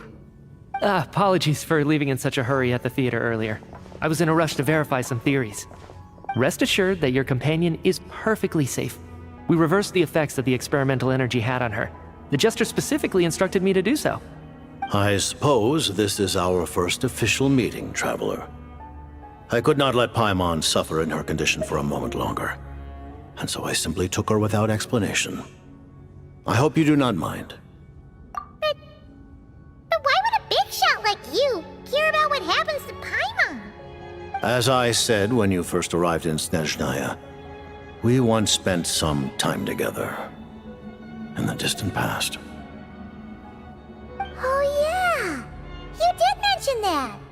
And Paimon did think you seemed strangely familiar the first time we met. I'm afraid the reminiscing will have to wait. Mitya, let us continue with the report. What conclusions, if any, did you reach from conducting the final experiment of our energy research ahead of schedule? The good news is, my hypothesis regarding the Ruler of Death has been verified. As for the bad news, I recommend we suspend the experiments and Project Mistelton until further notice. Currently, we have no means with which to make a breakthrough. I say this purely as a scientist, guided by reason alone. I will trust your judgment. We shall put the project on hold until the Ruler of Death has been eliminated. Wait, what are you guys talking about? You want to get rid of Renova? Like, how? By killing her? By whatever means necessary, so long as it removes the threat she poses to us. Until then, everything we do will be in vain. After what just happened, I've ascertained Renova's goal. Or rather, the trigger condition for the Curse of Death. Okay, let's hear it. What she's doing is blocking Snezhnaya's technological progress, preventing us from possessing any means with which to threaten the heavenly principles. Just like the little lapdog she is. So, any ideas, research, or experiments that lead to technological progress can trigger the curse. Just now, for instance, I was set to launch a final phase energy experiment ahead of schedule. If the experiment was successful, we could have achieved a crucial breakthrough. As expected, though, the moment the experiment began, all the researchers, technicians, and witnesses died from the curse. All that effort, not to mention the energy and materials we relied on Project Stuja to gather for us, went to waste. In the end, nothing was gained. Does that mean something similar happened when we were at the theater? That's right. During the performance, I thought of an important breakthrough regarding the experiment, and wound up dragging everyone into this. So the nature of the curse seems to be something like, when moments of technological progress occur, all life in the vicinity is taken away. What a violent method. Of course, that meant the curse was normally limited to the Armory Palace. Since outsiders are forbidden from entering, this mass death phenomenon went unnoticed, until Odette came along. I believe she was the first witness. The Curse of Death was triggered just before she infiltrated the Armory Palace that day. But you mentioned something about a final stage experiment. Doesn't that mean you've actually made some progress? That's right.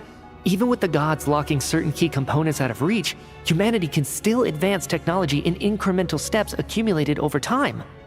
But, as I'm sure Renova anticipated, even incremental progress has its limits, a point where the truth you're seeking must be put to the test in an experiment.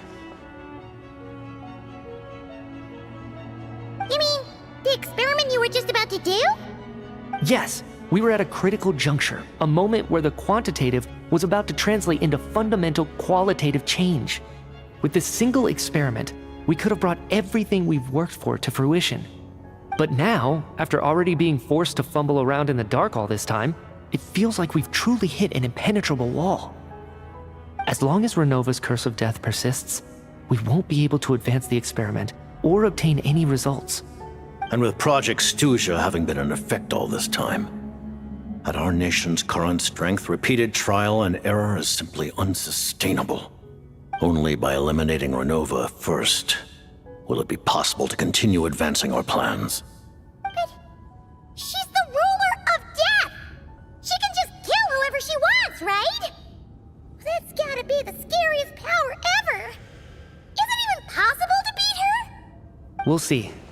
But one thing's for sure. She definitely can't just do whatever she wants. The best proof of that is me, standing here, very much alive. You're saying... Wouldn't it be easier to just kill all of us researchers for good? Why resurrect us over and over again? Why let us advance our technology to this point?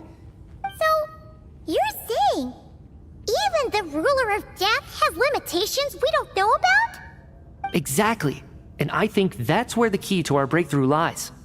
Regardless, the ruler of death has always been an obstacle we must overcome. Indeed, we must face life, death, time, and space. After all, our goal is the heavenly principles. The Fatui want to challenge the heavenly principles? For a long time, I've had a vague suspicion the Fatui and the Tsaritsa were targeting the heavenly principles. But hearing the Jester admit it is still a shock. No wonder the Tsaritsa's goal has always been kept a secret from the people.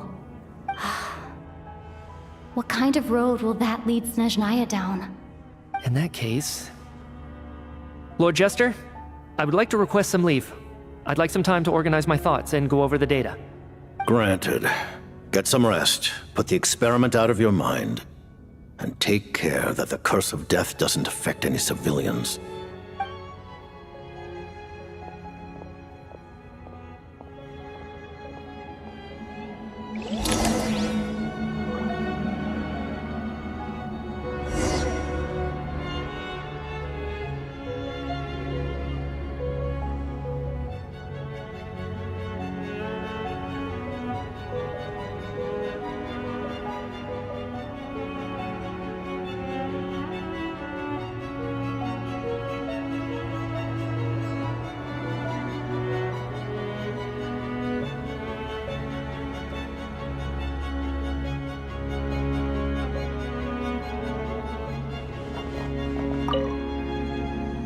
While there is yet time, allow me to offer you my hospitality, honored guest of Snezhnaya.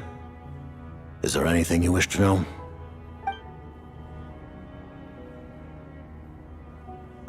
I remember hearing the term Mistleton from Columbina. Yeah! Paimon wanted to ask about that when the name came up just now. What is it? Paimon's heard of Project Stuja, but not this one. As you know, Project Stuja is a series of measures enacted to consolidate our nation's resources, the greater purpose of which is to serve Project Mistleton. Many of the things you have encountered thus far are essentially for the advancement of that project. This includes the Kuvaki Experimental Design Bureau in Nocturne. Researching Kuvaki was merely a facade. Its core objective was to use local resources and research findings to build Mistleton itself. And that's a weapon built for the final battle against the Heavenly Principles, isn't it? Huh? How did you know that? I was given some intel, and I made some deductions. Wait. You must mean that thing over there. Oh, Paimon's gotta take a closer look at this thing. Especially after you guys sent so many people to Nocturne to work on it. Kuvaki alone will not break through Celestia's defenses, let alone challenge the Heavenly Principles. The Heavenly Principles are no doubt accustomed to combating the power of the Light Realm, and elemental energy is simply the power of the human realm, converted to that form by the Heavenly Principles themselves. Any attempt to use this power against its creator would be a futile endeavor. For now, therefore, we have set our sights on the form of energy associated with the Third Descender and the Stellar Linchpins. This may hold the potential to allow Mistleton to contend with the Heavenly Principles. You could say that by reverse engineering the Stellar Linchpins to extract the energy within, we have obtained a source of anti-Celestia energy.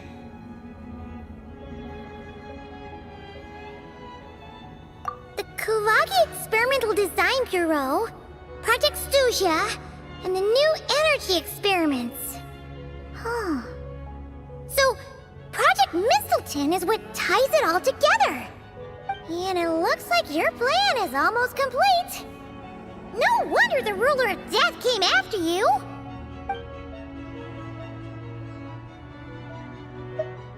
Her Majesty the Tsaritsa has embarked upon an expedition to vanquish a monster. Were it not for this, I imagine she would have been delighted to grant you an audience. Seems like the powers that be in Snezhnaya don't intend to hold my past conflicts with the Fatui against me. The Harbingers have been granted significant autonomy in retrieving the Gnosis. But by the same token, they do not completely represent Snezhnaya's official stance. You read my mind.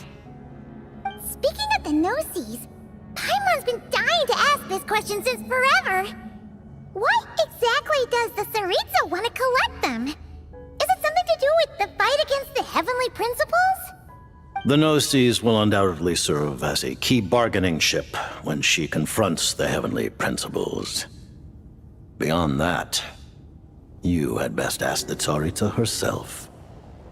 I am not sure if this information is mine to disclose. What do you mean, not sure? Don't you make the rules? You're the highest-ranking Harbinger! Ugh, never mind. Taking on the Heavenly Principles is something most people wouldn't even entertain in their wildest fantasies. Why is the Tsaritsa so fixated on this? Into that today, civilization is nothing but an illusion. Something whose very existence can be negated at any moment. Our civilization may very well be destroyed in the struggle, but as things stand, the Heavenly Principles could choose to negate our existence on a passing whim. And we must not sit back and accept that fate. Only by changing the state of affairs, only by overthrowing the Heavenly Principles, can our civilization truly be said to have taken root. Otherwise, the fate of the people of Conria and Hyperborea is a cycle doomed to repeat itself. Accepting potential destruction in return for getting to control your own fate. Furthermore, perhaps this is still somewhat difficult for you to understand. Are you aware that all the rules of this world are made up of curses? Huh? All of them? Paimon knows about the curse of death you mentioned, and the curse of immortality that you and Dainsleif have. Then, the birth of the Hilly Churls, the rules of Natlan's Ode of Resurrection, those are curses too? Farina's long life seems to stem from a curse placed on her by Focalor as well. Yes. Even a god's love for humanity is a curse the heavenly principles inflicted upon the gods. What? The Tsaritsa has always had ample reason to hate the heavenly principles. If she can seize their authority, she will reconstruct the entire world, and when that time comes, humanity will be completely liberated from curses and lies. Look forward to it. It will be a world beyond your imagination. Though the ordinary people of Snezhnaya may not understand these details, in this frigid land locked in a ceaseless struggle against the environment, in this nation to which the gods have never shown favor, we all believe that standing in solidarity with the Tsaritsa in our shared struggle will surely usher in a new and better world.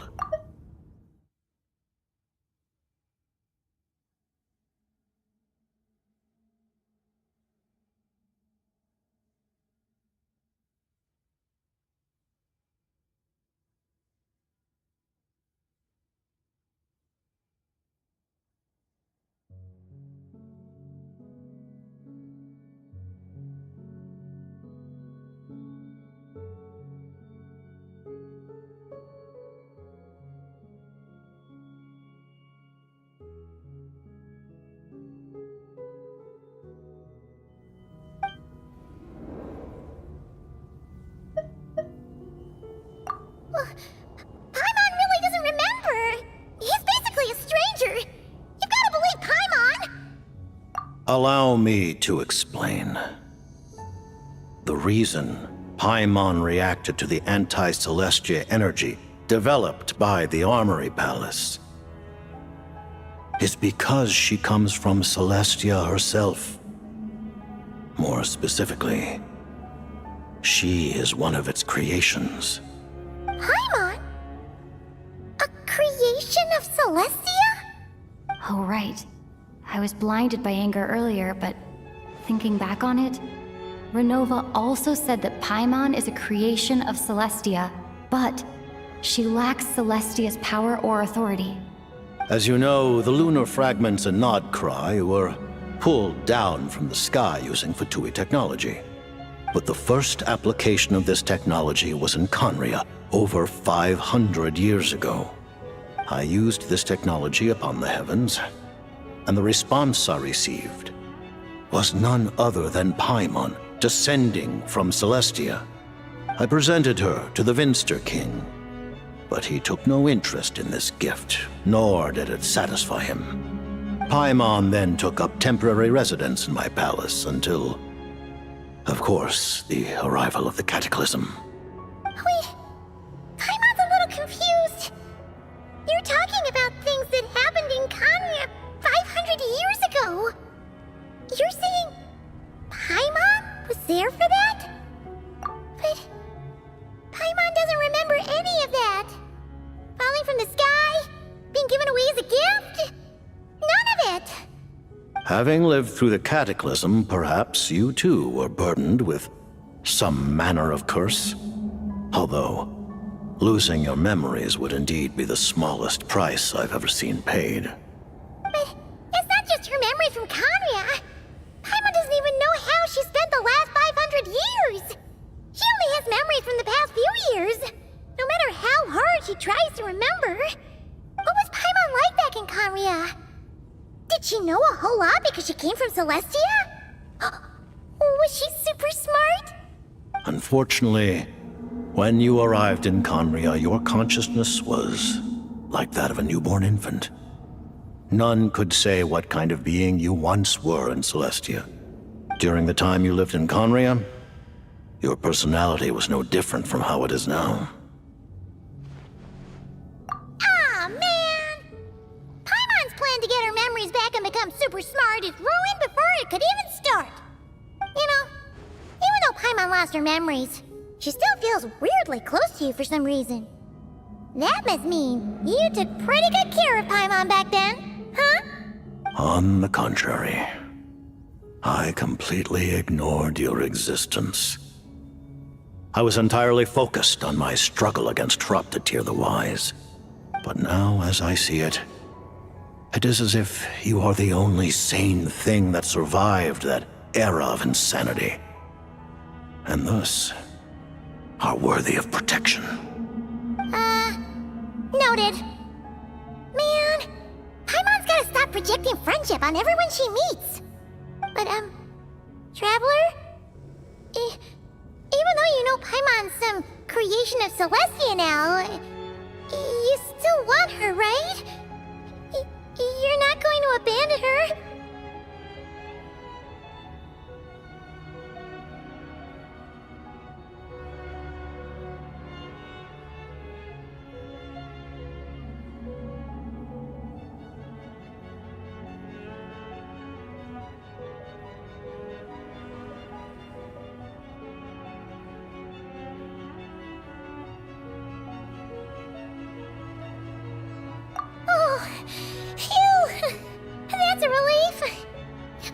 Learning about this too.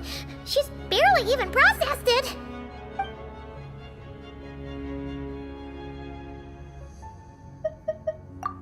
Thank you for telling me so much.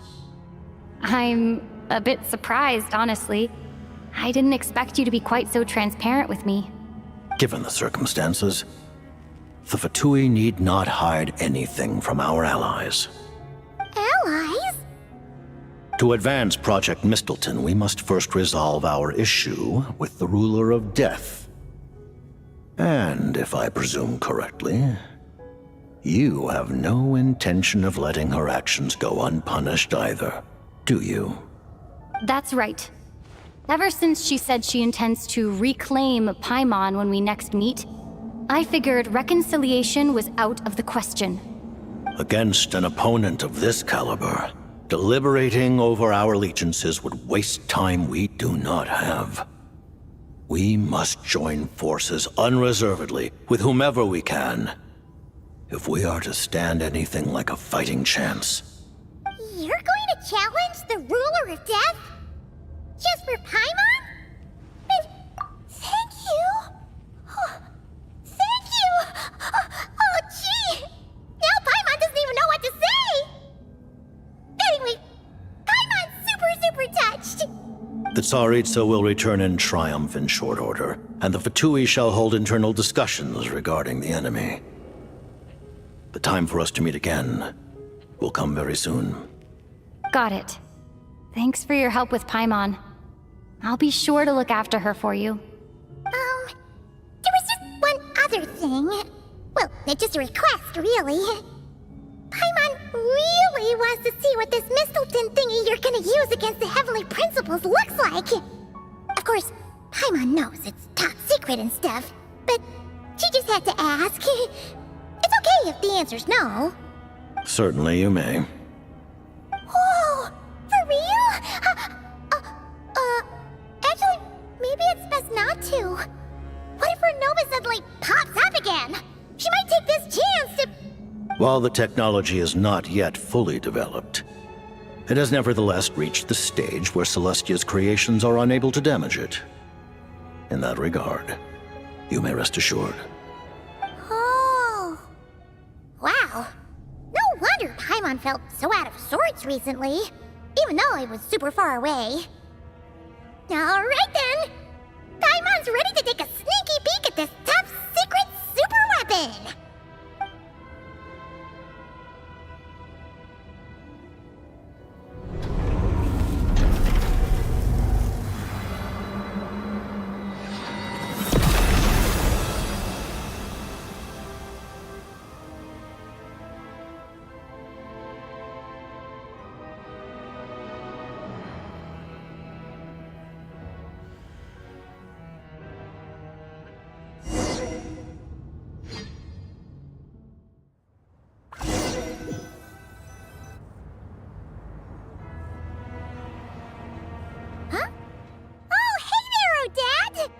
Paimon? You're okay. Thank goodness. You look well. Have you recovered? Long story short, yep, Paimon's all better. What are you doing here? Were you waiting for us? That's right. When I woke up, I wanted to go in after you, but the guards had woken up as well. It would have been tough to take them on alone, and there was no easy way to sneak past them. So I returned the way I came and waited for you here. It was thanks to you that my soul found its way back to my body so quickly. Thank you. Huh. That actually worked? Nice. I just figured I'd try my luck when that ominous feeling struck me. Really, you should be thanking this thing instead. Anyway, and now that things here are all taken care of, I have other things I should get back to.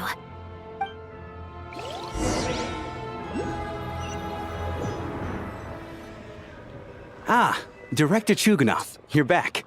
We just received notice that Project Stuja has been suspended, so we've convened an emergency meeting. This is the preliminary plan. In addition to expanding production capacity, we've also discussed feasible layoff plans to optimize revenue and expenditure structure. Our calculations indicate that the factory's profits will increase by at least 30%. Just give the word, Director. That won't be necessary. Leave the energy for those who need it. Whether they use it just to get by or to run a business, that's up to them. Start preparing to halt production and lay off the staff. Make sure the workers are able to land on their feet and that they are duly compensated. Thank you all for your hard work during this time. Am I hearing you right? Why? After all the tough times we made it through, now is exactly when we should start to turn a profit. I just suddenly don't want to do this anymore. Huh. Does there have to be a reason? Iskra, it's time to rest. Dear esteemed members of the Rokot, given the effects of Lelik's radical actions upon our organization's reputation and social stability, a decision has been made to permanently withdraw this codename from use. Considering that Lelik did what they did for the benefit of the people, the Rokot has nevertheless negotiated with the authorities, ultimately securing a waiver for all penalties due to them. Lelik will be suspended for a period of time. Depending on their future performance, they may be allowed to adopt a new codename and continue acting as part of the Rokot. The purpose of this notice is to remind everyone once again that motives and methods are equally important when one operates in the shadows. Even with Project Stuja's suspension and our interim operational victory, we must guard against complacency and rashness and work to consolidate the progress we have made so far. We act only for the greater glory and solidarity of our nation. May the aurora shine ever on, and the tundra always stand firm. We act only for the greater glory and solidarity of our nation. May the aurora shine ever on, and the tundra always stand firm. Looks like it's finally over.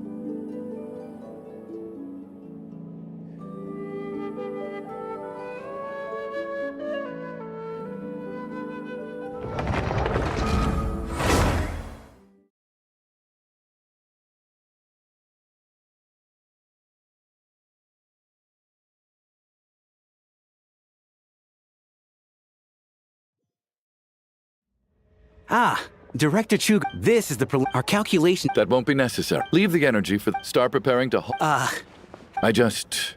Iskra. Dear esteemed members of... Considering that Lelik will be... The purpose of this, even with Project, we act only... We act only for the greater glory and solidarity of our nation. May the aurora shine ever on, and the tundra always stand firm. Looks like it's finally over. You mean, for us? Just thinking out loud. I've never seen the Snezhna Grad Vecha so lively before. I never once thought I'd come here. But I understand everything now, Rosaline.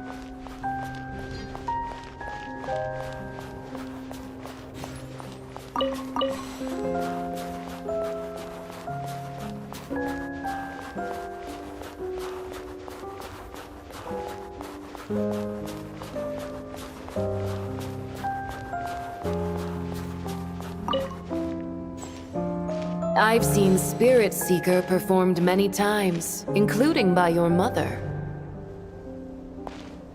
Why do you bring that up all of a sudden? Even though the choreography is always identical, every dancer finds a way to make it her own.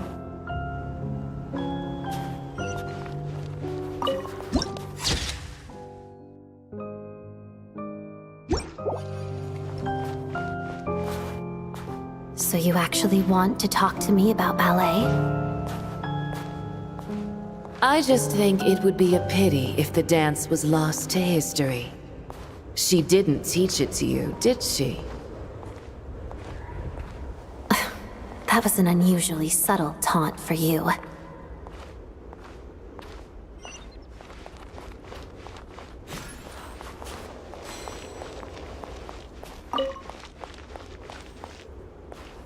We embraced one another on the snow-swept plains, melting the ruthlessness of time.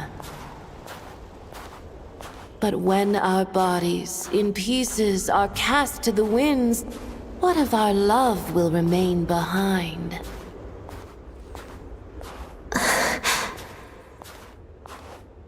Don't tell me you can't sing. Shush.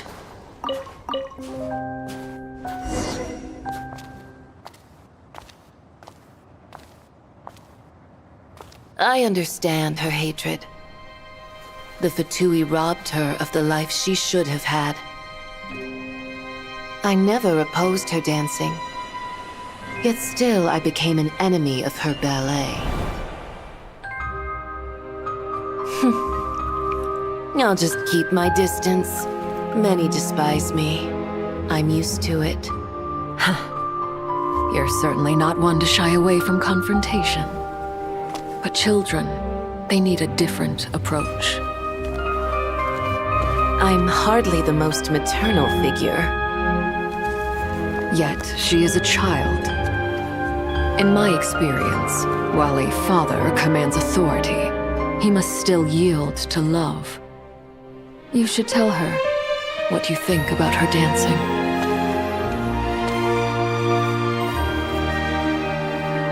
Odette will soon take the stage at the Koralyevsky Theater. This could be your chance. Geonosis secured. It went smoothly. I'll be there. Have them send me an invitation.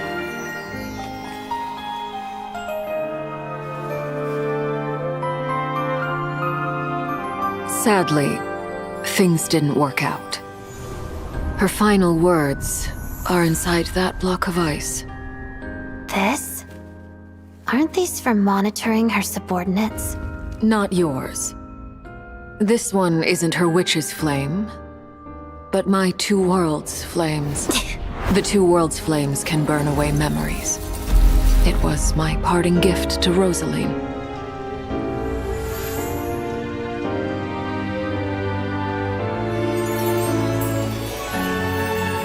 If all goes to plan, she and I will both live to see the Tsaritsa succeed. I believe she'll find peace. But if anything happens to me, She needn't follow in my footsteps. The cryo energy will fade away in time. Then the two worlds' flames will burn away all memories of the Fatui. She'll be free to dance.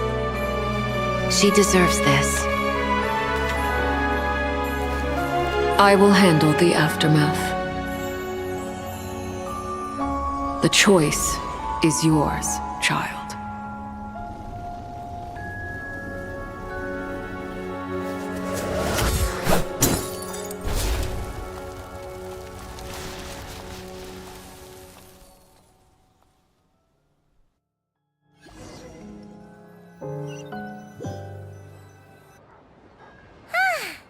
Fresh air at last!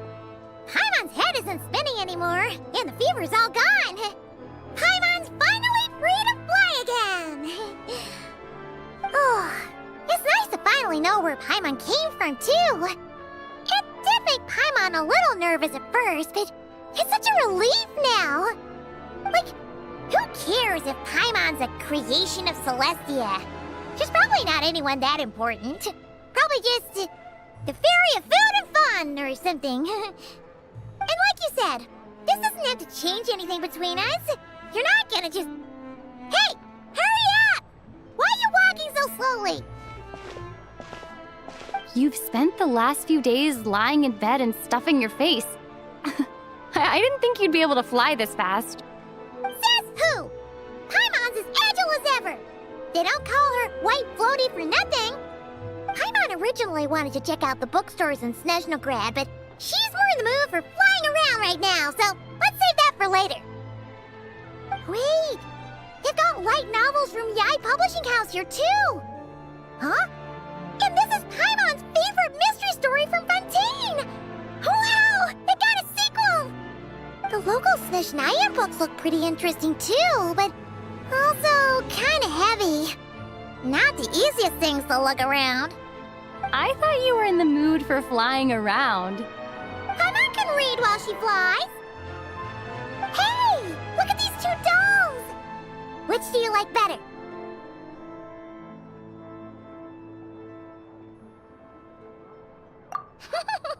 All right, boss, we'll take both. Paimon will have the other one. Oh, I thought we were only getting one. All right, fine, I'll pay. There you are. Thanks for visiting. Paimon will grab this and then... Huh? Huh? Huh?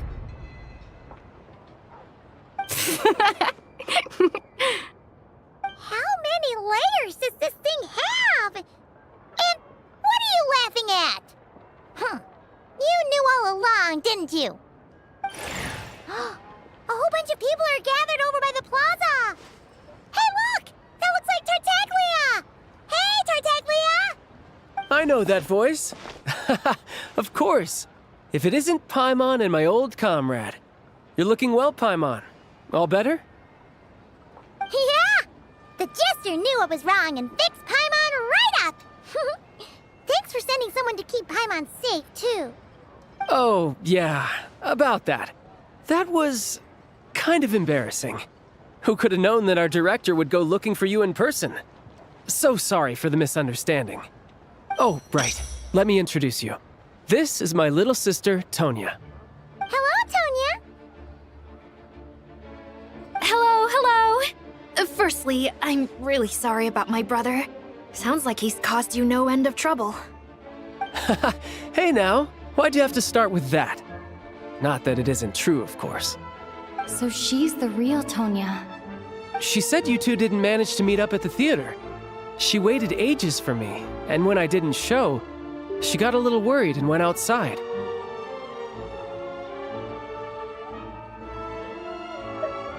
I know, right?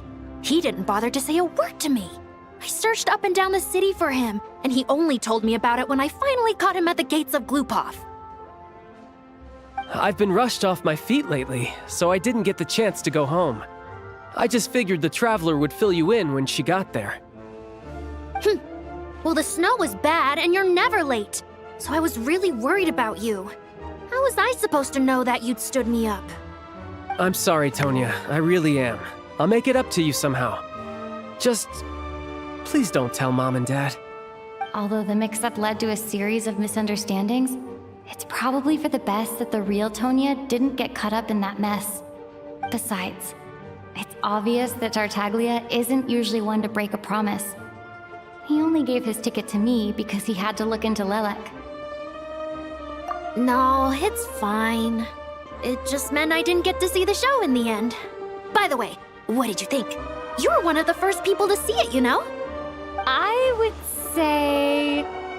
the best is yet to come. Huh? What kind of review is that? Hey, look!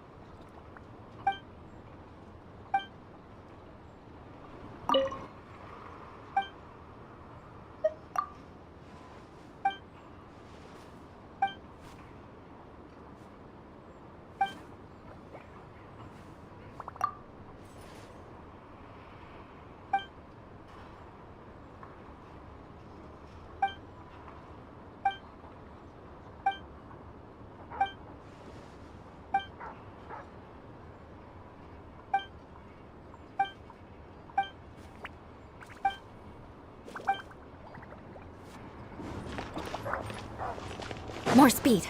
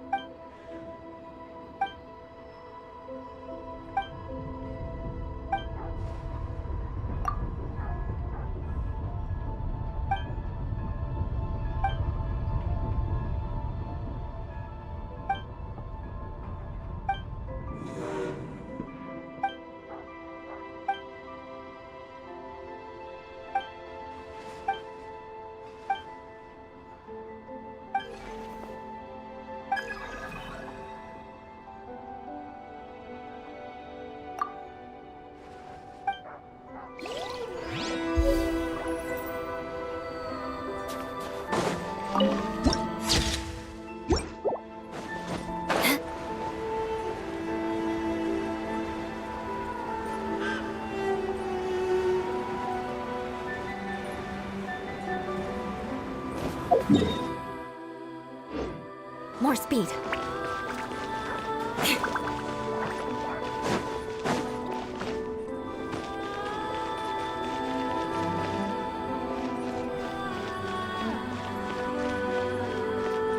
More speed.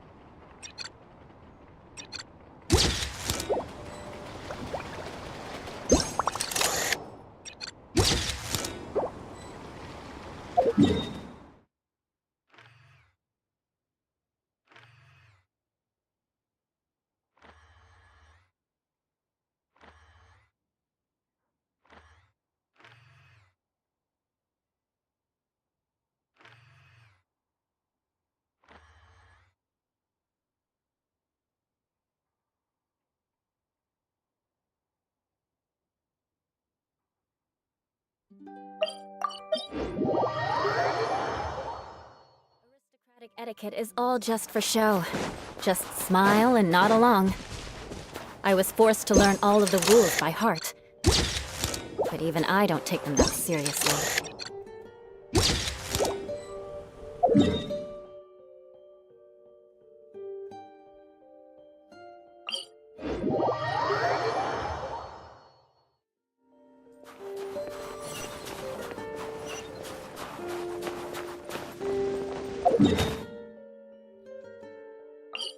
What a sorry sight.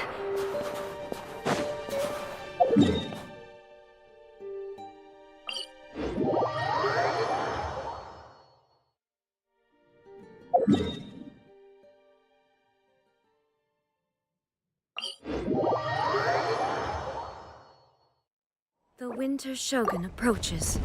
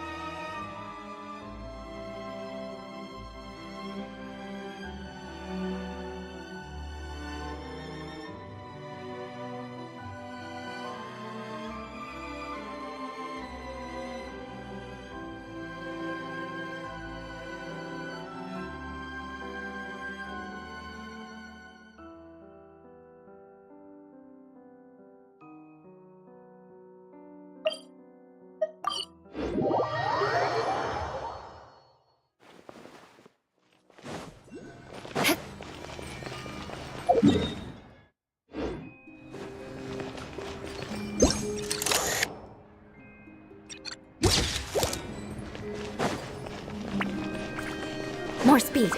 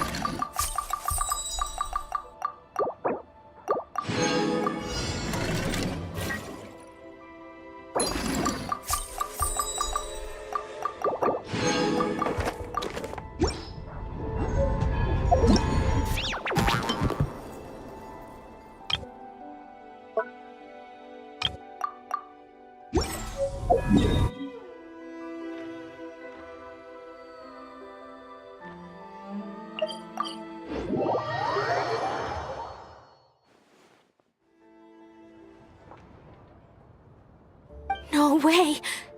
Did you say a ghost?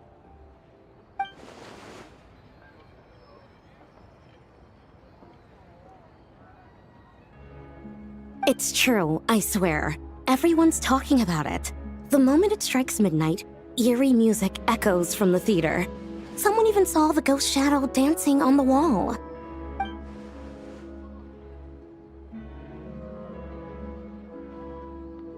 You're sure someone didn't just make that up to scare people? Yes, I heard it last night. The sound was so eerie. I don't even know how to describe it.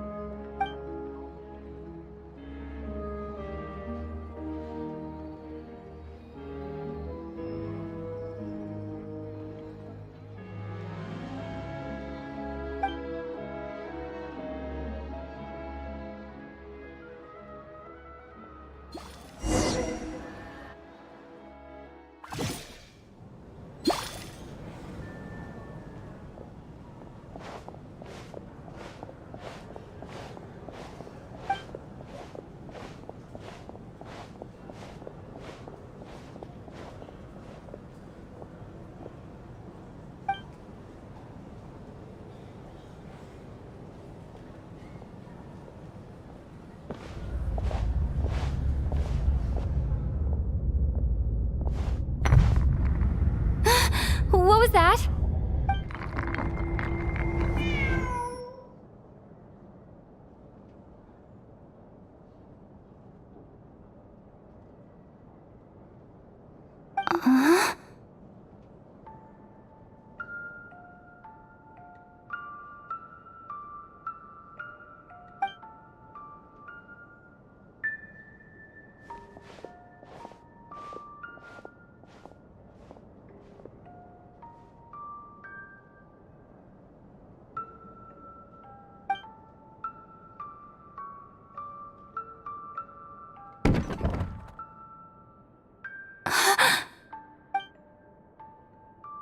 Who's there?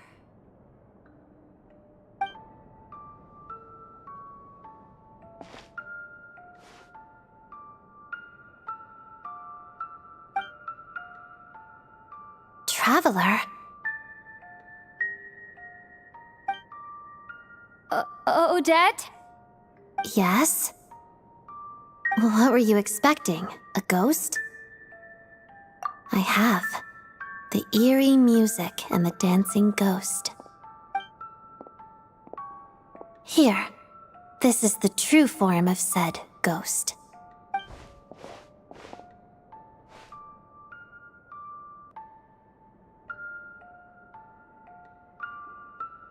It's a music box. It was a birthday gift from my mother when I was little. It used to play beautiful melodies, but its internal mechanisms have deteriorated over time. And now... It sounds terrible, doesn't it? It'll take some time to fix, but my daytime schedule tends to be quite packed, and I don't have the right tools at home. So I had to sneak off to my private lounge in the middle of the night.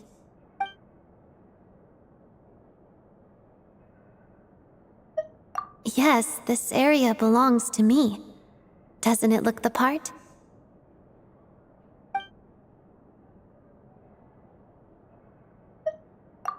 It's fine. To be quite honest, neither of us should be here at this time. But I must say, you're pretty brave. Most would have fled the moment they heard the music or saw a ghost. Always eager to help. That's what they say about you. I guess they were right. I appreciate the offer, but I want to fix it myself. But if you could help me collect some relevant materials and keep it a secret from me, I'd really appreciate that. Also, it seems the decor in my lounge doesn't match your expectations. If you want to redecorate it to your liking, you're most welcome. Think of it as a reward for keeping my secret.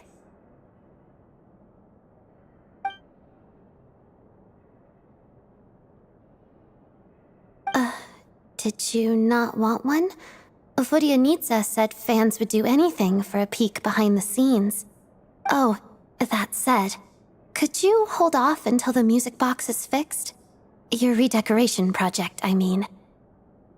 It scares people away. Makes it much more peaceful around here.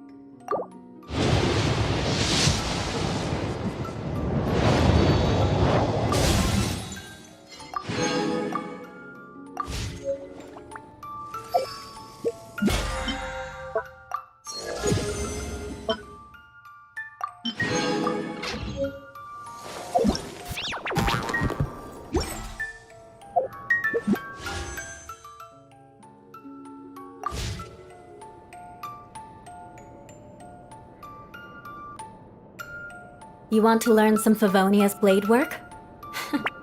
All right then, I'll teach you. Oh yes, I'll teach you all right. Mark my words.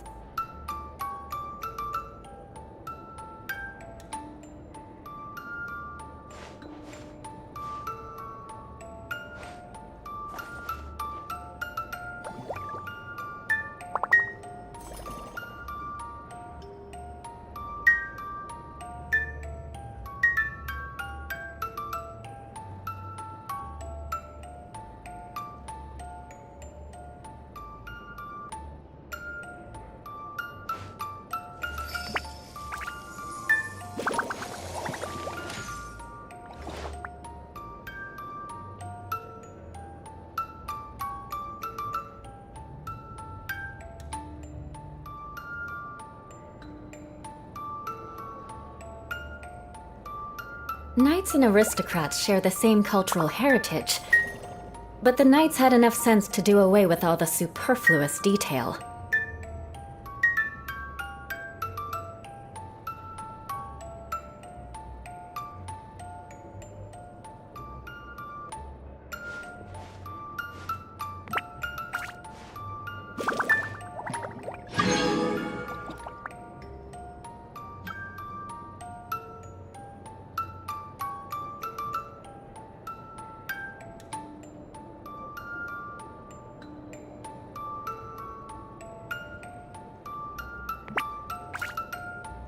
You want to learn some Favonia's blade work?